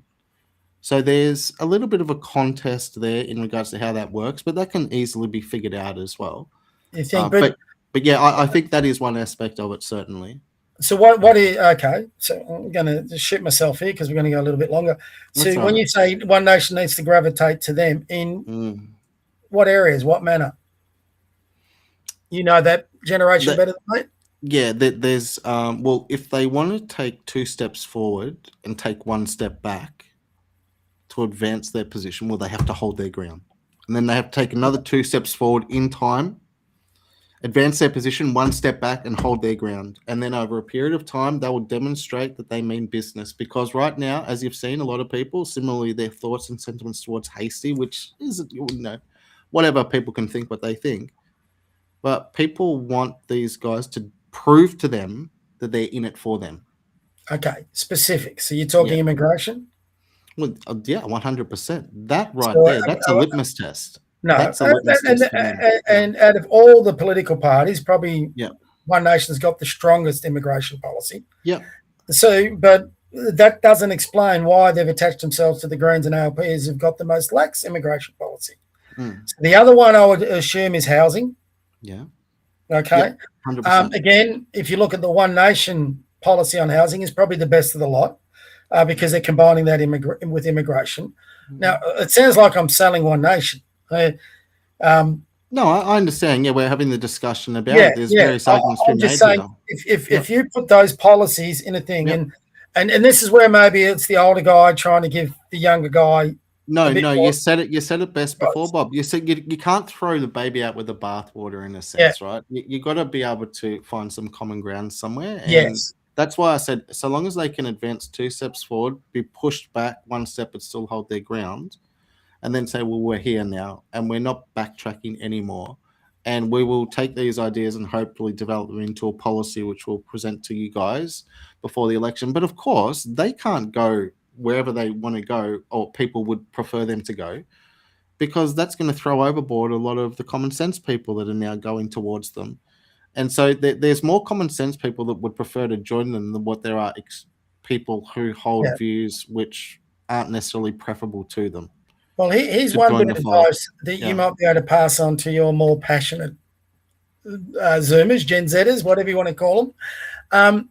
And my advice for a lot of them, and I've talked to a few of them, and a lot of them are good. Some of them are very hard to deal with. I would say if they actually, I know they talk a certain way and the way they talk, all that sort of thing. But if they modified that where they go to old school and what we got taught as young ones, so believe it or not, at my age, it's not hard to remember what it was like to be their age. I remember a lot of these same old issues. I didn't think the older ones listened to them. I'll give you an example. My father, When I was 17, I hated my father's guts. Hated it. I left home at 16, went out and got my own thing, did all this, didn't want to listen to dad, all this sort of shit. By the time I got to 26, 27, I started to mellow a lot, because I was out there working for myself. I was working at 17. I bought my own car at 18. I got into my own rental property at 20. So I did all the hard yards, didn't do it with my parents' support. They could not do that anyway. And so I then, that was one of the best things I ever did, because I then got life lessons. I had to figure out to budget, to do all this sort of thing. And then I started to realize what Dad had been speaking about for so long, why he was such an ornery old bastard, right? So by the time I got to 27, me and Dad started to engage in more legitimate conversation. So I had a greater understanding of what he got through. He saw that maturity and he started to engage as well. And by the end of it, me and Dad were rock solid on just about every political issue. There are some things that are happening today, I kid you not, that my dad predicted years ago before he died. And this is back in Dad would have passed away before Howard got kicked out. So before 2007. So back in the 90s, we were having these conversations. He was predicting these more oppressive things. If people don't wake up, they're going to lose their freedom. He was saying this, and I used to think you're crazy. And I just think if the younger generations could get that little bit of maturity, and if they could speak in a less brash manner. So for me, I'm good. I don't care. Like you say, it's a water off a duck's back. But if someone else from my generation, they're just going to put their hand up and go, no, I'm not going to cop this. And what they're going to miss out then is on the wisdom of those people who've been through it all before. I know there's this thing of Gen Z versus the boomers. I don't see it that way. I see it as it's good Aussies versus the arseholes. That's a bit of a meme as well, Bob. Like, that's a bit of a taking the piss. Yeah. They don't hate them. They're their grandparents, for goodness sake. They love them, but they're making fun of grandpa. Well, very defensive of Gen Z, you know that? I think, well, okay, if that's what you think, good. No, well, it's every time. Guilty as charged. No, it may be. No, it's a good thing. But trust me, I'm defensive of it. I've got a bunch of boys that have come through to Gen Z. I love them to death. Sometimes, though, you got to be able to take that bit of advice I've just got to get on and then pass that on and go, okay, I want this. And if I talk to this guy, they're going to help me to get there. So you're saying, I agree with you. Pauline and One Nation have got to go towards them. Just some outreach. They haven't got to say mass deportations, but Gen Z then have also got to come. The conversation I've had. Give and take. Yeah. So I agree with a lot of this stuff on immigration. I don't agree with mass deportations. So if people come and spend time with the kids I coach, who are second, third generation Aussies, they just look a little different. All right. And there's a lot of them that want us to be pure white. Well, Nick McKim is a pure white Aussie who goes back generations in Australia. I mean, is he the sort of guy we want in charge of the country? No. So come back a little bit and say, okay, there are people that are actually not all white, that are actually really good people that we'd like in our society. That is part of, not all Gen Z. We're generalizing here, but some of those ratchet down that and say, we want a sensible policy on immigration. You bring everyone together. That unity that they keep talking about. How often do our politicians talk about unity and then destroy it?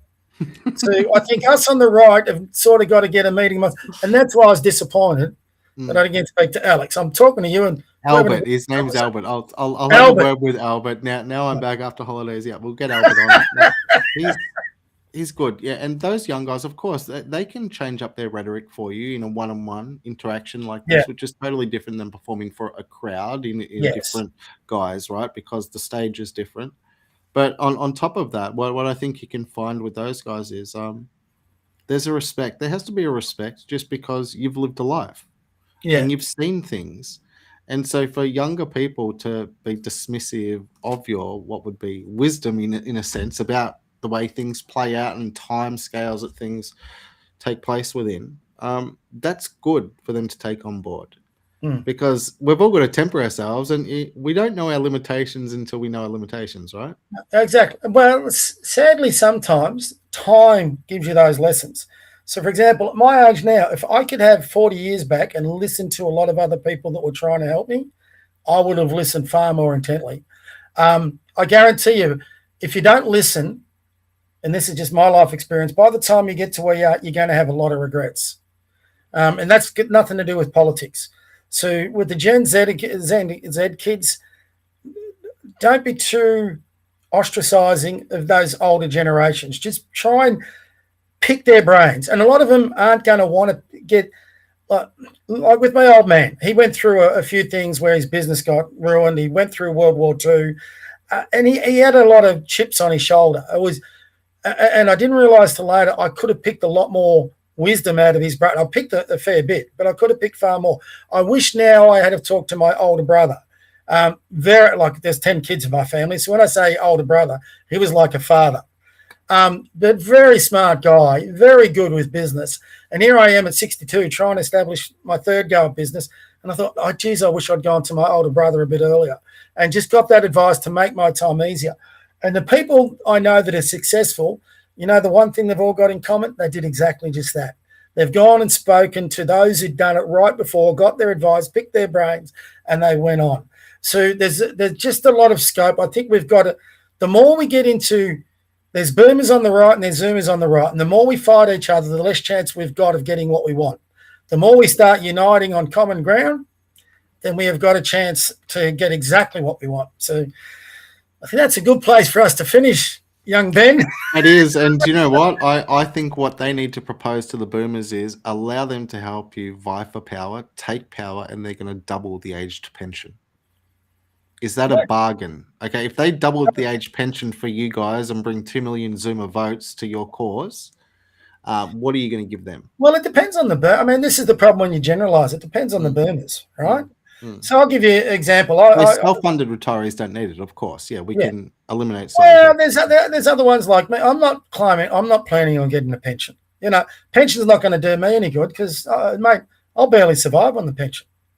So I'm on my third attempt to get a business up, and this is my goal, to get the business up as a company, to get it going so well that will be my pension, that it can build in wealth and whatever, and then I can sell it.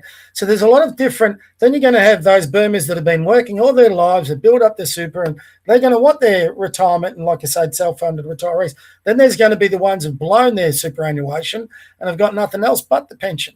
So there's lots of different variants, even with with the boomers, just like there is with Gen Z. So I guarantee if I got one of you, the Gen Zs, come to me and said, Bob, I want to start a business and I want to get it to be successful. Have you got any advice? I guarantee I could give you so much sound advice. One of my other older brothers, so I've got a few stories with having 10 kids in the family. When I first started up my first business, he came to me and he said, I call myself Bob, they call me Rob. He said, Rob, you got to be careful. When you build up something that's successful, people are going to come and want to either tear it down or steal it off you. And this was a business through sport and community and all that. I said, nah, no one's ever going to do that. 15 years later, exactly what he said happened. Everything that I put into that was taken away. Everything. I built this business up where it was turning over nearly $500,000 a year. I was on the verge of getting a proper wage on the first time, and because there was money involved, nefarious forces came and took it. And even though I built it up for 15 years, sacrificed my life to it, you want to know what my payout figure was for all that? I don't want to guess. Yeah, it was heartbreaking. Lost everything. Had to start again, and then it happened again. So you know, I could give, and I don't have a chip on my shoulder. That's life. I learned my lessons, but I could give a young person some real solid advice on what to avoid pitfalls. Yeah, avoid the pitfalls. And but this is what young people need. We need to know how to avoid some of these obstacles we are going to confront as we move into early adulthood and then take over from there and try to start families. Because if it's the blind leading the blind, we're all going off the cliff.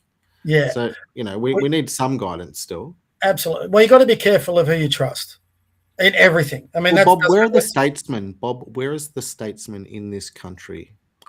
Why haven't we got statesmen? If there were statesmen there, young men would listen, would they not? That's the duty of a statesman. That's what makes him a statesman. Give me an example of what you think a statesman is. Well, he has to be beyond a populist, but he has to be all across it and doing it for the right reasons. And on the whole, people agree with him. They may not agree with everything, but okay, that's the definition of a statesman. Give me an example of one. That's what I'm asking you. That's why I'm asking. I don't see any. I haven't seen any for a long time, and I'm wondering, well, what is the selection criteria then? Is the bar set too high? Is that expectation too high? Because we can't find perfection, can we? No. No. Yeah. Like if you look behind, the only person in human history you'll ever find perfection in my opinion, is Jesus Christ. Right, that's it. If you look through in the background of every single person, and nowadays there is no chance with social media, everybody's going to get picked apart. Everything you've done in your life is going to get brought up. You take the best you can. Even with Pauline Hanson, for example, she's not perfect. She's got flaws. Every single person has flaws. Barnaby Joyce has got flaws. For God's sakes, he walked down to his wife and 4 daughters. To me, that's a big flaw. So you can go through all of this. Martin Luther King, I found out, used to be, he played around with the ladies thing, but he's held up as this hero of statesmanship, the civil rights movement. But apparently in real life, he was a total prick. Bill Clinton, they held him up on a pedestal. Look what he ended up being. Bizarrely, the guy they hate the most, and you just raised it, the guy they hate the most, and I've read a bunch of stories now about him, is probably the most statesman-like guy I've ever seen, and that's Donald Trump. I mean, there's stories about him. If you look into his background, there was a black, so they called him a racist, right? And there's this story. There was a really good interview. I can't remember who did it with him, but they said he found out stories about Trump that no one else knew. But Trump is a private man. He doesn't want these stories getting out. He told this amazing story about how Trump helped this homeless black woman with the kids and put him up in Trump Tower until they could get back on the feet, and then paid them an awful lot of money. There's another story where he helped a black man who helped him replace his tire on the bridge going into New York, helped him. He paid off his fucking house. That's statesmanlike. That's amazing. And this story, he flew Nelson Mandela out on his private jet because no one else would fly. That is statesmanlike. Does he get any credit for it? No, he's painted as a racist, a bigot, blah, blah, blah, blah, blah, blah. So my point there is that pedestal's too high. Statesmanlike, what I like about Trump, for example, and this is where my definition of a statesman, someone who can look in your eye, tell you what they're going to do, and they're going to fucking follow through. That's why Andrew Hastings just lost me. Pauline Hanson has not lost me because whether you like the way she goes about it, she says what she thinks, and most times she'll follow through. There's not many of those in our parliament. They lie through their teeth. Albo's a liar. Tony Burke's a liar. Susan Lay's a liar. Julian Lesser's a liar. You go through them, they're just not there. So you got to find the best of a bad lot. Alex Antic is a statesman. There you go. There's one example for you. It was amazing because we were searching and Trump. And if you propose that to people, go out and run the exercise. Just ask them. Trump a statesman? But no, by all of what you're going to judge it by, the selection criteria, does he meet whatever some of those things are? And I guess according to your criteria, well, yes, he does, because short of him, well, who else? And it's never going to be perfection, as you said, because Christ is the perfect one. Yeah. Well, there's a couple of, I think Marco Rubio could fit in that. I'm not too sure about J.D. Vance. I think I hope Marco Rubio, for example, is the next president. I think I'm so impressed by him. What he's done is incredible. Will he take Cuba? Will he take Cuba if he becomes president? If he becomes president, that's a good question. Is it time for America to take Cuba and set all the Cubans free? No, I think he'll try and liberate Cuba. I'm not too sure whether he'll take them. No, liberate, take the same thing, an incursion in there to set them free. Kind of different. But anyway. Bring in Teslas to Cuba, or no? Yeah. Actually, there's actually a pretty strong argument. Yeah. If you take all the bullshit out of it, there's actually a pretty strong argument for Cuba to be a part of America. 100%. Just like there is a big argument, like all this shit about Greenland, it actually makes sense. I mean, I know Trump's getting thing as a nutter, but it actually makes a lot of sense for Greenland to become part of America. And actually, if you're really going the next degree, makes a lot of sense for Canada to be part of the United States. It makes sense for North America to become a country. But you'll never get there because of all the ideological bullshit and all that sort of thing. And listen, America is a bit nuts at the moment. I mean, they're even more divided than what we are. It's how they avoid going into civil war over there is beyond me, because they've got guns. So, you know, and if they ever go to civil war, that's a nuclear-armed country going to civil war. So, good luck to all of us by then. But statesmanship is such a funny thing. I had a name in my head. I've just forgotten it. Who actually would probably qualify in Australia as a statesman? Oh, I know who. He's not with us any longer. Charlie Kirk. I'd put him up there on a pedestal. Yep. He made an impact. He had a legacy, certainly. And again, he backed what he believed in. I mean, and again, I don't know whether a statesman is actually defined by whether they're your side. I mean, I can respect someone from the other side of politics if they believe it. If you can see that I believe it and they'll stand by it. You know, Albo will switch with the wind and the breeze, and as will most of the RP guys. But Hawke was a bit of a statesman. You know, I could listen to Hawke and you could believe him. And even though I hated him a lot, I despise Paul Keating. But you believe when he said something, you believed. You knew. And I think that's what we've sort of lost. There's no conviction, Bob. Albo's got no conviction. No. There hasn't been conviction politics, I'd say, since Abbott. I think Abbott was our last conviction politician. Turnbull wasn't. Morrison wasn't. I even don't think Dutton was. Dutton was a huge disappointment. It's pretty necessary. It's pretty necessary, right? Well, who's the conviction politician we've got now? But the point is, it's necessary for them to come back. Who's the conviction politician? They've all shifted. I heard Marine Faruqi's statement in the Senate today and was quite surprised. Oh, well, what'd she say? Bear with me one moment, because I made a quick note of it, as a matter of fact, because I was taken aback. Well, normally I tune in because, you know, it's all the same fare. But this time she decided to say a few other things. So they were all meant to be speaking about what taken place in Bondi. But Marine Faruqi, she used her time on the Senate floor. She started off blaming Israel, the IDF, Benjamin Netanyahu, Albanese for proposing to invite Netanyahu to the country. What else was it from there? The Labour Party as a whole, Jewish media and the influence of Jewish media in Western nations, which is kind of crazy. Anti-Gaza groups, she referenced them. Racist bigots, which are stock standard for her. Ethno-states, extremists, nationalists and globalists. But the only thing she didn't mention was jihad.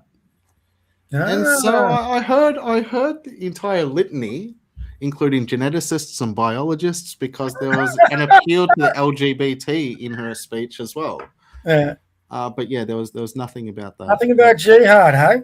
Why is that not a surprise? Well, I'll go back. Again, I don't like it, but she's sort of a conviction politician for Pakistan. The real conviction politician you got left is the lady we've been talking about all night, Pauline Hanson. Alex Antic is a conviction politician, but I think if he stays with the Liberals, I think he's going to do himself some damage. I don't see how you can be so conflicting in your values and stay with that party. He's conflicted. He's got so many credits in the bank as well. When it does eventually fall over and it truly capitulates, well, he'll be welcomed with open arms to One Nation if he wanted to go there, for example. Sure. So, you know, Is this Alex Antic, if he had any ambition, and maybe this is why he's so statesmanlike, if he had any ambition for leadership, would it be smart of him to say, you know what, I'm going to jump over the next election with One Nation for a lower house seat. I want to be PM. Alex Antic would be one of the most popular selections for a leader of a party. If you wanted to take One Nation to the next level, bring Alex Antic, put him in the lower house in a safe seat. Say, mate, you're going to be the leader of the party in the lower house, and who knows where that leads to. Who sits Pauline down and tells her that's the way it should be? Well, there's a really easy argument, I reckon, on that one. How old? She makes a decision herself, right? Well, we don't know. You know, I understand it, but yeah, it's unless she is happy to do so, it's probably not going to happen. I would put it like this. Pauline is a conviction politician. I think she does everything for the national interest. Yep. when she says that, I believe her. So the conversation I would have with her, Pauline, by the next election, I think she's going to be 74. She's in her 70s now. So Pauline, really, you got 3 years. You're getting on. Do you really want to ruin your legacy? In the nation's interest, it's much more important we get someone younger who's politically attuned. You've done an unbelievable job. You are going to walk away with the legacy of saving this country. Don't ruin it now by trying to hang on too long. If you actually show the good grace to bring in, say, Alex Antic as the leader in the lower house to be One Nation's first PM, and you left politics with that, you would be forever emboldened as the person that saved this country. Don't mess with that. You've got this legacy that's going to remain in Australian political history. If she did that, my God, that would be an amazing, and that's the way I would sell it to her. Do you reckon you're alone in that view? That's the gameplay here. That's the play. That's the play to make. You're not alone in that view, are you, Bob? Well, that's my view. I don't know whether that's anyone else's view. Yeah, but it's common sense though as well. It makes a lot of common sense. And what does she want to be doing when she's 75? Does she really want to be in Parliament making all these arguments? And does she really want to be at that point? You know, she might be. What happens if she ends up going to lower house and she becomes PM? Let's do another hypothetical. Halfway through a term, the polls are just going shit. So then they're going to oust her? Is that what she wants to happen? Right now, she's riding a wave. Keep riding that wave. Get One Nation in a government, but be smart enough and gracious enough to handball that leadership on to someone younger who's ready for that battle. And, Pauline, go with your daughters. Enjoy the last bit of your life. You can be this statesman-like person who in the background gives their opinion, is called back to party things, all that, and everyone will laud you. They'll write books. They'll make films about you. They just need someone to sell it like that. Now, I think that would be the smart play. I'll be shocked if no one else is thinking that way. I hope there's people whispering this. I think the biggest stumbling block to that's not Pauline Hanson. I think the biggest stumbling block to that could be Barnaby, because Barnaby right now might be saying, I'm in the box seat for the Prime Minister's job. And once what corrupts, what corrupt? What's the old saying about power corrupts? Power corrupts, power corrupts, absolutely. But please don't you put that on him just yet, please. Don't put that on him just yet. We don't. Right, we got Judy, it looks like, for a last comment. There we go, and then we'll finish up. Yeah. And definitely we're finishing up this time. Yeah. I'm in the older set. I wish my dad was still around. Oh, sorry, this is gone, that I could chew the fat with him over the issues the country is experiencing now. His wisdom is appreciated, whether I agreed with all of it or not. Very true, Judy. You've been a legend tonight, Judy. Some of your comments have been right on the money. So, there's got another one here. Sorry, Judy, I missed a couple while about them. One Nation need to direct conversations toward the younger ones, how their policies will support the younger gens, acknowledge concerns. So that's exactly the thing we're going over. So, mate, listen, that's definitely it. Ben, it's been an absolute pleasure, mate. We're going to have to do this more often. And it's, I reckon you do a great job with the X-Spaces. You're much better at it than what I would ever be. But I do like the calmness of this sort of space where we can just talk and have sensible conversation. You know, it's amazing. I'll tell you what, here we are at 107, and we've got more viewers than ever before. We're up to 173. So I don't know what everyone else is doing out there, but I'm going to bed. Okay, mate. I'll see you next time on the panel with Paul Murray. All the best. Oh, yeah, that could be fun. Let's wait to see. Who knows? Stranger things have happened. Okay, mate. All right, mate. Bye, mate. I'll finish off with my tag. God bless everyone. God bless your kids. God bless your grandparents. God bless your pets. Here he comes to say goodbye. He always comes across, mate. Come on. No, he's not coming. He's cracked the shits with me. So, and God bless that flag in our country. Hopefully we get it back very soon. Good night, everyone. Australia first. There you go. Beautiful, Benny. Good night, mate.